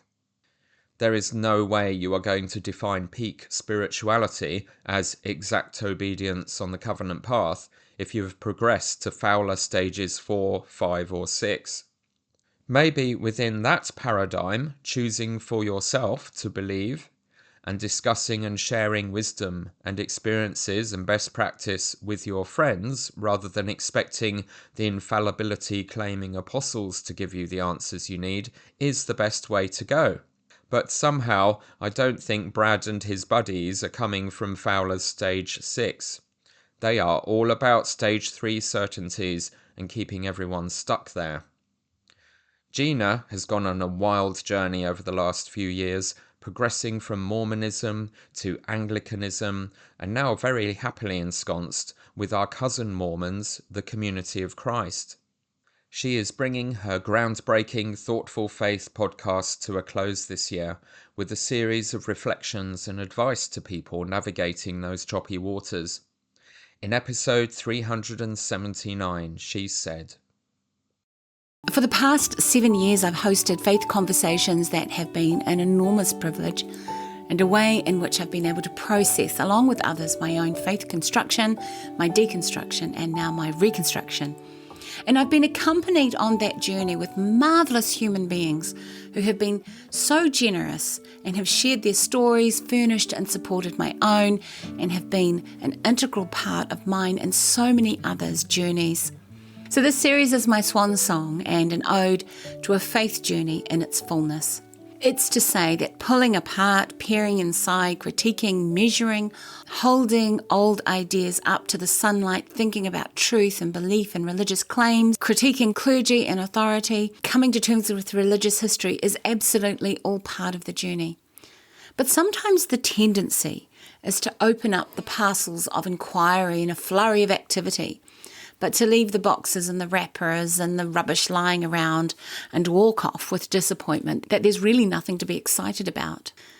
But I think there are things to do, important things to do, and that is to step into the wonder of being recreated and renewed by the experience of deconstruction. And from there, taking the opportunity to let yourself assemble back together mindfully and wisely with discipline and intention and compassion. One thing I've come to learn is that for much, if not all of my time as LDS, I've been anxious and on edge, that every step I take, every thought has needed to be accounted for in case something, I'm not sure what. I don't really know, but the gloom of existential dread that something bad will happen, whether in this life or the next, has hung heavily for so many years. Perhaps it was anxiety about the divine removal of all of my well-being, my means for survival, my relationships, my health, all gone if I didn't get it just right. And how would I know if I got it right? The priesthood could tell me if I had it right, even if I couldn't discern it for myself. And that cycle of fear and self-accounting and reflection made me dependent and in denial of my inner authority. Of course, there are benefits in this religious system. It does provide stability when there have been none. It offers community and a sense of purpose. But sadly and worryingly, it's too unaware of itself, particularly around the margins. And to add injury to insult, every member under the prophet has no power to do anything about that. We can't pick apart the quilt and remake it according to our needs in a way that honours our own souls. We're supposed to eat the Big Mac as it's been made, and there's no room for variation. A Big Mac is a Big Mac, unless Ronald says otherwise.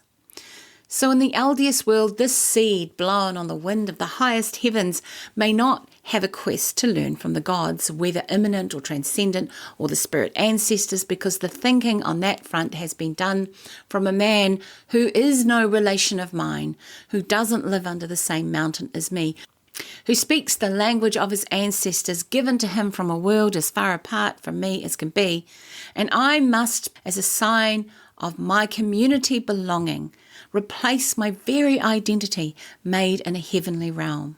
Now, I think not. And I'm glad that I think not now.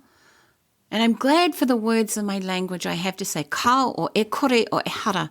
The question of inner authority and spiritual authority has been eating at me for many years, and finally the last nibbles of the rope have been undone, but I still tremble with the idea of my freedom.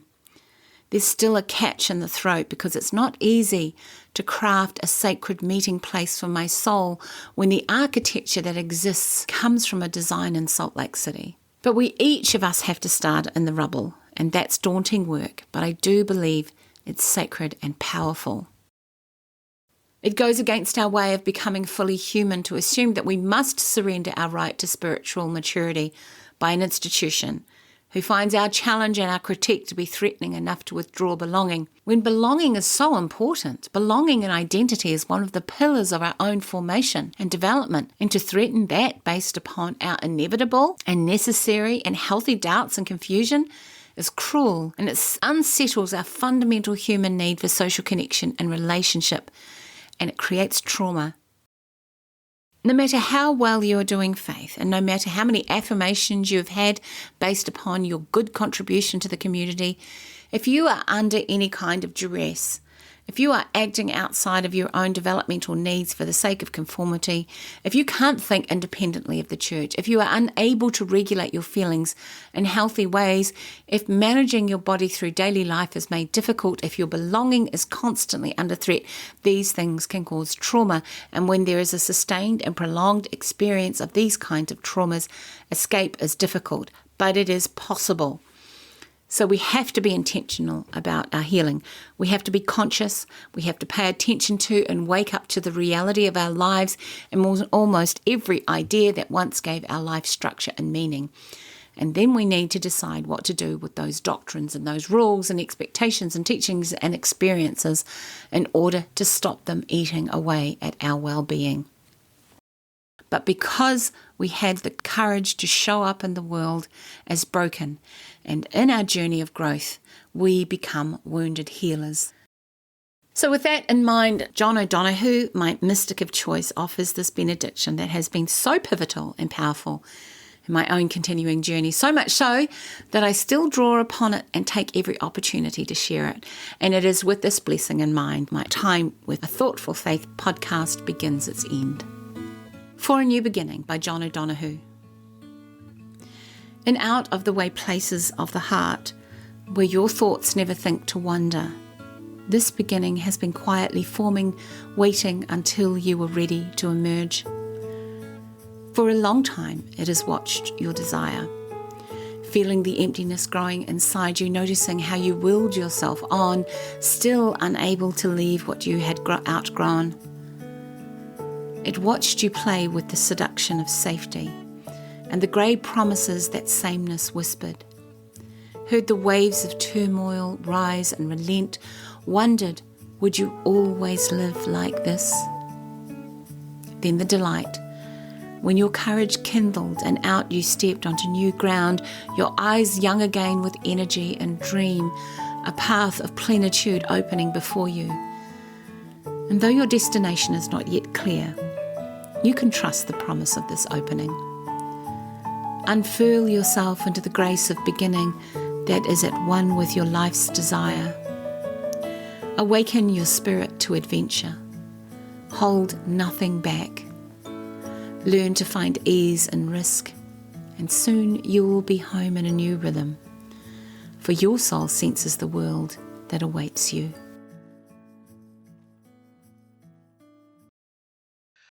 The wonderful gift of Fowler's stages of faith development and similar models is that they reassure you that you are not broken or losing something irreplaceable when you start to realize the beliefs and certainties the church raised you with are nowhere close to as reliable as you were led to believe. They tell you that you are falling upwards, not falling down to damnation. You are progressing to better and truer and wiser. That you have far more autonomy to decide your own religion than you were led to believe, and this is fine with God if God is real. And my joy in Mormonism is that this is what is also fundamental in Christian Mormonism. Joseph Smith's whole paradigm is that we are on a long journey of steps and stages progressing from where we are now to becoming actual gods. That, as Paul wrote in 1 Corinthians chapter 13, verse 12, right now we see through a glass darkly, but will one day know as we are known.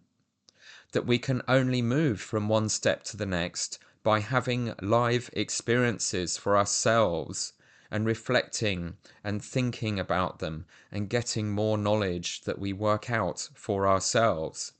Not just by passively listening to others telling us stuff and trusting that they know what they are talking about. That every moment matters and has value, even when we are making terrible mistakes, as long as we learn from them. That God's ideal is that we stop needing to be bossed around by leaders and become effectively independent.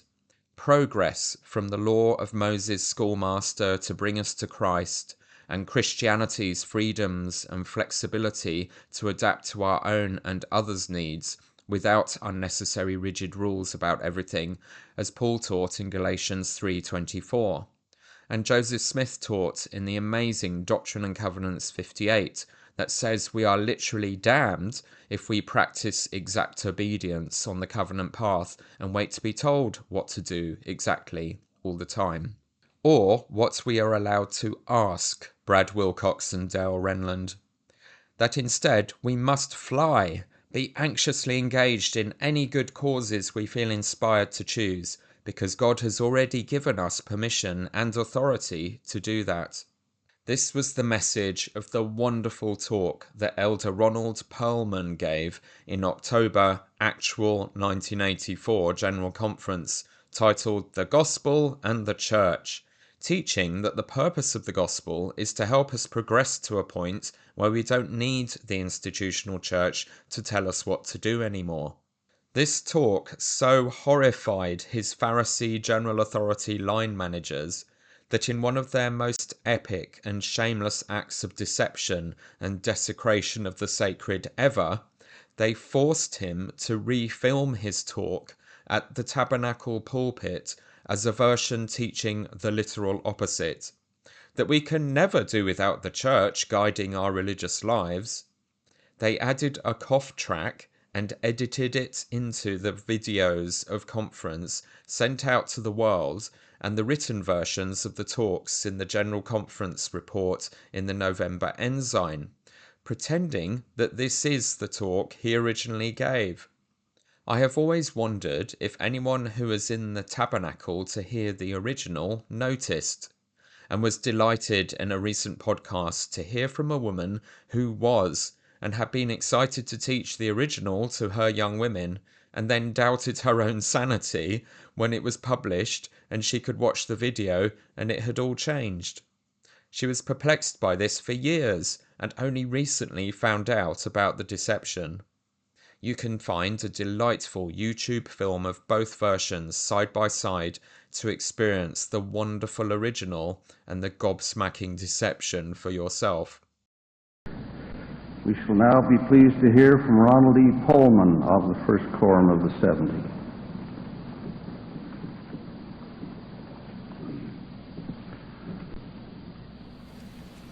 My remarks this morning are directed primarily to those of you who have accepted the gospel and are members of the church, and to those of you who may be seriously contemplating such acceptance and membership. Both the gospel of Jesus Christ and the church of Jesus Christ are true and divine. However, there is a distinction between them which is significant, and it is very important that this distinction be understood. And there is an essential relationship between them that is significant and very important. Of equal importance is understanding the essential relationship between the gospel and the church. Failure to distinguish between the two and to comprehend their proper relationship may lead to confusion and misplaced priorities, with unrealistic and therefore failed expectations. This in turn may result in diminished benefits and blessings, and in extreme instances even disaffection. Understanding the proper relationship between the gospel and the church will prevent confusion, misplaced priorities, and failed expectations, and will lead to the realization of gospel goals through happy, fulfilling participation in the church. Such understanding will avoid possible disaffection and will result in great personal blessings.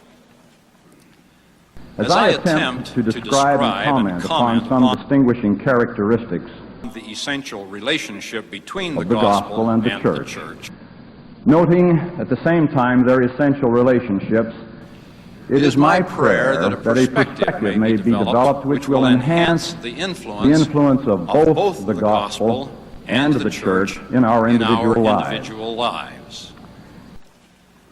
The gospel of Jesus Christ is a divine and perfect plan. It is composed of eternal, unchanging principles and laws and ordinances which are universally applicable to every individual, regardless of time, place, or circumstance. The principles and laws of the gospel never change. Gospel principles never change. The Church of Jesus Christ of Latter-day Saints is a divine institution is the kingdom of God on earth administered by the priesthood of God. Underlying every aspect of church administration and activity are the revealed eternal principles as contained in the Scriptures. As individually and collectively we increase our knowledge, acceptance, and application of gospel principles, we become less dependent on church programs. We can more effectively utilize the church to make our lives increasingly gospel-centered. Sometimes traditions, customs, social practices, and even personal preferences of individual church members may, through repeated or common usage, be misconstrued as church procedures or policies. Occasionally, such traditions, customs, and practices may be even regarded by some as eternal gospel principles. Under such circumstances, those who do not conform to these cultural standards may mistakenly be regarded as unorthodox or even unworthy. In fact, the eternal principles of the gospel and the divinely inspired church do accommodate a broad spectrum of individual uniqueness and cultural diversity. The eternal principles of the gospel, implemented through the divinely inspired church, apply to a wide variety of individuals in diverse cultures. Therefore, as we live the gospel and participate in the church, the conformity we require of ourselves and others should be according to God's standards. The orthodoxy upon which we insist must be founded in fundamental principles and eternal law, including free agency and the divine uniqueness of the individual, and direction given by those authorized in the church. It is important, therefore, to know the difference between eternal gospel principles, which are unchanging, universally applicable, and cultural norms, which may vary with time and circumstance. The source of this perspective is found in the Scriptures, and may appear to be presented in a rather unorganized and even untidy format. A necessary perspective is gained by studying and pondering the Scriptures. The Lord could have presented the gospel to us in a manual, systematically organized by subject, perhaps using examples and illustrations. However, the eternal principles and divine laws of God are revealed to us through accounts of individual lives in a variety of circumstances and conditions. Reading the Scriptures, we learn the gospel as it is taught by various messengers at different prophets in a variety of circumstances, times and places.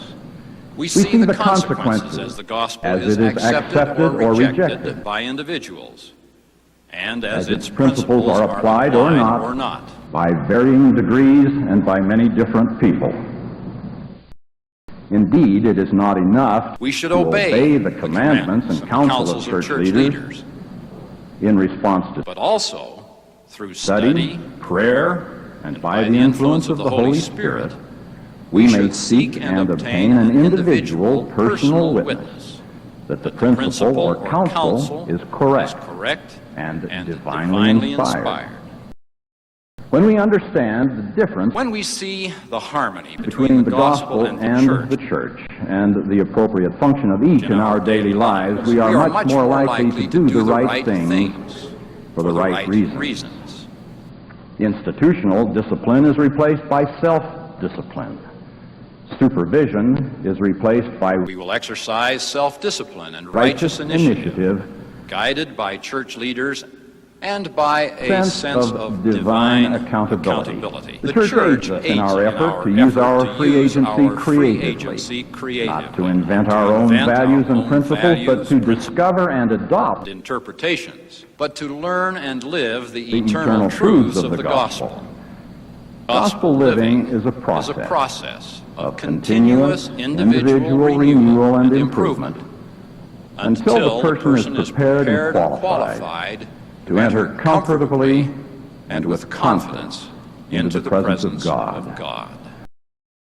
Why does it seem to work better for some than for others? What is the difference between those whose experience in the church fills their souls with songs of redeeming love and those who feel something is lacking? As I have pondered these questions, a flood of thoughts came to mind. Today, I'd like to share two. First, are we making our discipleship too complicated? This beautiful gospel is so simple a child can grasp it, yet so profound and complex that it will take a lifetime, even an eternity, of study and discovery to fully understand it. But sometimes we take the beautiful lily of God's truth and gild it with layers upon layers of man-made good ideas, programs, and expectations. Each one by itself might be helpful and appropriate for a certain time and circumstance. But when they are laid on top of each other, they can create a mountain of sediment that becomes so thick and heavy that we risk losing sight of that precious flower we once loved so dearly. Therefore, as leaders, we must strictly protect the church and the gospel in its purity and plainness and avoid putting unnecessary burdens on our members. George Orwell, the author of 1984, would have been proud to see how much more accurate a prophet of the future he was than Spencer W. Kimball was when he thought they could get away with this. Everything we really need to know about our wonderful religion is in the seminary scriptures they taught us to memorize and understand as teenagers. The wisdom is all there. But these clowns have lost it or never understood it, and the people leaving or becoming dissidents in the church for ideological reasons rather than orgies are doing so because the church is not practicing this religion it preached to us growing up. We aren't being contaminated by worldly philosophies of men. The institutional church is simply doing pretty much everything the institutional church taught us is evil and apostate and to avoid associating ourselves with.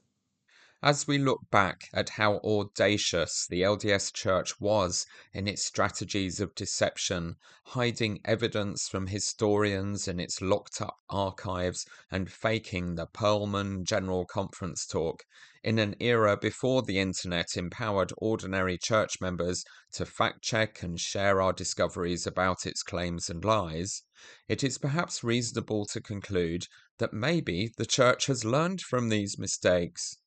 That such things could never happen now, 38 years later, in 2022.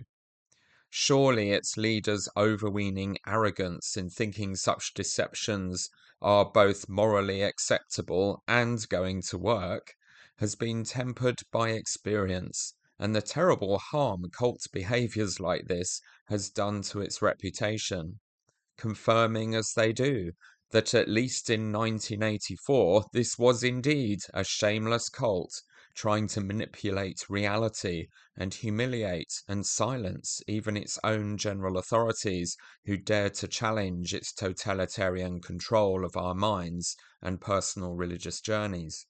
Or, even worse, punish those dissidents by forcing them to take to the pulpit again and re-record an alternate history.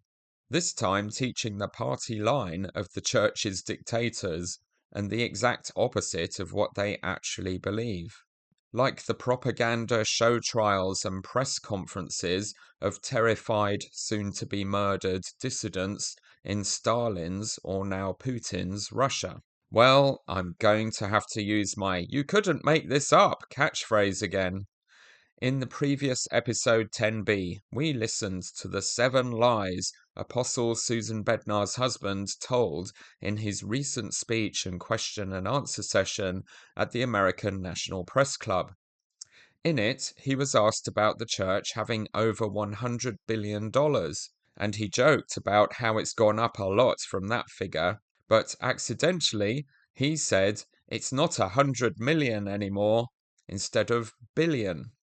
And there was some internet chatter about how he seems to be unconsciously avoiding acknowledging or talking about the vast difference between millions and billions. When the Church News posted its 5-minute edit of the Q&A session, not surprisingly entirely leaving out his lies about not having any accurate data about the membership and attendance statistics for Mormons in the USA, there was a small but telling difference. Instead of millions, he was now saying billions, as he should have all along. Of Susan got dubbed. With over $100 billion in funds and assets, the LDS Church has more capability than any other church in the country to help eliminate poverty. What more could the church do in terms of humanitarian efforts here? Okay. I hope I addressed some of that in what I just said. You wanted to move quick. Yeah. And number two, if you take a look at the stock market, I don't think it's 100 million anymore. If you take a look at the stock market, I don't think it's 100 billion anymore. This deception was, of course, nowhere near the scale of faking an entire General Conference talk, but it begs so many questions. For a start, why even bother? Why try to change the historical record about such a minor error by this future president of the church? Did he call the people in the media team and go into a recording studio somewhere in the network of radio and TV networks the church owns and operates, and have himself recorded saying billions loads of times until they got just the right one to edit in and sound seamless? Or did some poor IT minion have to trawl through loads of Bednar speeches to find one where he said billions and edit that in at the right speed? Or maybe they hired a voice actor and recorded him saying billions. Or was Susan Bednar's husband involved at all? Was it the anonymous LDS media godfathers who delete their own films of prophets and apostles speaking to entire nations and continents from the internet as soon as the broadcasts are over to hide the evidence of the crazy nonsense they always end up saying in these things, like they did with the British Rescue and the Nelsons and Bednars broadcast to Europe on the 23rd of January 2022. They clearly run a tight ship as they work hard to manipulate Google search engine algorithms to push anything critical of the church off the first few pages of searches. Maybe it's their standard operating procedure to dub original footage to clean up every tiny error the infallible mouthpieces of God make. I bet they'd love to get their hands on general conferences like their predecessors in the good old days of 1984 could, to scrub them of the crazy stuff that keeps Nemo the Mormons and Radio Free Mormons general conference reviews going for hours, but have resigned themselves to only being able to edit the text versions in the Liahona, now everyone's watching and recording them live from home. Whoever was responsible, we've all been given a timely little reminder that whoever it is really running this church has definitely not changed their ways, and they don't hesitate to edit, censor, and if necessary, deceptively redub the public pronouncements of the infallible brethren with the same overconfidence as they edit reality and history in their teaching curriculum and official resources for journalists, investigators, and Latter-day Saints. Even when it is really not going to make much difference in the grand scheme of things, they will take the risks of being found out and ridiculed anyway. At the rate high-level access insiders and employees are leaving the church, it won't be long before someone tells us what on earth went on there and whose brilliant idea it was to dub Dave.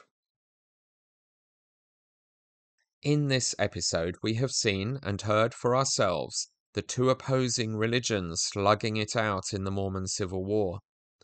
On the one side is the religion of Lucifer and human control freaks, who think their own ideas and aggrandizement are far more important than God's. They tell us we cannot possibly think for ourselves or be in any way independent of the mountain of man-made ideas, programs, and expectations they pile on our backs like a mountain. On the other side is the religion of Jesus and Joseph Smith, when he wasn't thinking with his flaming sword, and Gina Colvin in New Zealand, and Drew Hunter in Scotland, and original flavour Ron Poelman 101, and once and hopefully future President Dieter Uchtdorf, and the fast disappearing remnant of Christian Mormons. They all believe in empowering and trusting people to think and learn and make life decisions for themselves. They believe in the temple teaching that all truth is part of a beautiful whole that we should wear as a badge of honour over our hearts. That we are meant to learn from everything and everyone in this amazing world.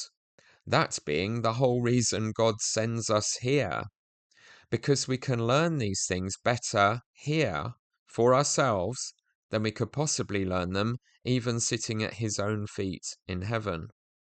Another new champion of that Christian Mormonism who has realized it is about to be snuffed out and has joined us in the podcasting bloganacle airwaves to research, analyze, and shout from the rooftops about the systems of thought and action in the church that are betraying it is Valerie Haymaker.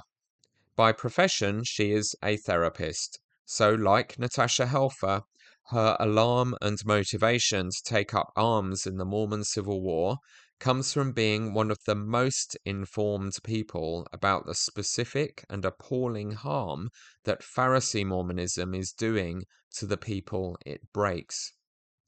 LDS therapists with LDS clients are a special breed of rescuers and warriors.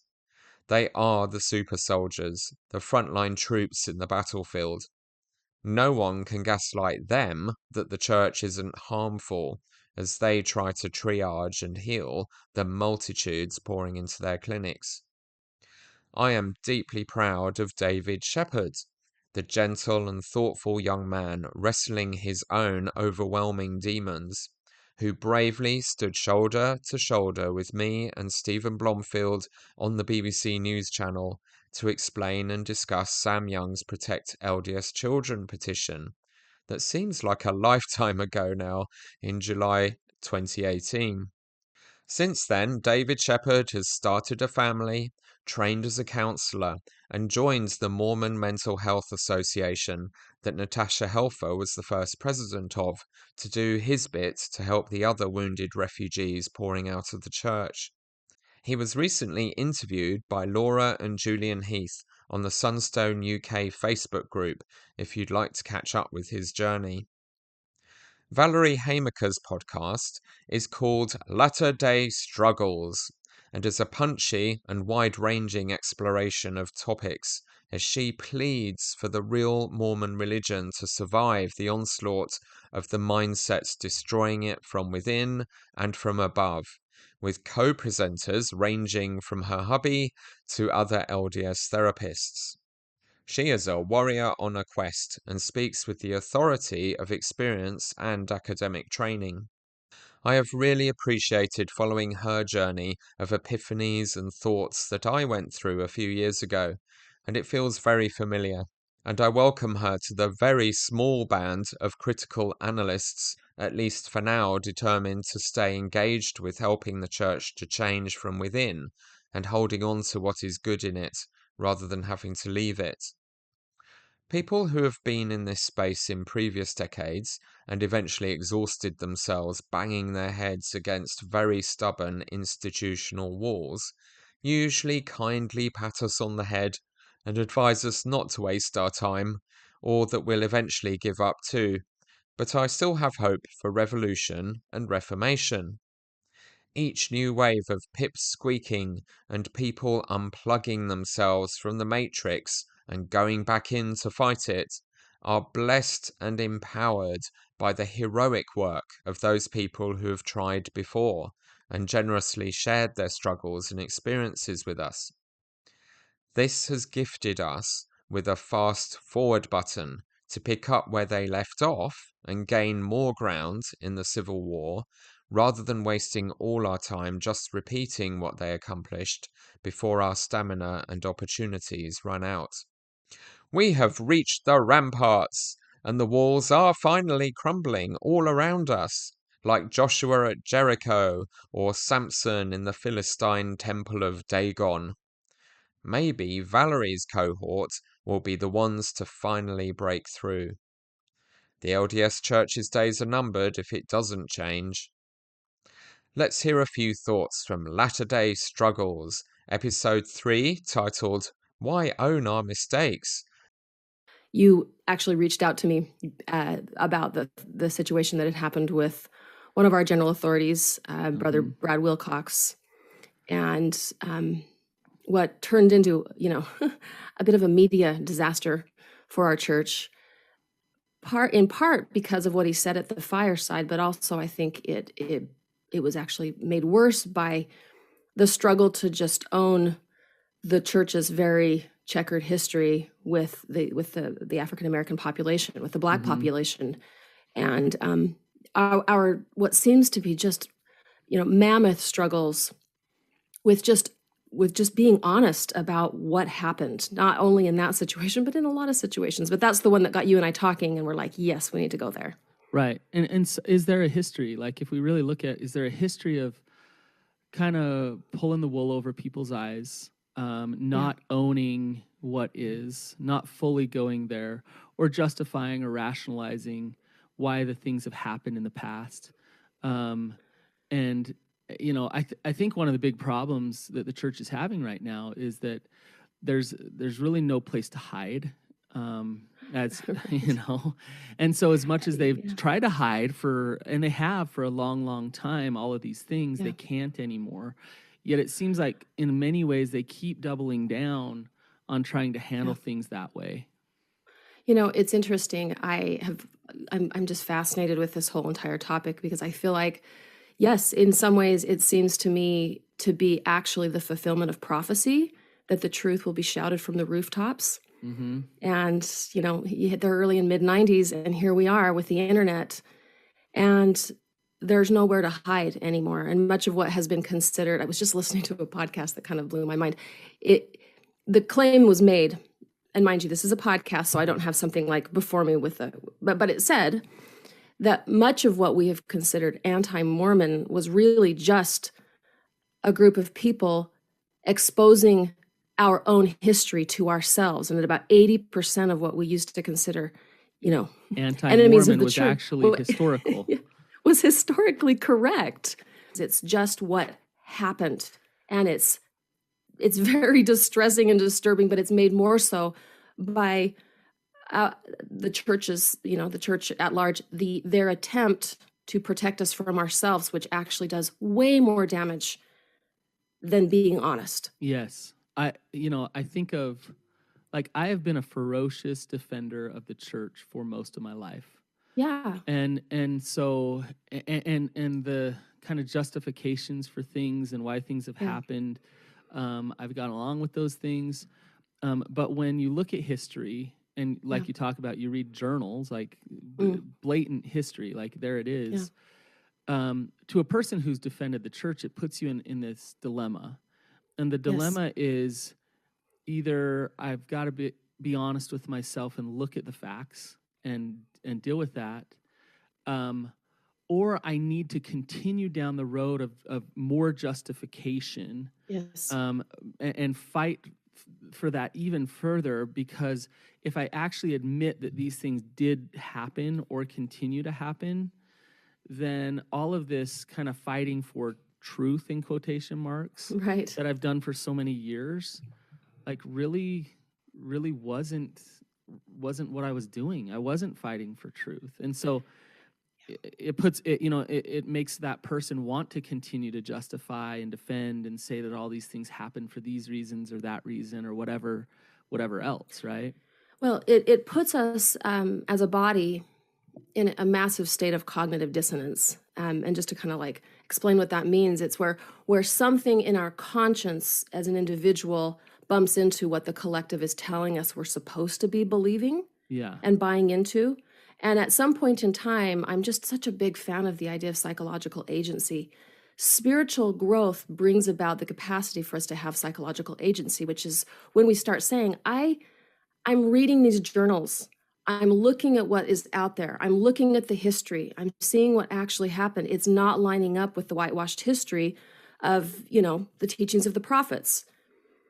right? The the handbook, the worldwide correlated teaching materials are spoon feeding us their version of the truth that may make us look better.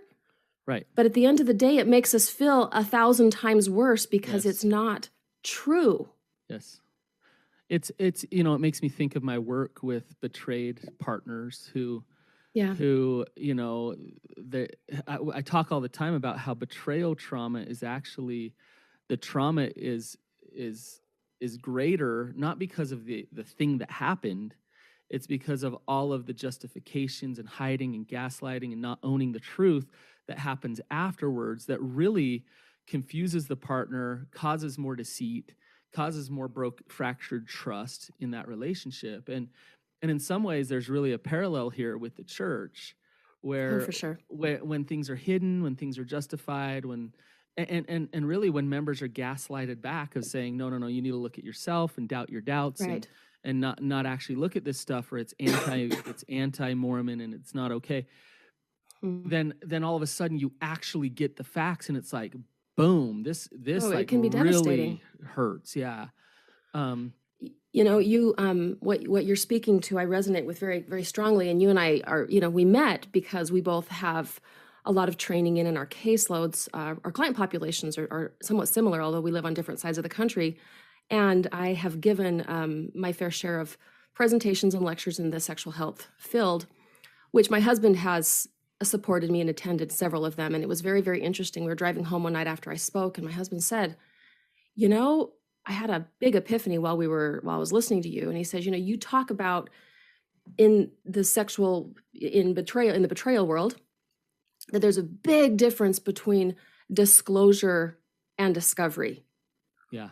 My owning up as a human being that I have made a mistake, and the discovery, which is that the betrayed finds out. Trauma is so much bigger and so much worse. So much bigger. And so my husband said, that's what we're experiencing by the discovery that the church is making because of the advent of the internet, which has turned into the churches, they're making their efforts, with the gospel essays and things like that. But even that is actually kind of traumatizing to the membership, because it's sort of an info dump that some may actually feel isn't even adequate. It's a day late and then they don't give us short.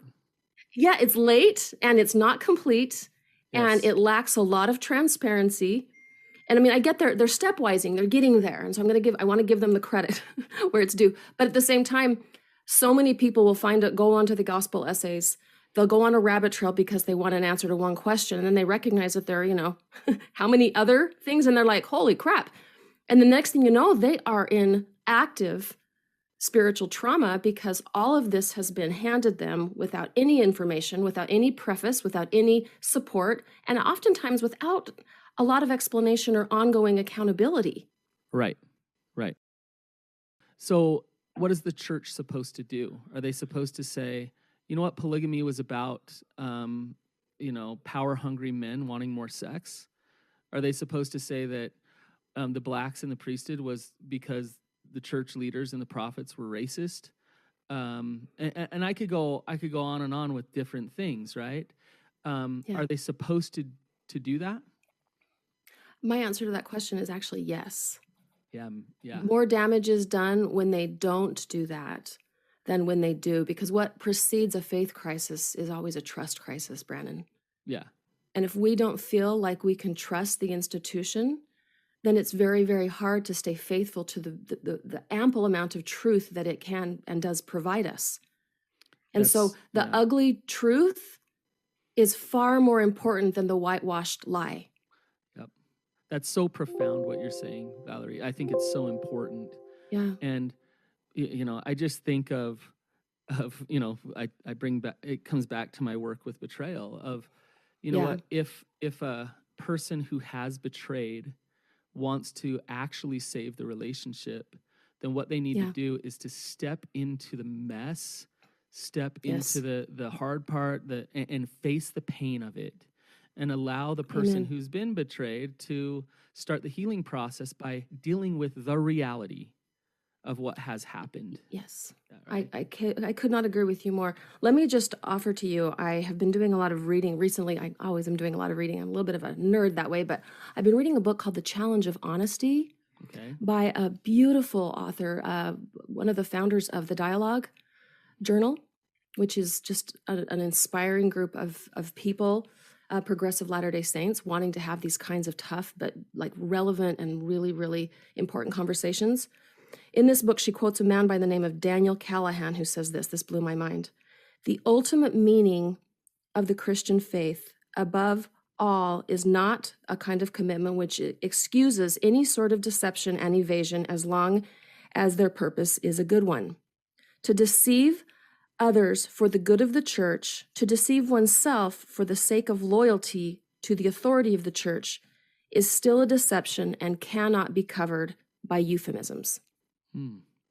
There is no excuse ever to deceive, which is the truth, the whole truth, and nothing but the truth.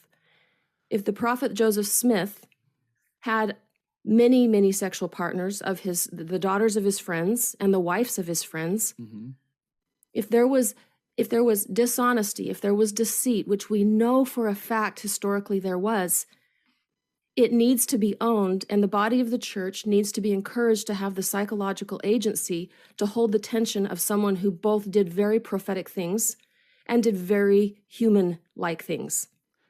Yes. Yeah. You know, it's fascinating as I'm listening to you say these things. I'm thinking it's really interesting to me that at the core of our belief system is the atonement and repentance.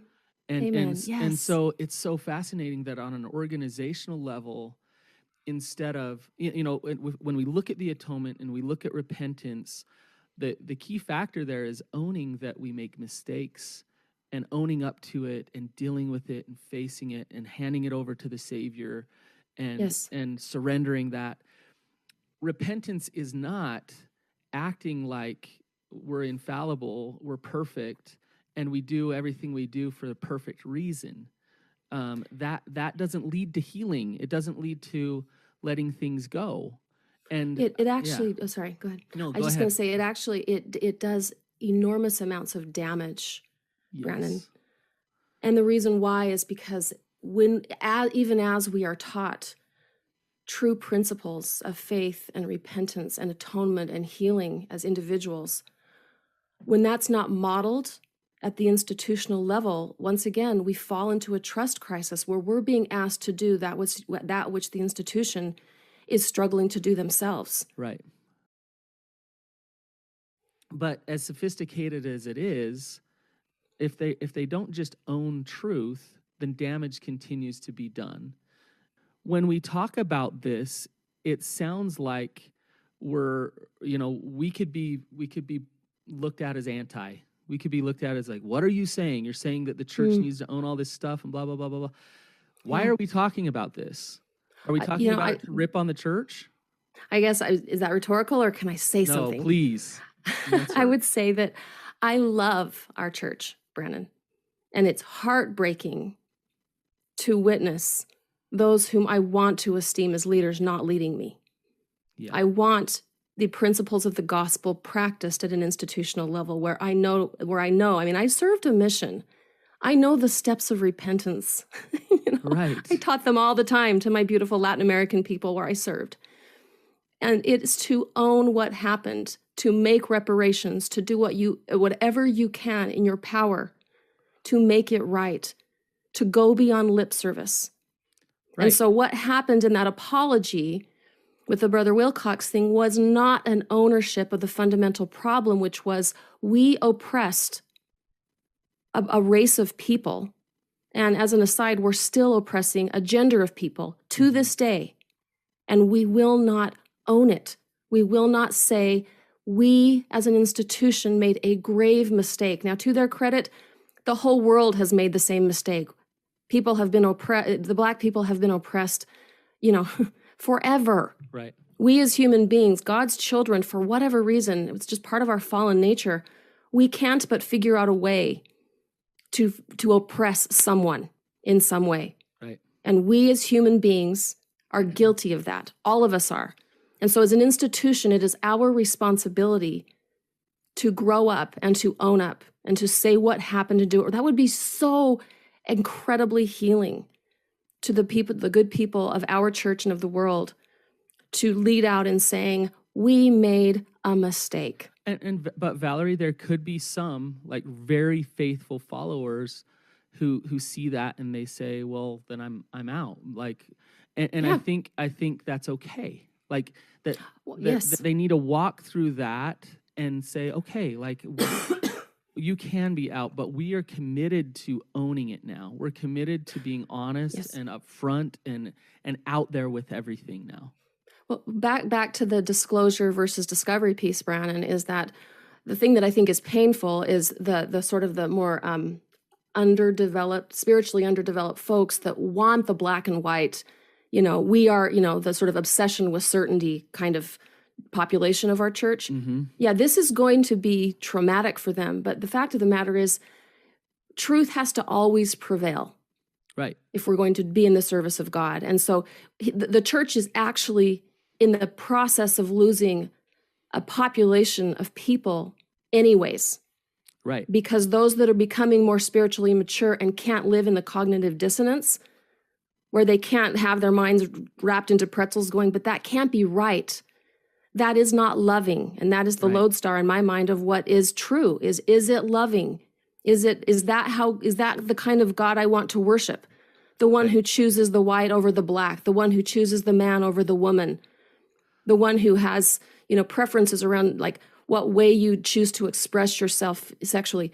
That is not the kind of God I want to worship.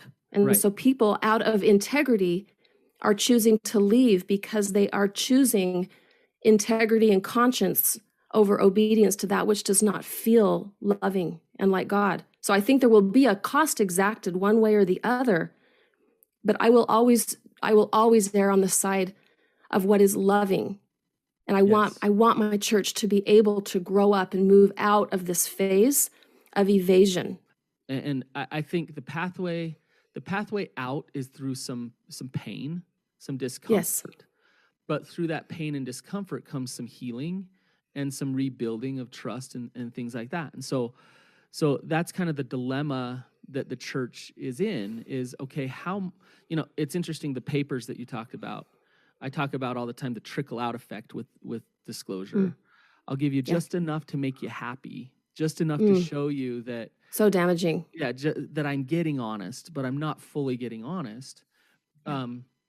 The pathway out is through owning it all, is through stepping into it and saying, this is it. And if you're left with 5 members at the end of that, that's a place to start and start to move forward, right? And I actually think what we want, I don't think it's doing the church any favor to hold on to the population that needs the lies to be okay. That is not actually representing an integrity-based institution.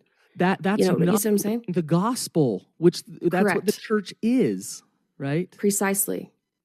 So as model, we want institutions, we want to be led by those whom we trust can handle the truth and who can trust us that we can handle the truth. What are the motives for a lack of honesty at the institutional level? And maybe we can kind of touch on both of these. That's a good question. Yeah, the motive. This is what the proposal by this woman, Frances Menlove, says. She says, number one, she thinks it's to protect the institution that we love. So the leadership wants to protect the church. And the second one is the fear that the naked truth will harm the simple believer. So do you want to kind of touch on each of those? Oh, yeah. Let's touch on each of those. I just said you cringe. Well, because I deal with it all the time. I'm not going to get honest because I'm afraid that I'm going to hurt you. And so that I did cringe. We can get into that one in a minute. The church is having some variation of PTSD. Like our early history, we were abused, we were persecuted, we were run from here to there to everywhere. And so in cases of that nature, I believe that we get defensive and we may make bad choices that are not based in our integrity because we are living from a place of historical and institutional fear. Right. Where it makes it harder to be honest. But okay, Valerie, let's say I'm an an apostle. I'm a man who's been a stake president.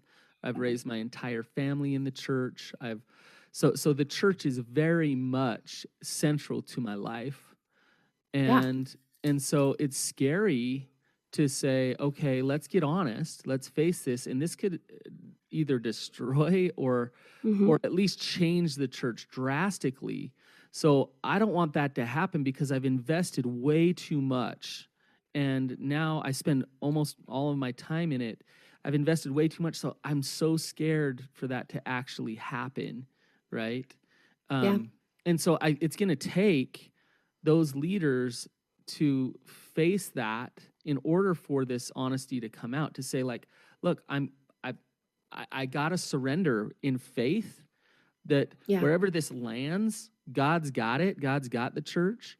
And like I said earlier, if there's 5 people left, then that's exactly what needs to happen so that we can move forward, right? But to me, it feels like the most important thing we can do and model is like a tenacious desire to perpetuate that which is true. Yes. Right? Isn't that what the church is all about? That's why this is just mind-blowing to me, is that what we're actually doing, if we are like tenacious about the whitewashing, is we're actually perpetuating a culture where we're not living in truth. Right. And it's not comfortable. And I think what we're also doing, in order for people to live that way in any kind of comfort, they have to be so spiritually underdeveloped that, you know, if they become spiritually developed and start discerning and feeling and thinking and being like in direct contact with the divine, it's going to no longer be acceptable and they will be lost anyways. And so what we don't want to do is invite our families and our loved ones to stay so underdeveloped that stays okay. Right. Right? Like what we want, actually, if we want true, deep, profound spiritual growth, is we want to cleave into that which is truly virtuous, honorable, and of good report and praiseworthy. Yes. And we have to embrace that. We have to embrace that. What you said a minute ago had me thinking that, like, I spent a period of my own life, Brandon, frightened to study the history of polygamy. It made me uncomfortable to think about, like, what will I find there and what will it do to me? But it would be just the same as my knowing fairly certainly that my husband was having an affair, but choosing not to know because I didn't want to Exactly. There are so many parallels. You don't want the consequences of it. Yeah. And at some point in time, it's like, I would prefer truth and integrity over the comfortable but not so comfortable lie. So, Valerie, you know what we call that when it's like, I don't want to look at the history, I don't want to face the reality. We call that denial. Right. There's a word for it. Yeah, we call that denial. And what denial is not facing reality. And so if the church is all about truth and learning what truth is, you can't have both. You can't be in denial at the same time be learning about truth. It doesn't work. Right. Yeah, you couldn't be more correct, Brandon. And I think the thing that's interesting is that, I haven't, and nor do I have any desire, or, leaving the church doesn't feel like something that's even on my radar. And that's very interesting, right? Because, boy, I think I know a fair amount of the dirty details. Right. I have jumped in. I understand it. I read about it. I mean, I'm appalled by much of it. But at the same time, I have the capacity as an emotionally and spiritually maturing person to handle the tension of opposites, to handle that prophets can also be very messy. Because I don't need a prophet to be perfect for me to be in frequent relationship with my divine and to take advantage of those good things that an institution can offer, while distancing myself from that which doesn't feel good, true, and right to me. That leads to your second point, right? The second reason why was what? That the naked truth will be too harmful for the simple believer to handle. Right. Well, you know what? Maybe that's true, the simple believer. But I'm still here. I still am a member of the church. Right. I still go, and I know a lot of the history. And I'm sure I don't know it all. And just like what you said, Sure. Valerie, like there's people like us that are saying, we love the church. We feel truth there. We know there's some truth there. And we can handle the reality. Let's walk through this together. Let's deal with it together, right? But I think it's true also that some simple believers will go away. Well, and I think what frequently happens, or at least I'm noticing, the phenomenon that people leave more not because of the history, but because of the inability of our churches, The deceit. because our church has been unable to disclose the history. Yes. They feel betrayed. They're less upset. I mean, I think there's a degree of upset, clearly, about polygamy or, the priesthood temple ban. Those are, unfortunate to say the very, very least, not acceptable. And yet, I think it's amplified 100-fold when we look at the history hiding. Right. That's more painful. That's more damaging. And actually, from my trauma therapist perspective, the incident itself, okay, let me just, you may know this, but maybe one of you out there will have your mind blown a little bit. Someone who has been a victim of a heinous issue, say, for example, a rape, there are studies that show that they will be more traumatized, their capacity to be more injured happens when their parents don't believe them than the rape itself. Yeah. So the issue of the trauma is one thing, but if it's handled well, it can be healed from. Right. But when you're not, when there's dishonesty or when there's a lack of support around what happened, it bends the mind. The mind can't tolerate that. And that's when very good, honest, testimony-filled human beings leave because they can't be congruent with their relationship with the divine when the institution won't look at themselves. Right. I think the dilemma is this, the church can double down with apologetics and continue to fight for blind faith believers to stay, right? Yeah. And they will stay because it's like, well, they continue to justify and I believe everything and no matter what you say, and I'm going to keep my head in the sand and not look at the reality, and they can stay. Or the church can fight for those who want to face the reality and the truths by owning it and by dealing with it. It's the difference between an institution wanting to perpetuate a childlike faith or a childish faith, I think I'd actually go so far as to say, as opposed to an institution inviting us to grow into what we're supposed to become, which is God's in embryo, thinking, feeling, discerning, truth-loving, truth-understanding, truth-demanding people. That's who God and who our parents in heaven want us to become. Right. And I want my institution to want that for me. Right. But don't protect me any longer. I don't want you. I don't want you to scrub it to make sure that I'm thinking that everything's perfect and okay. I don't want that. That's not working anymore. Well, the gig is up. It's going to fail at this point because the stuff is out, right? The histories are out. Things are online, and as the church publishes these things, I think the other problem that I have with the essays is that they're like 12 clicks in. Once you get online, they need to be at general conference. There should be nothing that we learn online that is not being spoken somewhere very, very publicly. So someone from the outside or someone from the the side. So we're not hearing about it second, third, fourth, fifth hand. It needs to be talked about, apologized over, and we can even love these leaders that made so many heinous mistakes and say, boy, they were human and so am I. Right. Like they have, the atonement can heal all of us. Right. And when that is brought to light, I think we'll really find that our church will be that there will be, that the faith crisis and the trust crisis will be mitigated in great part. Right. It's interesting. I think some people would say, you know what? Why can't you guys just love the church for where it's at right now?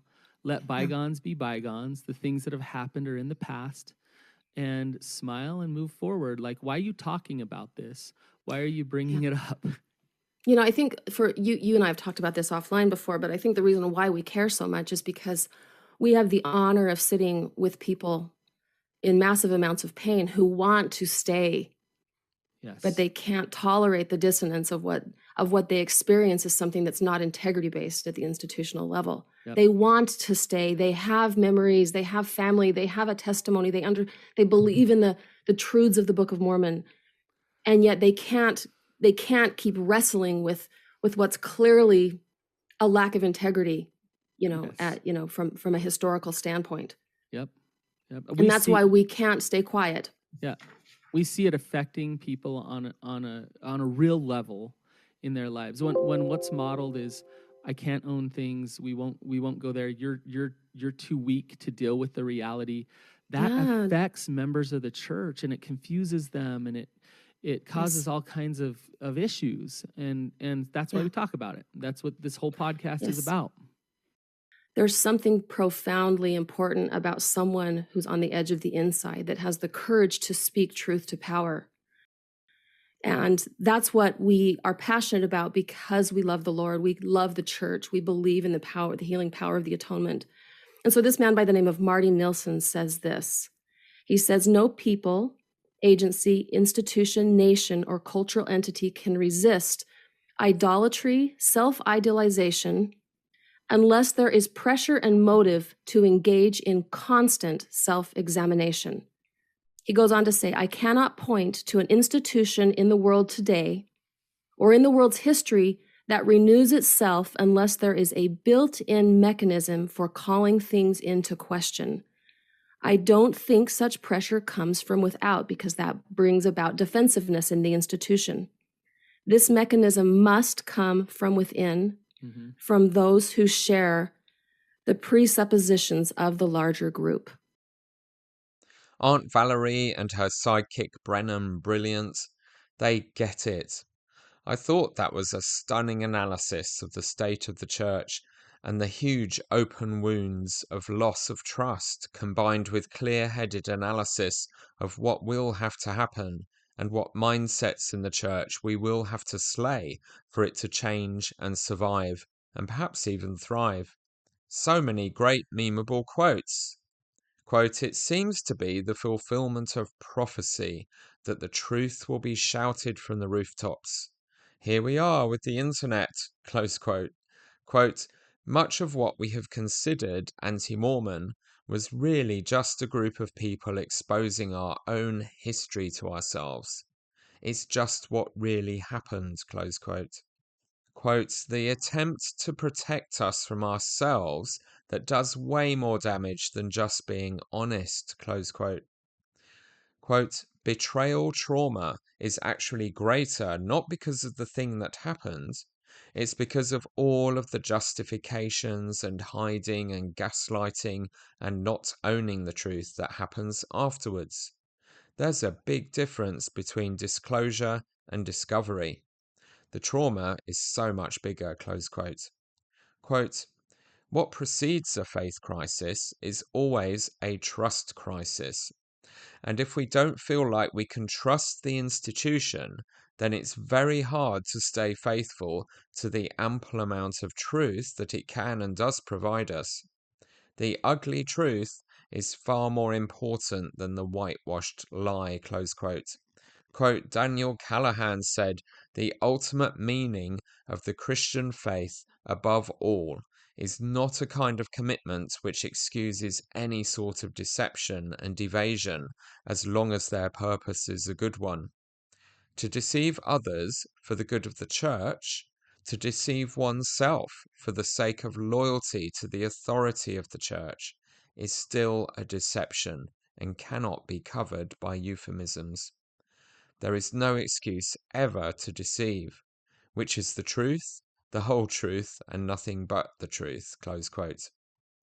Quote, truth has to always prevail if we are going to be in the service of God, close quote.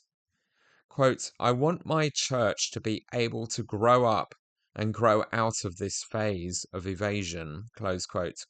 Quote, I don't think it's doing the church any favor to hold on to the population that needs the lies to be okay. That is not actually representing an integrity-based institution. We want to be led by those whom we trust can handle the truth, and who can trust us that we can handle the truth, close quote. Quote, the fear that the naked truth will harm the simple believer. I'm not going to be honest because I'm afraid that I'm going to hurt you, close quote. Quote, I've got to surrender in faith that wherever this lands, God's got it. God's got the church, close quote. Quote, to me, it feels like the most important thing we can do and model is a tenacious desire to perpetuate that which is true, close quote.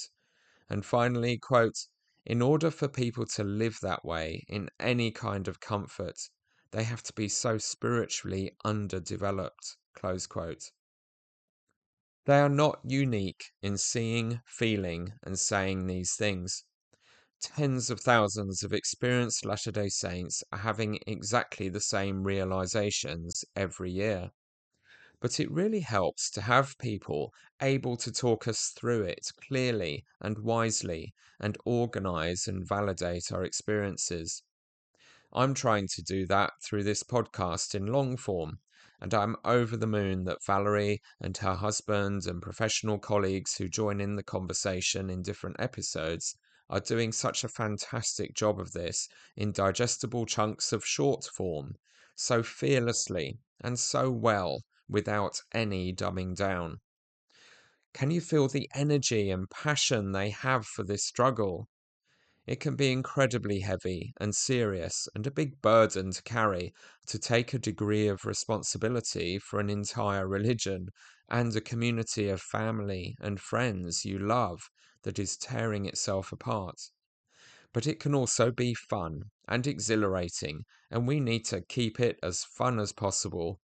Telling the truth as you see it, after carefully, anxiously self-censoring and compartmentalizing truth for decades, is like switching on a disco ball of lights. Growing up is fun. Adulting and taking control of your own life after being at the mercy of the mindset and whims of your parents all your life is thrilling. And doing that after a lifetime in a high-demand fundamentalist religion is like being a rebellious teenager all over again at the last life stage you ever expected that to happen. If we are going to do this thing, let's at least make it absolutely as fun and funny as we can manage. If they are going to excommunicate you, wear a silly hat to the court of love. I can now speak from experience that John Dehlin had his entire religion and career turned upside down by his faith transition. And he does amazing karaoke at maximum energy for hours after a long day ministering and empathizing with an ocean of pain. Priesthood Dispatches has waded through suffering because of the church most of us can barely imagine. But his podcast began as after-dinner chats telling funny stories about life in Mormonism just for fun, and his performance art stunts get more out there and hilarious every month. These dissidents are fun. The LDS Church in Exile has nearly all the best Mormons in it, and they are awesome. Speaking truth to power in a community you are a lifelong expert in is exhilarating. Jesus went to parties and changed people's lives with stories and not being judgmental to anyone except for hypocrites who knew better. Welcome to the party, Latter-day Struggles. Let's get back to Brad Wilcox and finish his fireside with the Sunderland stake, intrepid listeners. Well done making it this far through my longest ever episode. As we speak, loyal Britons are standing in queues several miles long to view Her Majesty Queen Elizabeth II lying in state before her funeral in 3 days' time. This episode is actually shorter than that queue, so carry on, we're nearly there. These little sentences and sound bites Brad is trotting through have great significance, and they do matter, because a lot of the children and adults listening to him are paying close attention to them and internalizing them all. I have taught thousands of 11 to 18-year-old, mostly boys. They are smelly, violent, gormless Neanderthals who struggle to sharpen a pencil properly, and they mostly think with their stomachs. But they are also wonderful little gods in embryo, absorbing what we teach them like sponges and working out how the world works and excited to take their place as adults in it.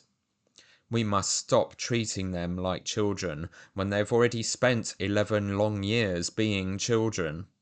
They are young adults. They can think and argue and discuss and spot the slightest inconsistency and flaw in a train of thought being presented to them by authority figures. They respond brilliantly when spoken to as intelligent adults. They know and understand far more than we usually give them credit for.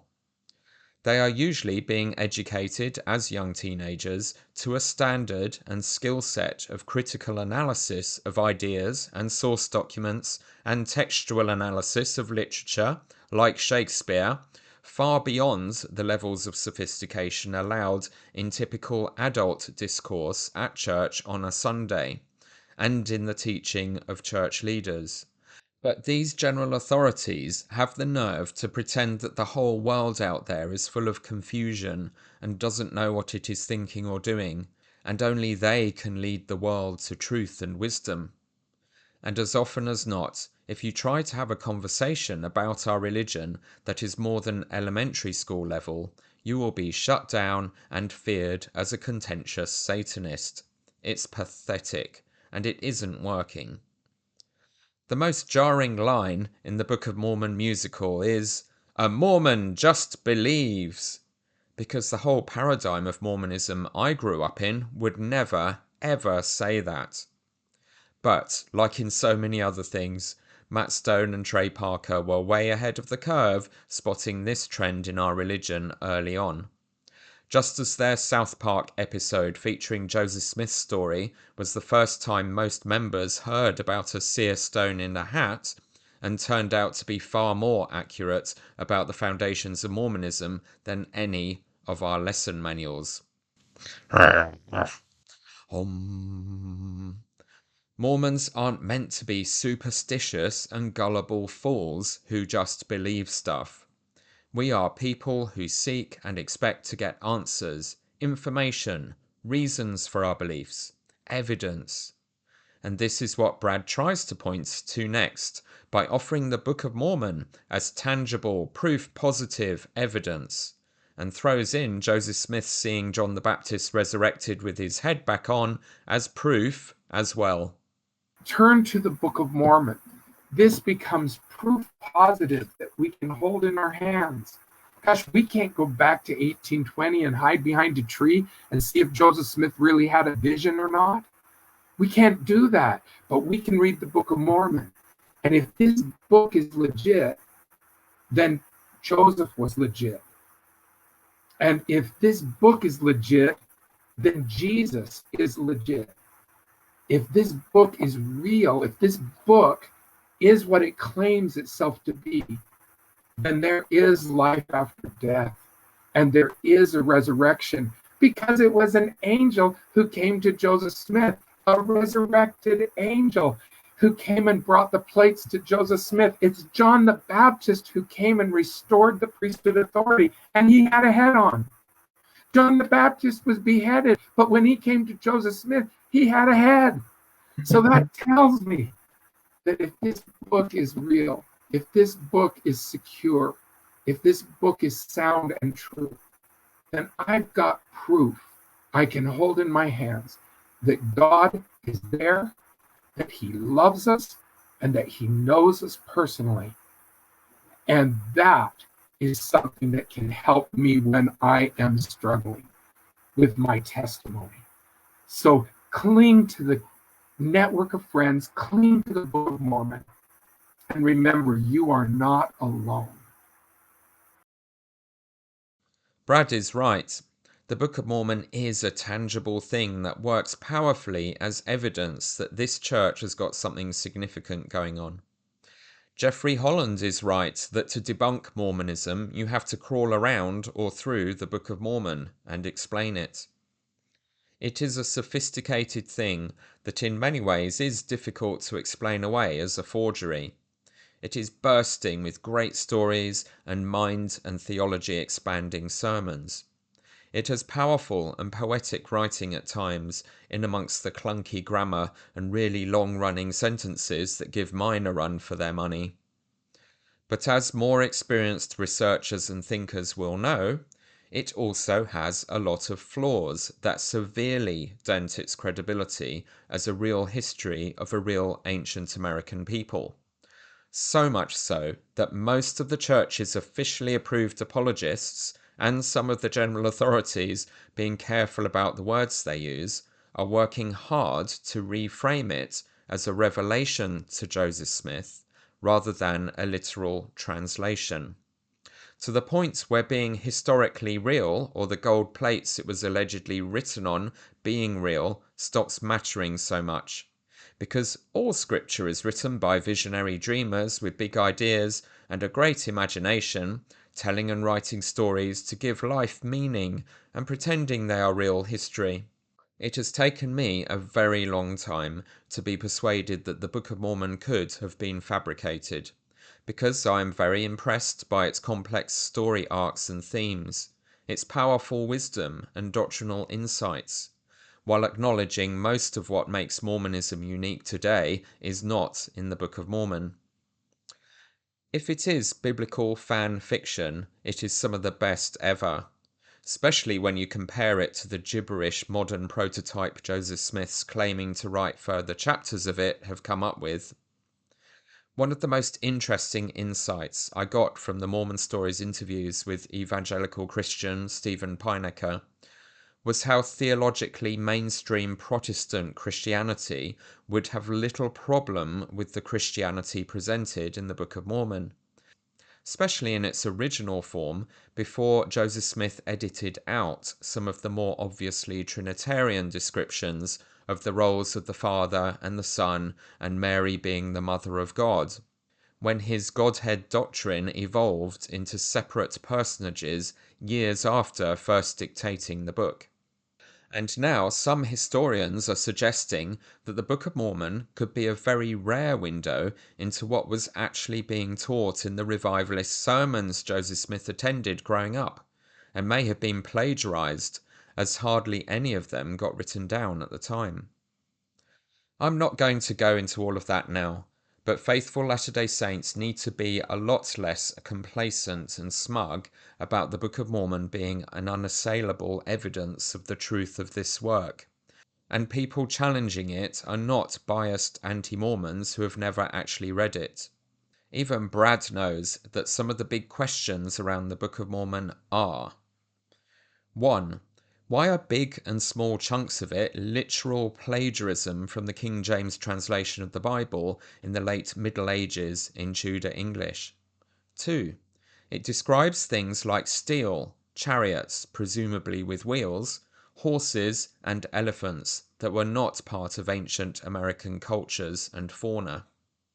They didn't have chariots, wheels, steel, horses, or elephants. The Heartland Model fundamentalists who locate the whole Book of Mormon as having happened in the mound builder cultures of North America, rather than the Central American model that gained momentum in the 1970s and has become the dominant concept in Mormonism, are arguing for some of these anachronisms being resolved if it all happened in North America, such as the availability of goats for herding there, which Central America lacks. But there are still gaping holes in their models. Number 3. The Book of Mormon only prophesies of things that will happen in the future that had already been fulfilled in history when Joseph Smith was dictating it, including his own birth and name. Number 4. If it was a conspiracy, Joseph Smith and co-conspirators had many years to compose and refine the book after first mentioning it to people, rather than the much shorter period of time in which he dictated it to scribes while looking in a hat, which could easily have had crib notes hidden in it, or been memorized earlier for that day's dictation. He did not actually dictate that much text each day, despite the claims we grew up with that this was impossibly miraculous. And there are plenty of examples of gifted storytellers and preachers being able to go for hours with complex narratives and minimal preparation. It always seemed a bit fishy to me that the church uses his family's accounts of Joseph telling them long and very detailed tales of the ancient inhabitants of the Americas long before he got round to allegedly translating the Book of Mormon, that coincidentally did the same, as if it was some kind of foreshadowing of his prophetic gifts, rather than the most obvious interpretation that this showed he was already practicing formulating and telling fictional stories about them. Number 5. As Alexander Campbell pointed out, it is very preoccupied with Protestant theological controversies of Joseph's Christian world, like infant baptism and what happens when you are saved, complete with being slain in the Spirit for days. Number 6. It claims to have the fullness of the gospel, yet says nothing whatsoever about the temple ordinances and theology Joseph Smith and the church ever since has made indispensable to salvation and getting into heaven.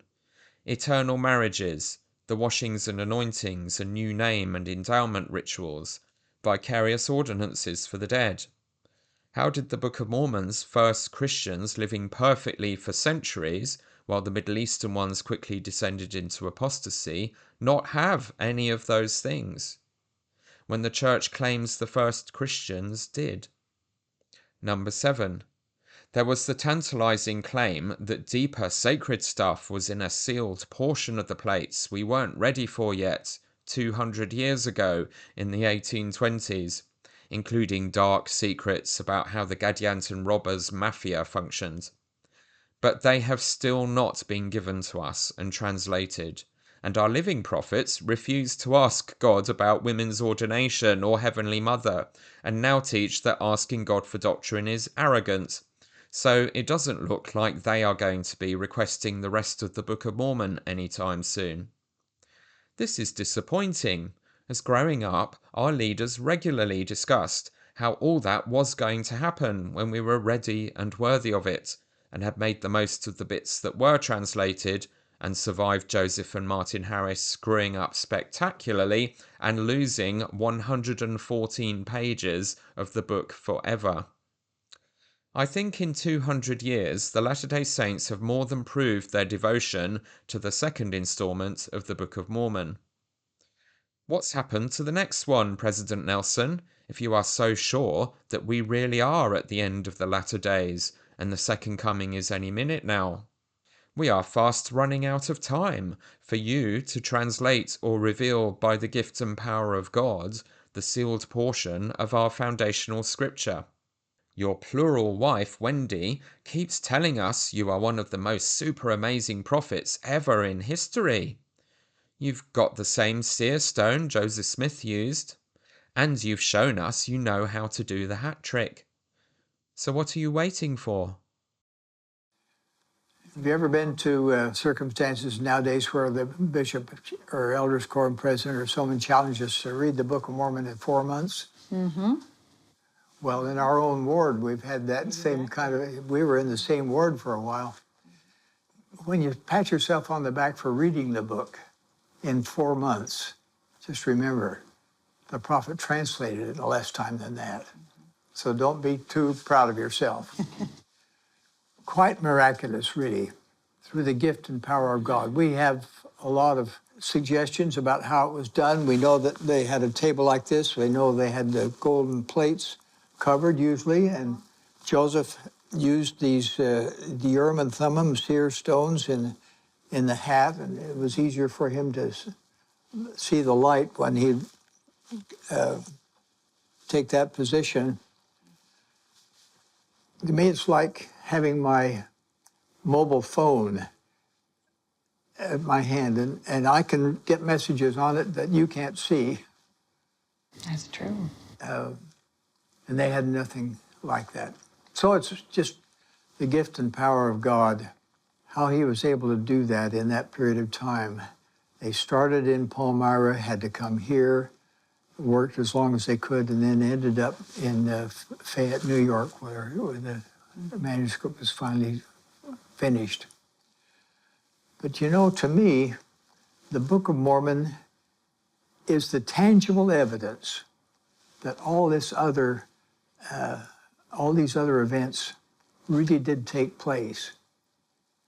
One can debate another's statement about visions and prayers and angels and so on, because those are personal experiences. But to leave the Book of Mormon as tangible evidence that all this happened means that you and I and any other interested person can get a testimony for himself that these things are true.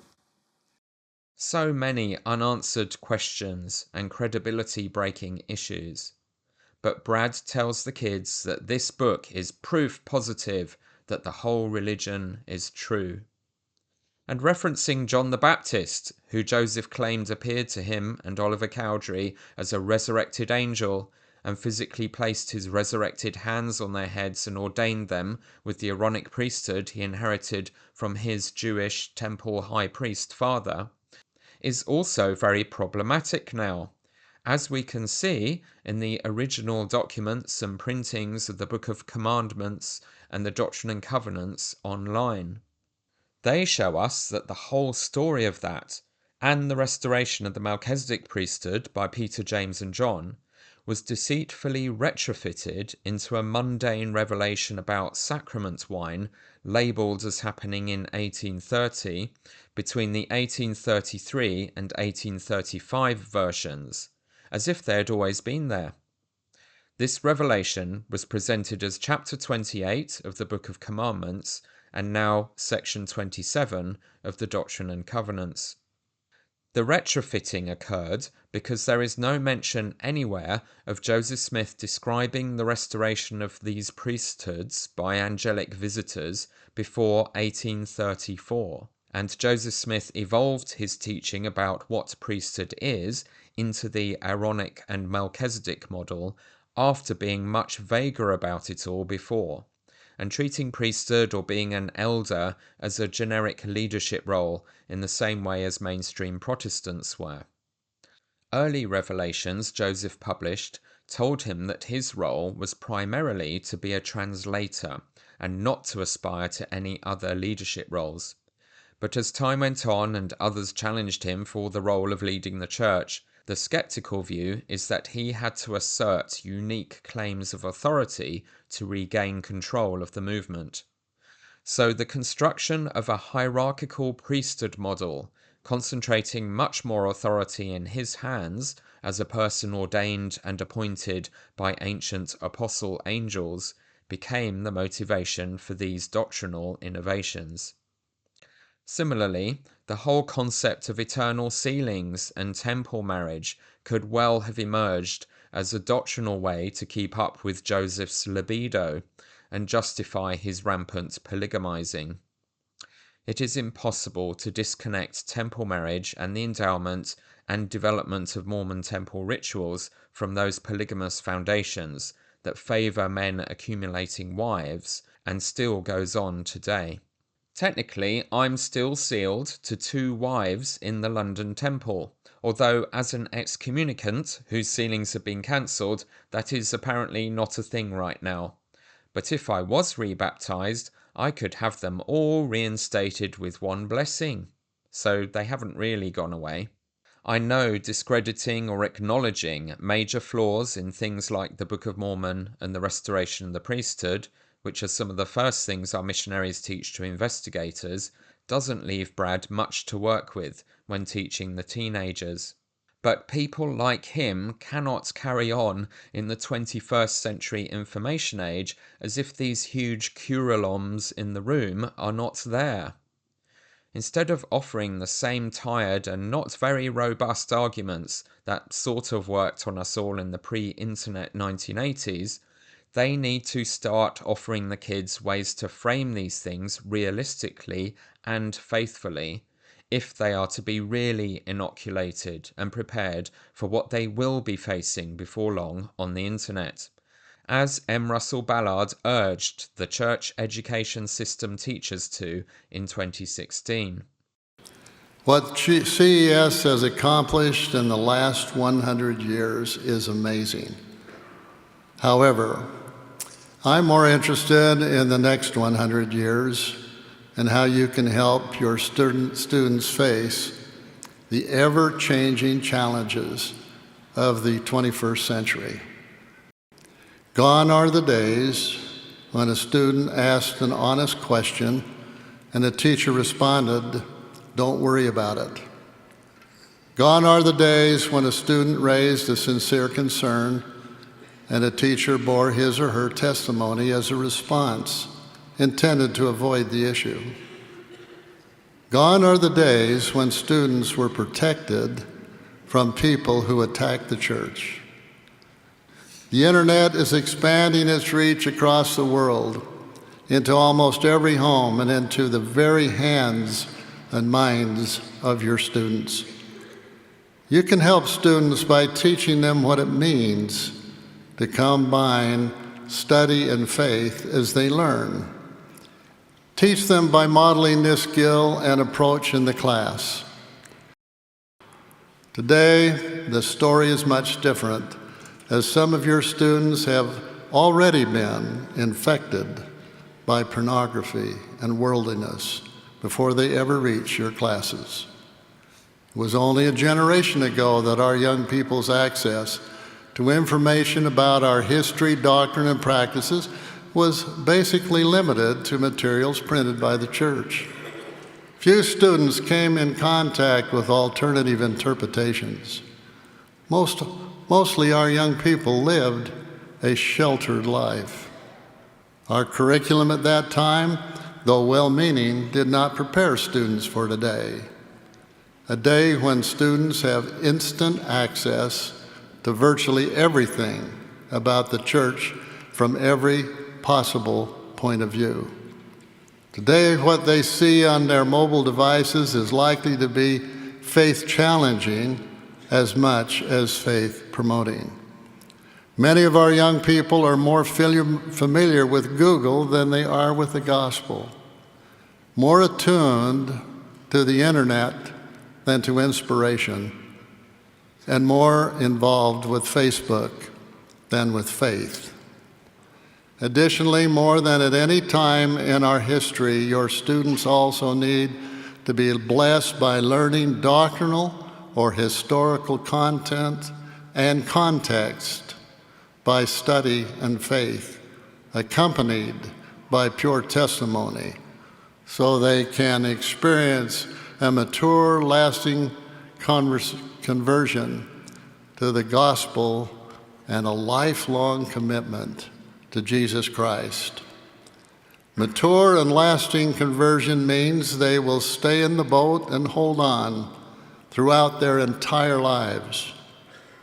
For you to understand the doctrinal and historical content and context of the Scriptures and our history, you will need to study from the best books, as the Lord directed.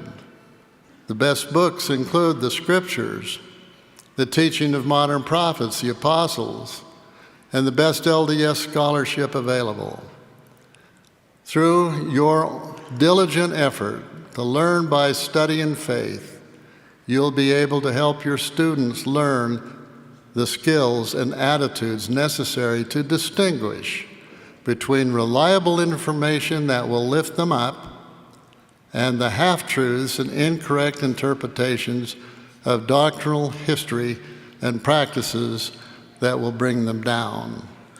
Teach them about the challenges they face when relying upon the internet to answer questions of eternal significance. Remind them that James did not say, "If you lack wisdom, let him Google." Wise people do not rely on the internet to diagnose and treat emotional, mental, and physical health challenges, especially life-threatening challenges. Instead, they seek out health experts, those trained by licensed by recognized medical and state boards. Even then, prudent people seek a second opinion. If that is the sensible course to take in finding answers for emotional, mental, physical health issues, it is even more so when eternal life is at stake.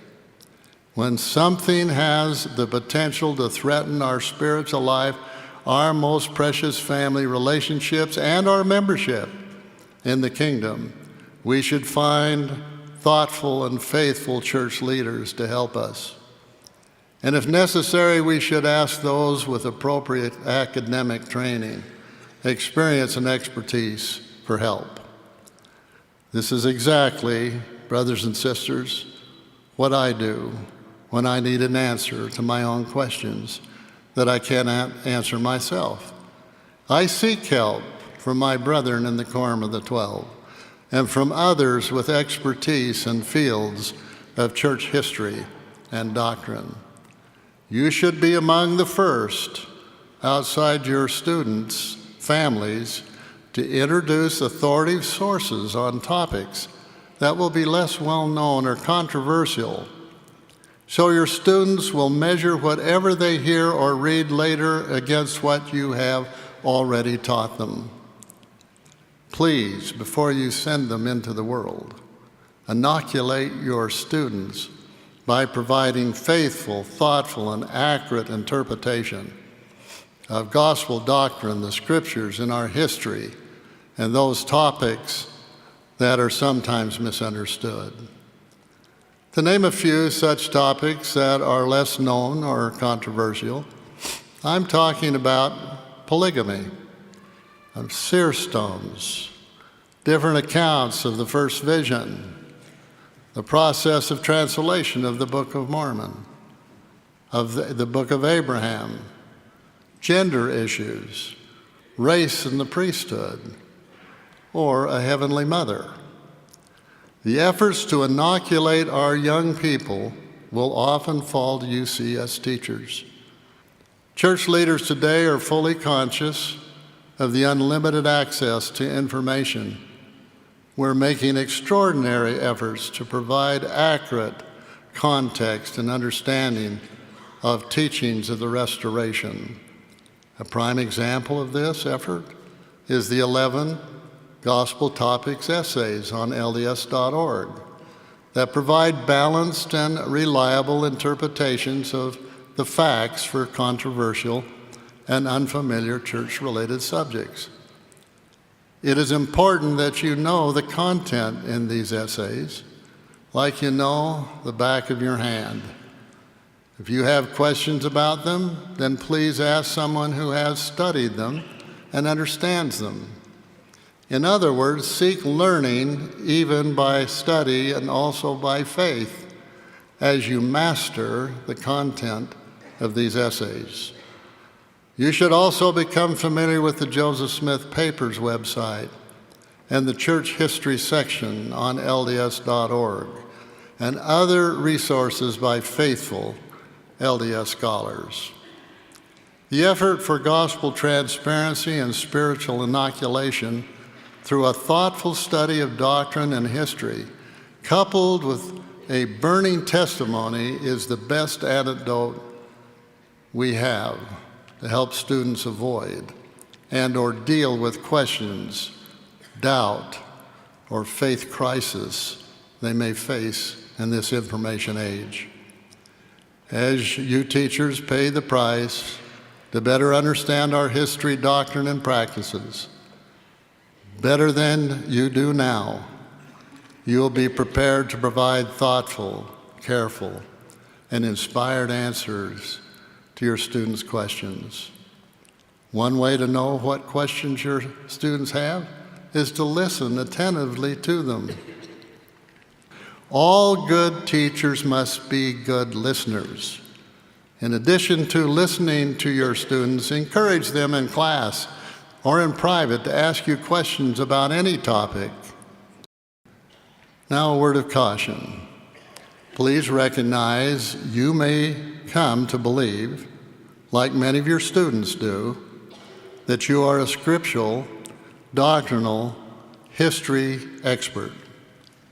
A recent study revealed that more people think they know about a topic, the more likely they are to allege understanding beyond what they know, even to the point of feigning knowledge of false facts and fabricated information. Identified as overclaiming, this temptation must be avoided by UCS teachers. It is perfectly all right to say, "I do not know." However, once that is said, you have the responsibility to find the best answers to thoughtful questions your students ask. In teaching your students and in responding to their questions, let me warn you not to pass along faith-promoting or unsubstantiated rumors or outdated understandings and explanations of our doctrine, practices from the past. It is always wise to make a practice to study the words of the living prophets and apostles, keep updated on current church issues, policies, and statements through MormonNewsroom.org and LDS.org, and consult the works of recognized, thoughtful, and faithful LDS scholars to ensure you do not teach things that are untrue, out of date, or odd and quirky. The authors of the overclaiming study noted that a tendency to overclaim, especially in self-perceived experts, may actually discourage individuals from educating themselves in precisely those areas in which they consider themselves knowledgeable. BYU's academic vice president observed, "Being the expert on a subject can be so exhilarating, with students and colleagues hanging on our every word. However, without a deep commitment to continued learning, we will fall victim to overclaiming, and no one likes a know-it-all," close quote. I repeat President Hinckley's warning. We cannot be too careful. We must watch that we do not get off course. To properly fulfill your opportunities and responsibilities, you must practice, my dear fellow teachers, what you preach. You with yourself on occasion and review 2 Nephi, the 26th chapter, 29 through 32, Alma 5:14 through 30, and Doctrine and Covenants 121, 33 through 46. That will help to identify the kinds of temptations we all may face. If something needs to change in your life, then resolve to fix it. Teach students to control their mobile devices and focus on being connected more to the Holy Spirit than to the internet. Inoculate students with the truths of the plan of salvation found in the gospel of Jesus Christ. Master the content of the gospel topic essays. Remember that why can be a great question that leads to gospel understanding. Don't overclaim, and don't be afraid to say, "I don't know." Become lifelong learners. Seek counsel and correction from those you trust. Along with Dieter Uchtdorf's revolutionary, it works wonderfully excoriation of the Pharisaical mountain of man-made ideas, expectations, and programs that the Church has nearly crushed the delicate flower of its members' Christianity under, a few months before this talk, in October 2015 General Conference, I believe this address to the CES staff by Elder Ballard in February 2016 was one of the most important talks given in LDS Mormonism so far in the 21st century. As I have mentioned before, it was printed in the December 2016 Ensign with one particularly significant edit to remove Knowing the Gospel Topics essays, quote, "like the back of your hand," close quote. It reads, quote, "It is important that you know the contents of these essays," close quote, but doesn't finish the sentence he spoke. It is important that you know the content in these essays, like you know the back of your hand. If you have questions about them, then please ask someone who has studied them and understands them. Who was it that decided to start censoring and watering down the impact of this talk and its message in such a petty and paranoid way? This was a bizarre step backwards from Ballard's uncompromising confidence in truth and transparency when he delivered the talk originally, but a tragic foreshadowing of the debacle the following year in his face-to-face with young adults, in which he totally betrayed every principle he taught here when it was his own turn to teach the young people. He lied about church history. He claimed the church leaders never hid anything from anyone and had always been totally honest with integrity in its teaching materials. He told distracting, faith-promoting stories rather than addressing the real issues his audience are facing online, and crashed the last remnants of my trust or hope that these apostles and their entire system will ever reform themselves and truly embrace honesty and transparency. Questions, sincere desire to know that aren't accompanied with a presumption of rejection are something that we wish to encourage. And some are saying that the church has been hiding the fact that there is more than one version of the first vision, which is just not true. The facts are we don't study, we don't go back and search what has been said on the subject. For example, Dr. James B. Allen of the BYU in 1970, he produced an article for the church magazines explaining all about the different versions of the first vision. How long ago was that article? 1970. That was back in 1970. So we've been hiding that for a long time. Yeah.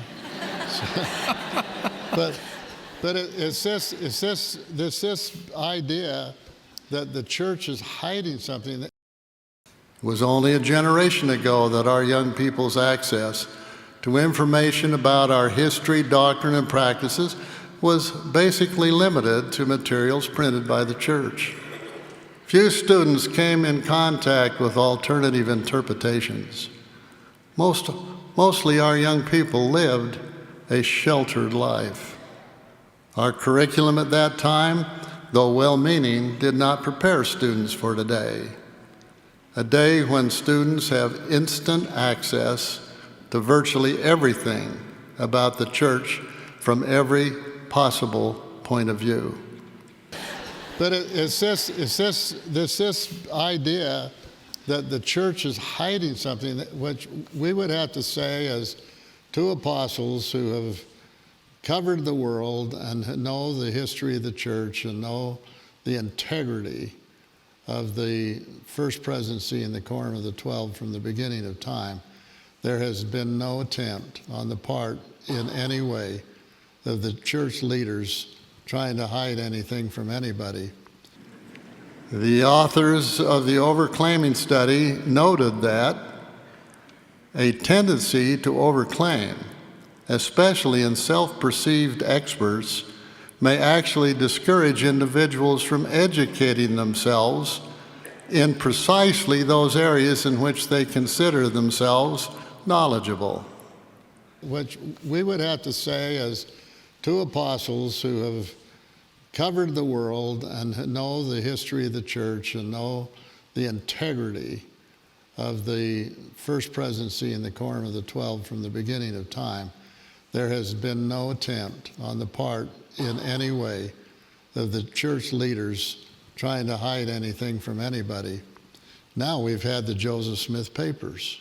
We didn't have those where they were in our hands now, and so we're learning more about the prophet Joseph. It's wonderful we are.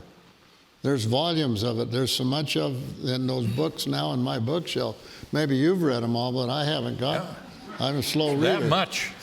So just trust us wherever you are in the world, and you share this message with anyone else who raises the question about the church not being transparent. We're as transparent as we know how to be in telling the truth. We have to do that. That's the Lord's way. But before that betrayal, for a brief moment, whoever wrote this talk for this shameless geriatric deceiver and hypocrite, who was completely useless in his long rambling contribution to the British rescue in London last Halloween, reached out and touched the face of God and described precisely the revolutionary reforms in integrity and teaching practice the Church must embrace if it is to prepare its young people to want to stay in the boat into their adulthood. Sadly, he also threw in a bunch of unreconstructed homophobia.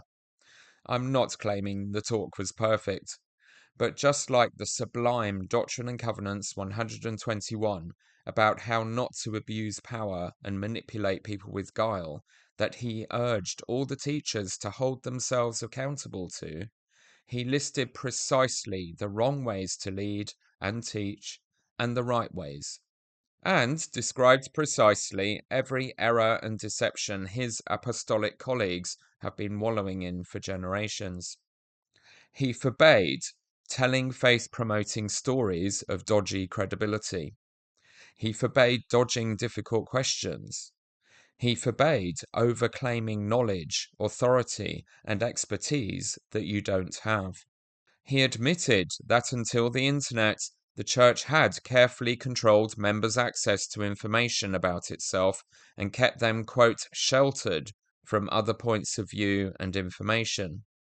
He said, quote, our curriculum at that time, though well-meaning, did not prepare students for today, close quote.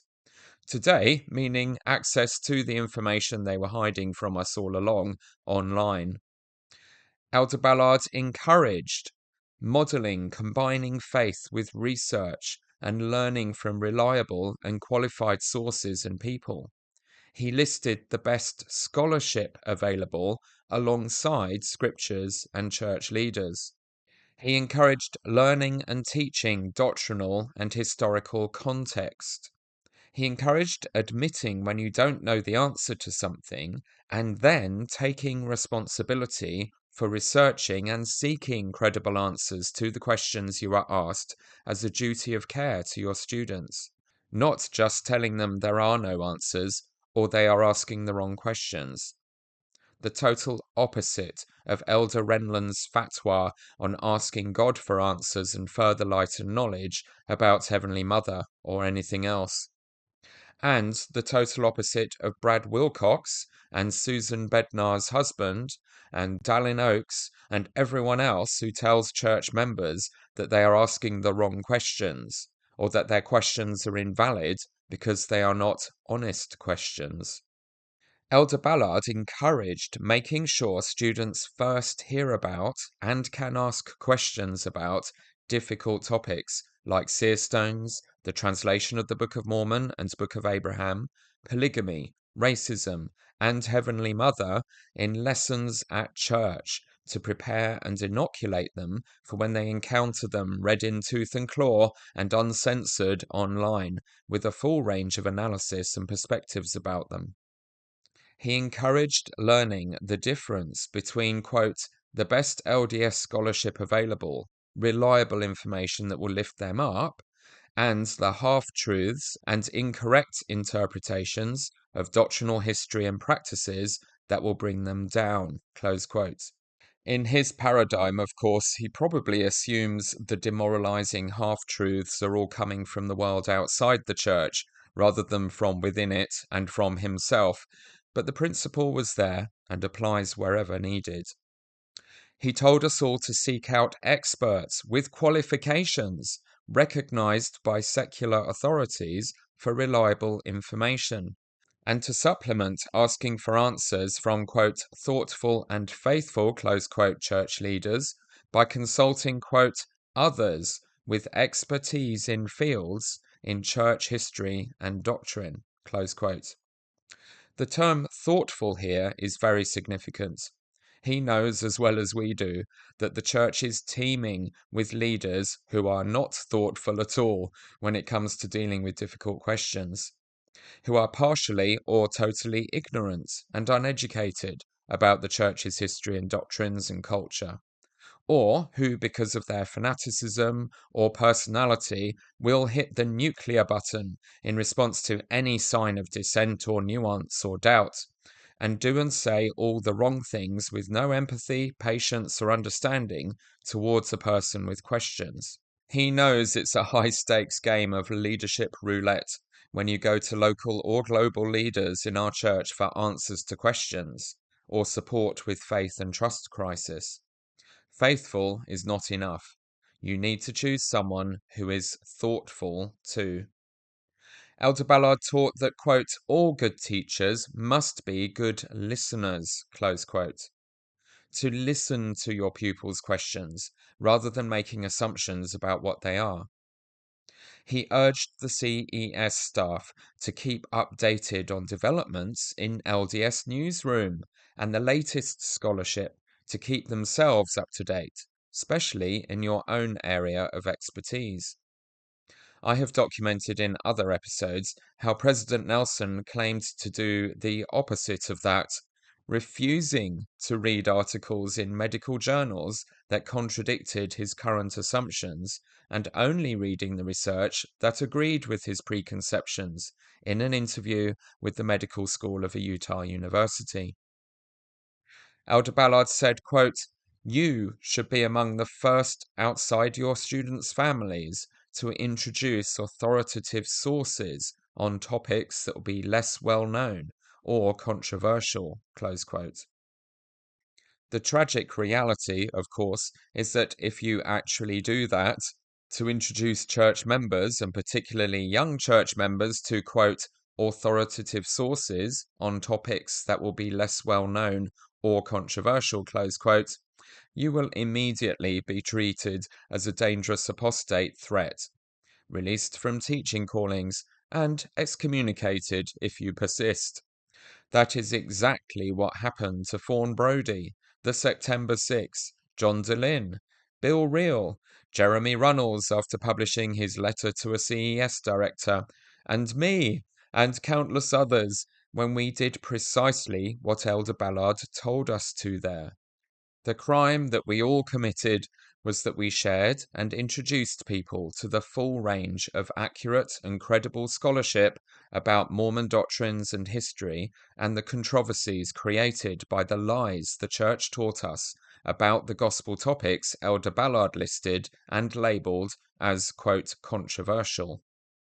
Elder Ballard precisely described in this amazing talk the civil war in Mormonism between truth and deception in its entire teaching system and the practices of its professional teachers in his audience he was bravely challenging to radically change their ways.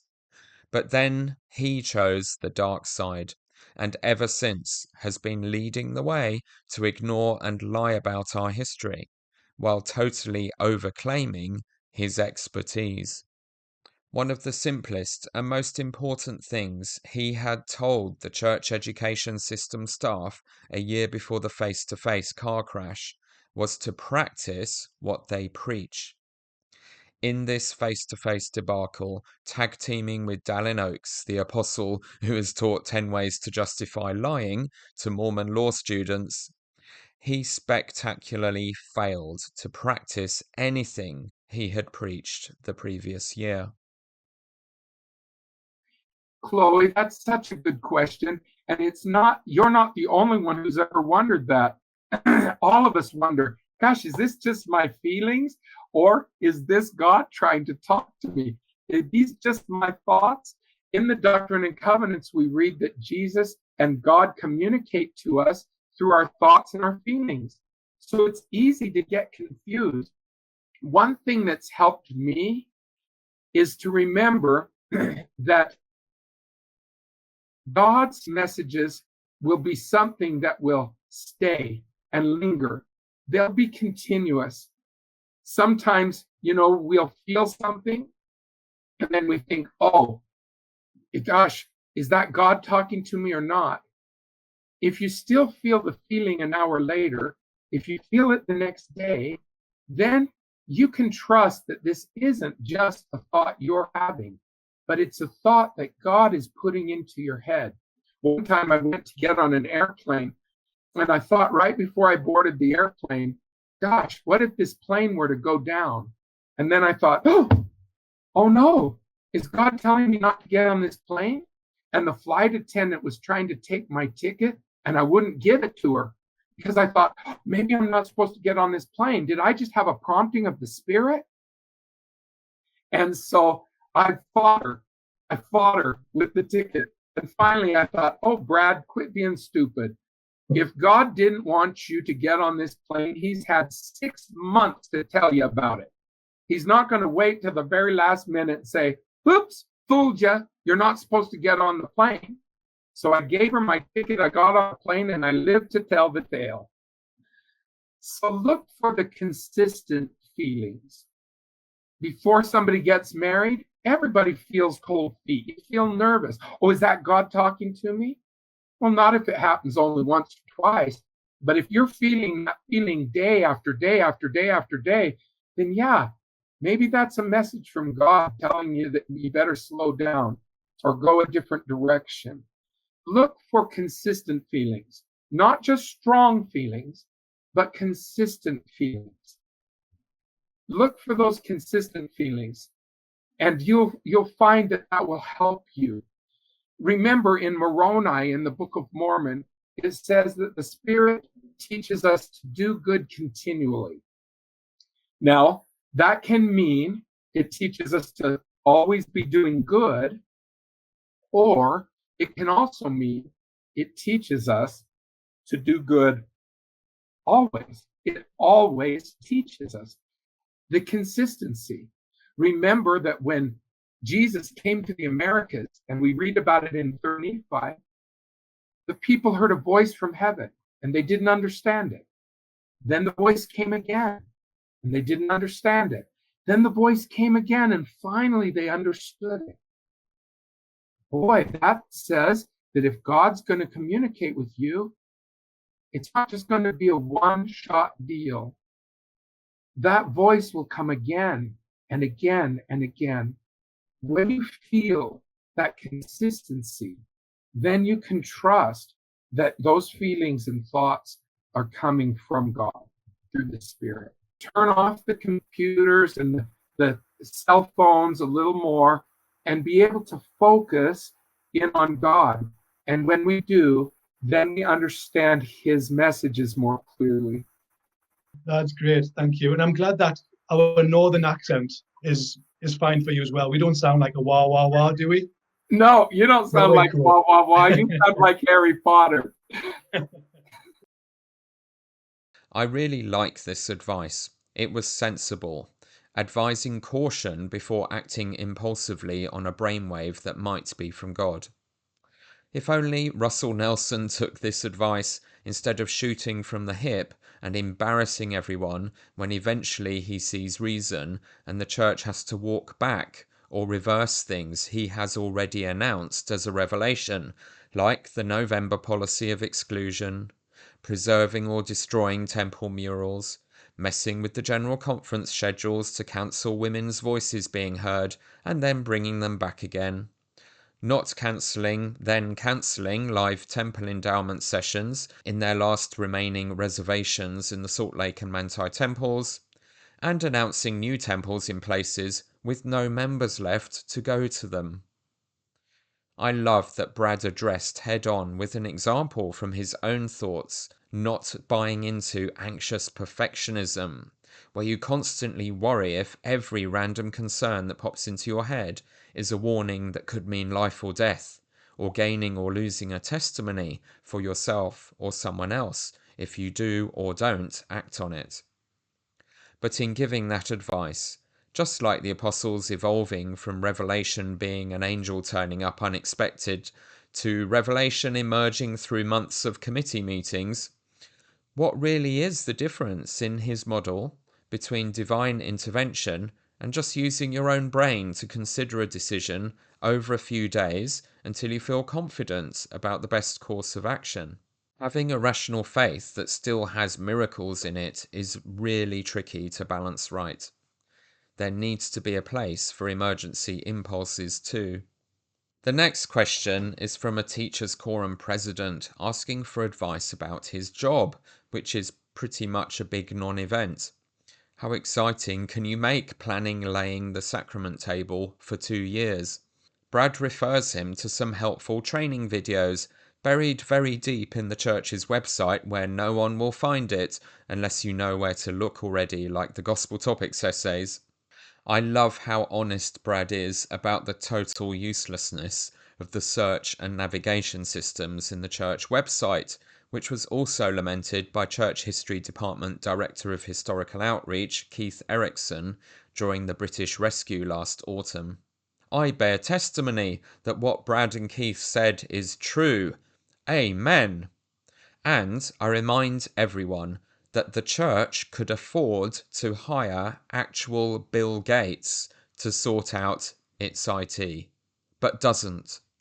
It presents as being run by some high school dropouts appointed nepotistically because they are related to general authorities and cannot get a job in the real world.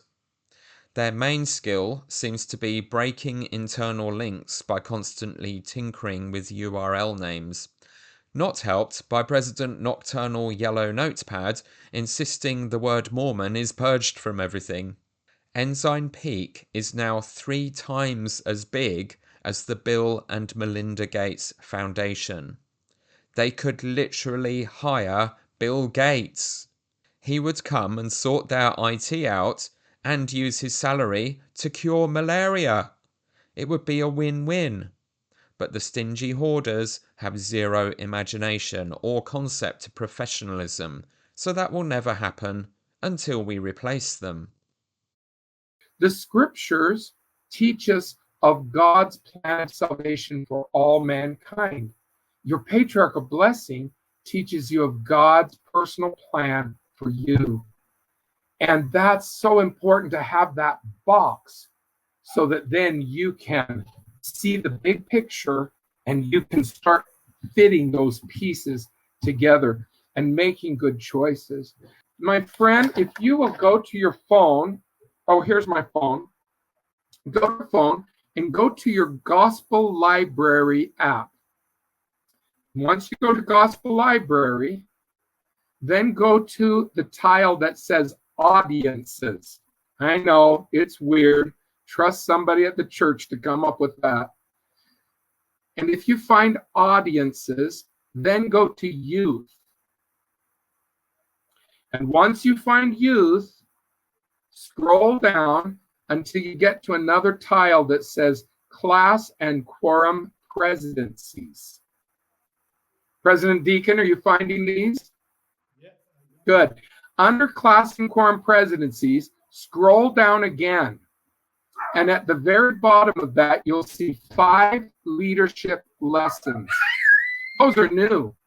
Those leadership lessons have only been posted there for a couple weeks. There's 5 of them. Meet with your presidency. And every time you meet, go through one of those leadership lessons. Maybe you could ask your advisor to teach them to you, or maybe you could take turns teaching them yourselves. But go to those leadership lessons and learn how to be a leader, because that's the most important thing you can do, is start meeting as a presidency and start figuring things out that you can be doing to help the young man that you're responsible for. So I've given you a little resource there. You now know something that nobody in the church knows because it's on the church website. Nobody ever looks there. It's down deep in the website. All those little punches you have to do. But President Deacon just figured it out. And if President Deacon can do it, you can do it. So find those leadership lessons, meet as a presidency, and get things going. If you can't meet in person, meet via computer. But let's get going. Let's don't wait for somebody to give us permission. Let's do it now. Notice the letter that came from the prophet says, hold presidency meetings. Aaronic priesthood quorum, presidency meetings, youth meetings, activities, service projects. He's given you all the green light you want to get, brother. So just get yourself started on that. That's great. Thank you. And what a great question that was as well. From Yeah. As well, is maybe important to recognize as a teachers quorum president that you have keys, Aidan. And there's only a handful of people in the ward and in the stake that do have keys.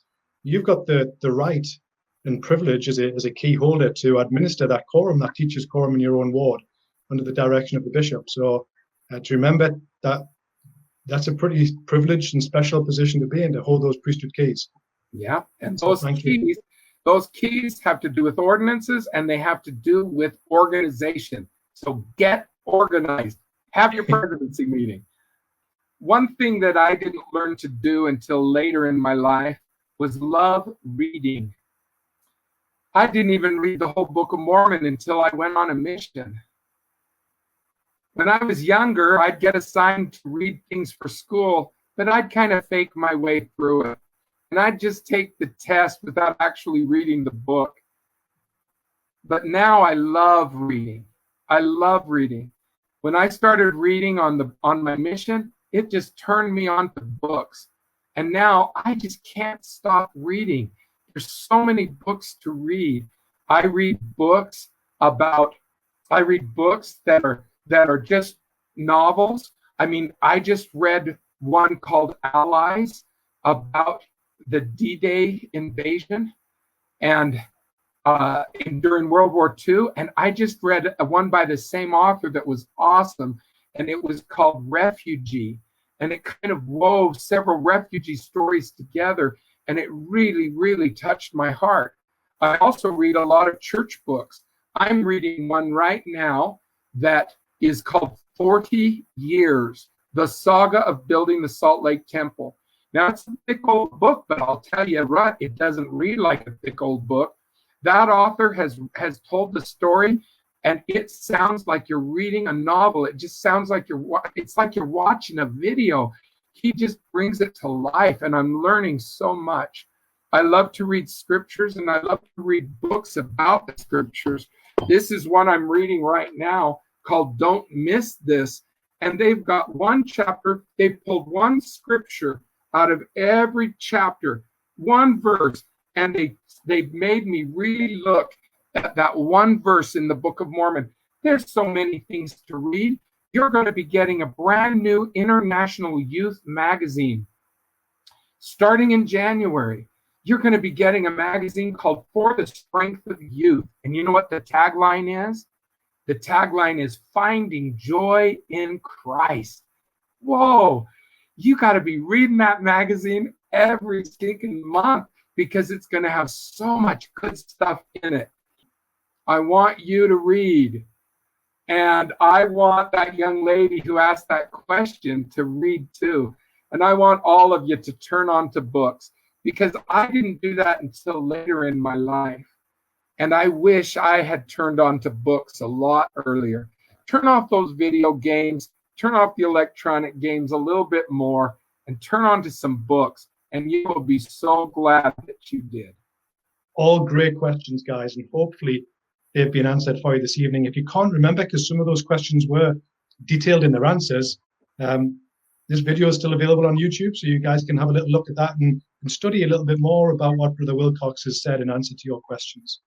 Brother Wilcox, we do have a number of our youth here in the Sunderland stake. We're quite representative of the rest of Europe, in that we have about 55% of our youth who are active in the Sunderland stake here.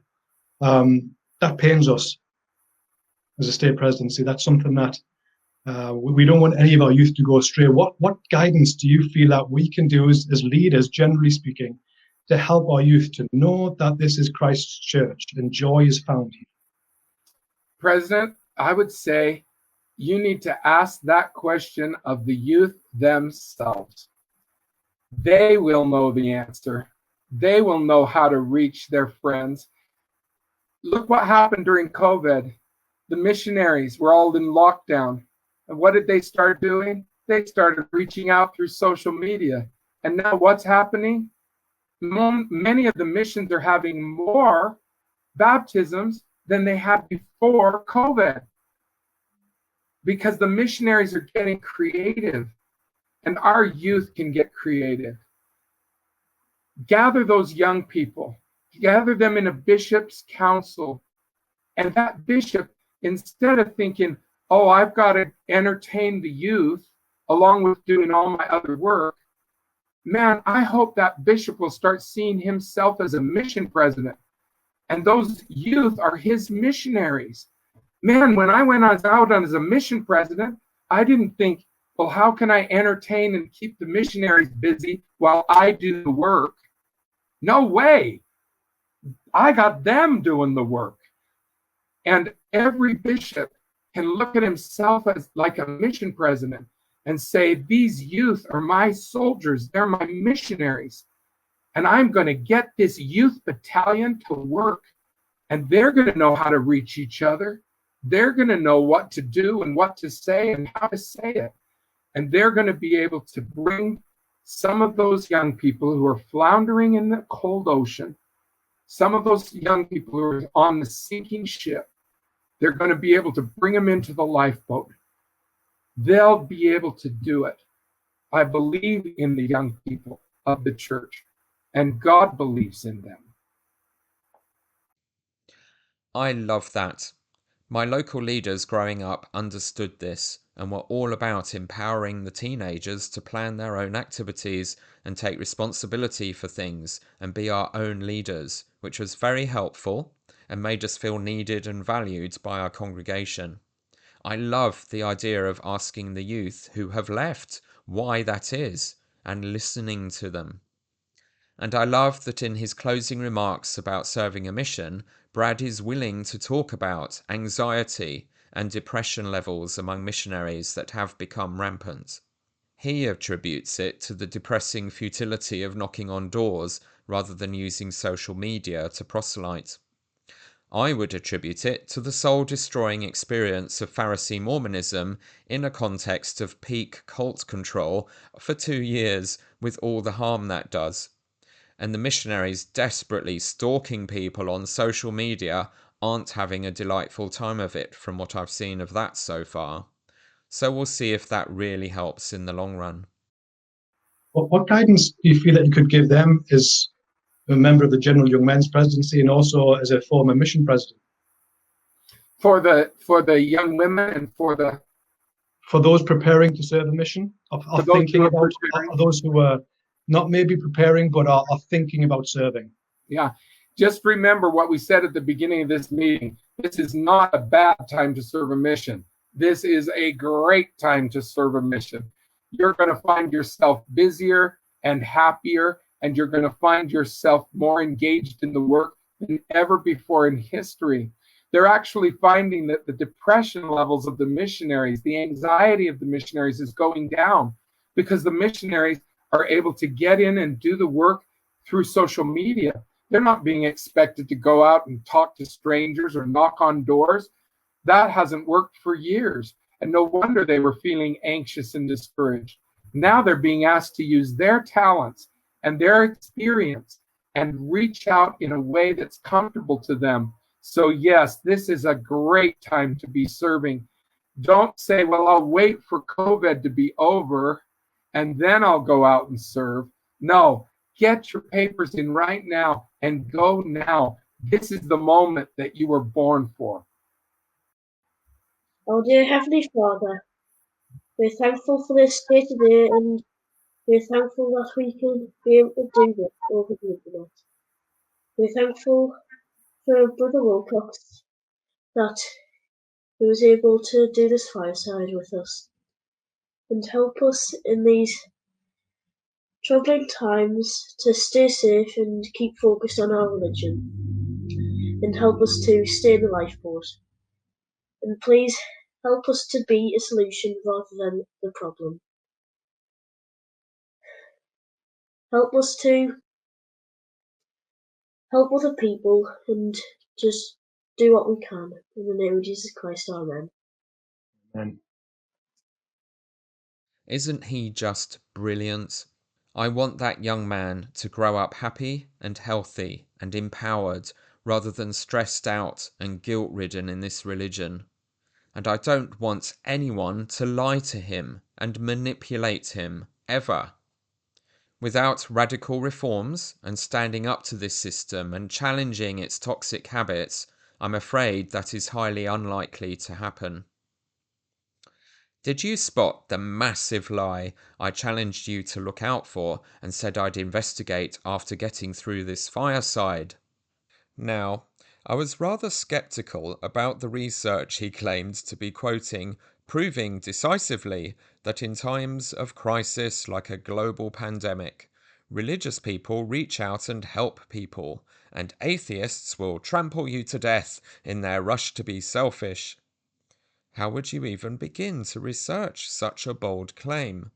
So I did some researching of my own and found the Pew article Brad was referencing. Of course, it said nothing of the sort. It was a survey of people's opinions about whether they think religious people and atheists behave differently in a crisis. Not the conclusive proof that Brad told the young people of my country that it was. I reached my own conclusion. Brad Wilcox is not Vegemite. He isn't even Marmite. He's just another general authority liar gaslighting the kids. To be more specific, the Sunderland devotional taught me that Brad Wilcox is a truly awful researcher, despite the enthusiasm for reading he valiantly tried to pass on to his young audience in Sunderland at the end of the Q&A with them. He is not honest in how he references and interprets research. He absolutely believes the unmodified old-school 1960s and 1970s McConkie Mormonism our generation grew up on, and takes scriptures and the church's out-of-date narratives about them and history literally.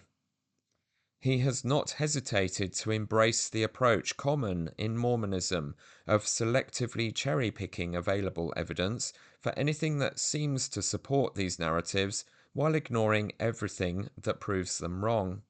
He will teach young people a hyper-paranoid them and us binary view of the world they live in, telling them that everyone else who is an atheist or not Mormon is untrustworthy and out to get us, and even potentially dangerous.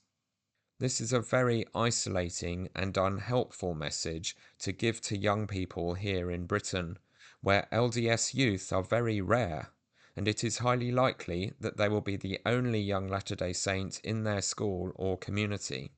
If you are being told that your only safe place is your shrinking congregation of mostly elderly fundamentalist diehards and the rare stake youth activities you can get to a few times a year, and not to have close friendships with anyone else, it is hardly surprising that some of our youth become more vulnerable to depression and loneliness and anxiety. Our community can be really careless and reckless in what it says to our children, who don't have the life experience and perspective and wider social networks in the church and their workplaces that adults take for granted. And it was particularly offensive and self-evidently wrong that he was telling these children in September 2020 that atheists do not pull together in a time of crisis. This was the absolute height of our lockdown. The whole country was uniting like it hasn't since World War II for the greater good, self-sacrificing income, convenience, shopping, leisure, all kinds of things to protect the vulnerable, and the atheists were doing it just as enthusiastically as the religious people were. These kids were standing on their doorsteps at 8 p.m. once a week to bang their pots and pans and cheer and applaud the National Health Service trying to keep us alive, along with all the non-members of the church in their streets and communities. And then, just to mess with my head, because maybe he is Marmite after all, Brad gave one of the most important and helpful and brave General Conference talks of the last decade in the October 2021 General Conference, titled, "Worthiness is not flawlessness." In the next episode, 10E, we will explore how he got that talk so right and then fell flat on his face when addressing the youth of 3 stakes in Alpine, Utah, and blew up the Bloggernacle. We'll then explore the extraordinary attempt to salvage his reputation and the huge can of worms it all opened regarding the LDS Church's ongoing, deep-rooted racism and its current leaders' stubborn determination to perpetuate their belief that God is racist and was 100% behind the Church's 150 years of racist doctrine and segregation, in stark contrast to the 10-year-old Gospel Topics essay's denials of this. If you kind of feel sorry that you missed the heady days of the 1960s civil rights movement when Rosa Parks and Martin Luther King were doing their thing, and the watershed moments when the Church was finally persuaded in 1978 to drop the segregation, it's your lucky day. Oakes, Wilcox, Corbett, and nearly all the rest of them have decided to go back to the future and pretend it never meant anything. So, we are going to have to fight that battle all over again. Are you ready for it? It's Groundhog Day in racist Zion.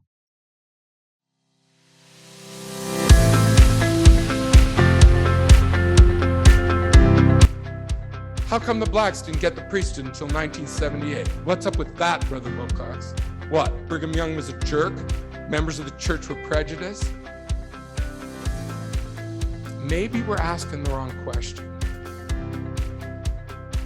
Maybe instead of saying, why did the blacks have to wait until 1978?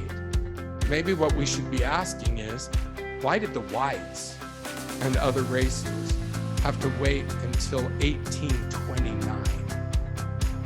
1,829 years they waited. And why did the Gentiles have to wait until after the Jews? And why did everybody in the house of Israel, except the tribe of Levi, have to wait until... When you look at it like that, then instead of trying to feel like you have to figure out God's timeline, we can just be grateful. Grateful right down to our socks that the blacks received the priesthood in 78.